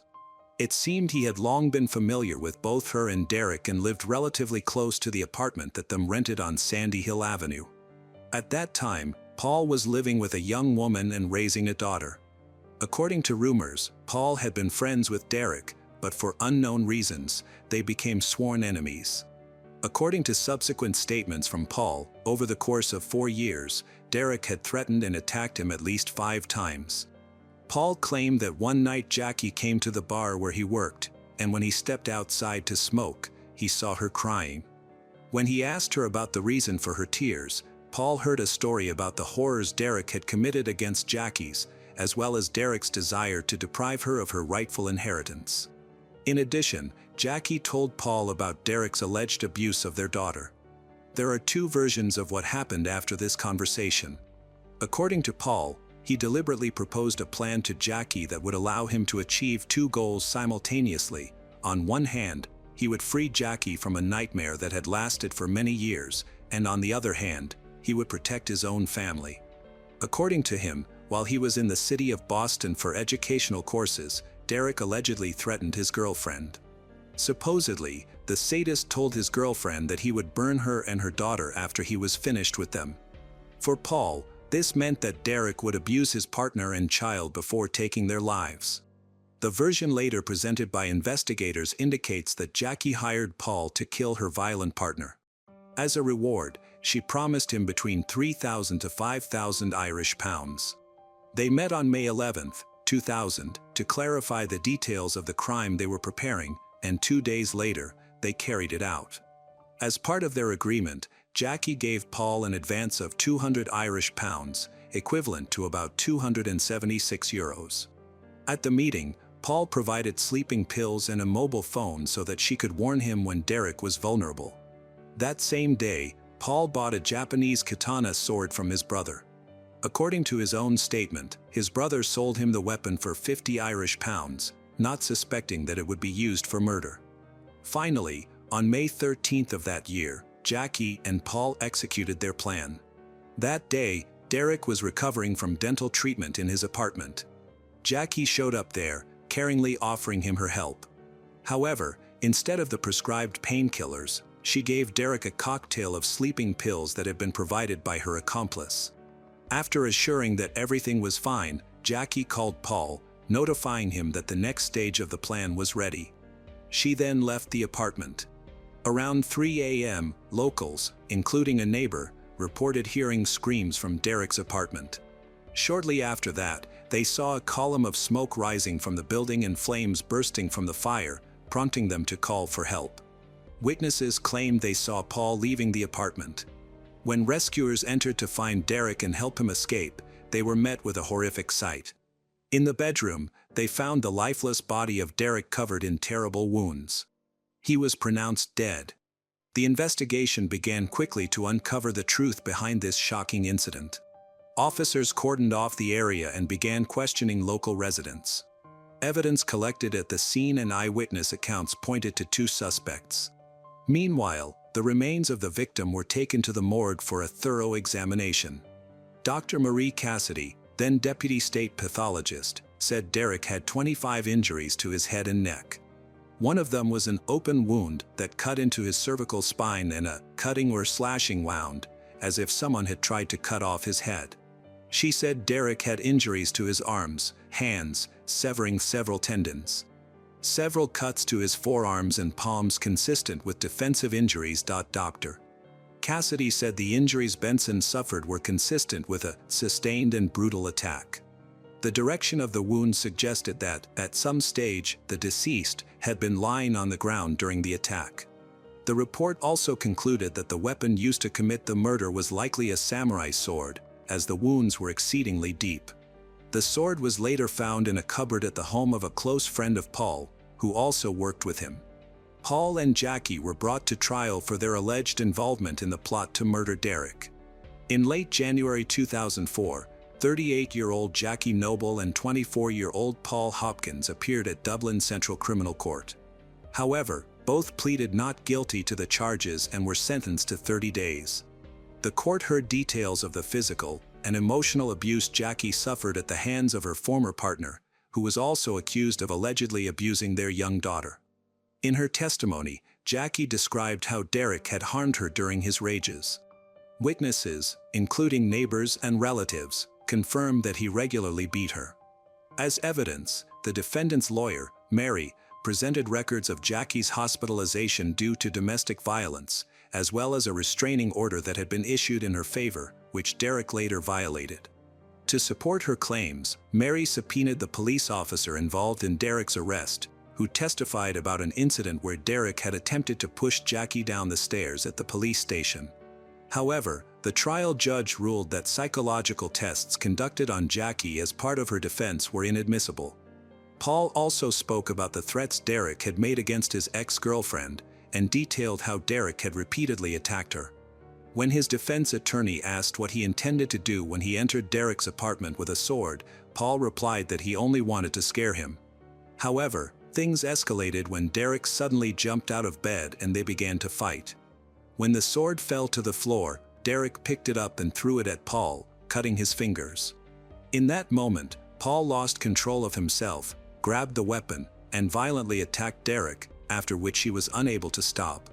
Upon realizing what he had done, Paul was terrified. He described Derek as a psychopath, noting that he had drawn the child into his nightmarish actions, but Paul had never intended to kill him. However, prosecutor Tom O'Connell classified the case as a contract killing. According to him, Jackie had agreed with Paul on a payment of £3,000 to £5,000 for the elimination of Derek. Tom stated that while the accused intended to devise a plan for capture, it was executed in the most tragic manner. Tom told the Central Criminal Court jury that Mr. Benson had suffered 25 stab wounds with the sword and 60 cuts or slashing wounds. In 7 stab wounds to the torso, the sword had passed through the entire body from back to front and from front to back. The number of injuries sustained by the victim due to his unexpected reaction was so extensive that Paul decided to set fire to the apartment in an attempt to hide the evidence, which was beyond the original plan. The prosecutor also told the Central Criminal Court jury that Jackie's motive was to protect herself and her daughter from an insane man. The jury also heard evidence from pathologist Marie Cassidy, who read her statement for almost an hour. In her statement, she noted that the multiple injuries sustained by the victim were inflicted during a brutal and sustained attack. In addition to this evidence, the prosecution was based on the fact that the perpetrators had planned the murder in advance. This was substantiated by the purchase of sleeping pills, a samurai's sword for the murder, and a telephone for communication between them during the commission of the crime. After 7 hours of deliberation, the jury in the Central Criminal Court unanimously found the accused guilty of murder. The judge sentenced Jackie Noble and Paul Hopkins to life in prison. After the verdict was announced, both Jackie and Paul cried. Jackie's relatives and friends also cried. Jackie was sent to the Women's Centre in Mountjoy Prison in Dublin, while Paul was to serve his sentence in Luffin House Prison in County Cavan. One might think that with the imprisonment of Jackie and Paul, the murder would be classified as one of the most brutal crimes in Ireland. However, the cycle of violence in which the family of the deceased was involved led to unthinkable consequences for one of the most vulnerable characters in this story, Jackie's daughter, Kelly, who was left to cope with the death of her father and the arrest of her mother. She was hospitalized and subsequently transferred to a state facility in Laytown, County Meath. At that time, she had already given birth to a daughter. Unfortunately, she repeated many of the fates of her parents. She broke the law several times. Kelly received more than 10 sentences for various crimes, including theft, possession of illegal substances, and bladed weapons. The most serious crime occurred in June 2006 when she, 20, was jailed for manslaughter in the stabbing of a 19-year-old. She was initially sentenced to 10 years in prison, with the last 2 years suspended. However, an appeals court reduced the sentence to 8 years, with 2 suspended years. While serving her sentence, Kelly ended up behind bars with her mother. Jackie used her imprisonment to finally give up drinking and ban substance, which she regarded as her great achievement. One would think that being in prison and witnessing the positive example set by her mother would lead Kelly to learn a lesson, but this was not the case. After 6 years, in 2012, Kelly was released, but her problems with the law did not end. In September 2017, she was arrested after a series of thefts and attempted thefts in South Great George's Street. Meanwhile, after 14 years, Jackie, who was then 51 years old, was released in June 2018. She tried to find a job in Dublin and spent a lot of time with her family, taking care of her grandchildren. In an interview, Jackie noted that nothing could change what had happened, but she would like to write a book about her story and the domestic violence that many Irish women face in silence. Kelly faced problems again in October 2020 when she was accused of robbing a woman of her bag and cash. She was sentenced to additional months in prison for breaking and entering, but she was released after being found pregnant. The story of this crime, deemed one of the worst, took another turn in 2022. After serving 2 years in prison for the murder of Derek Benson with a samurai sword, Paul was released from Logan House Prison in County Cavan. This happened just before Christmas. Jackie and Paul are now on parole, with the possibility that their life sentences could be reactivated if they commit another crime. Although Jackie was not directly the perpetrator of the murder, her name was included in a list of the most dangerous women in Ireland. For some, Jackie's decision to hire Paul to do the violent work was the result of many years of prolonged violence that she suffered. As the judge who sentenced them stated, Derek's actions, no matter how terrible, reflect a familiar but often ignored moral. Those embroiled in cycles of violence can find it extremely difficult to escape the path of self-destruction.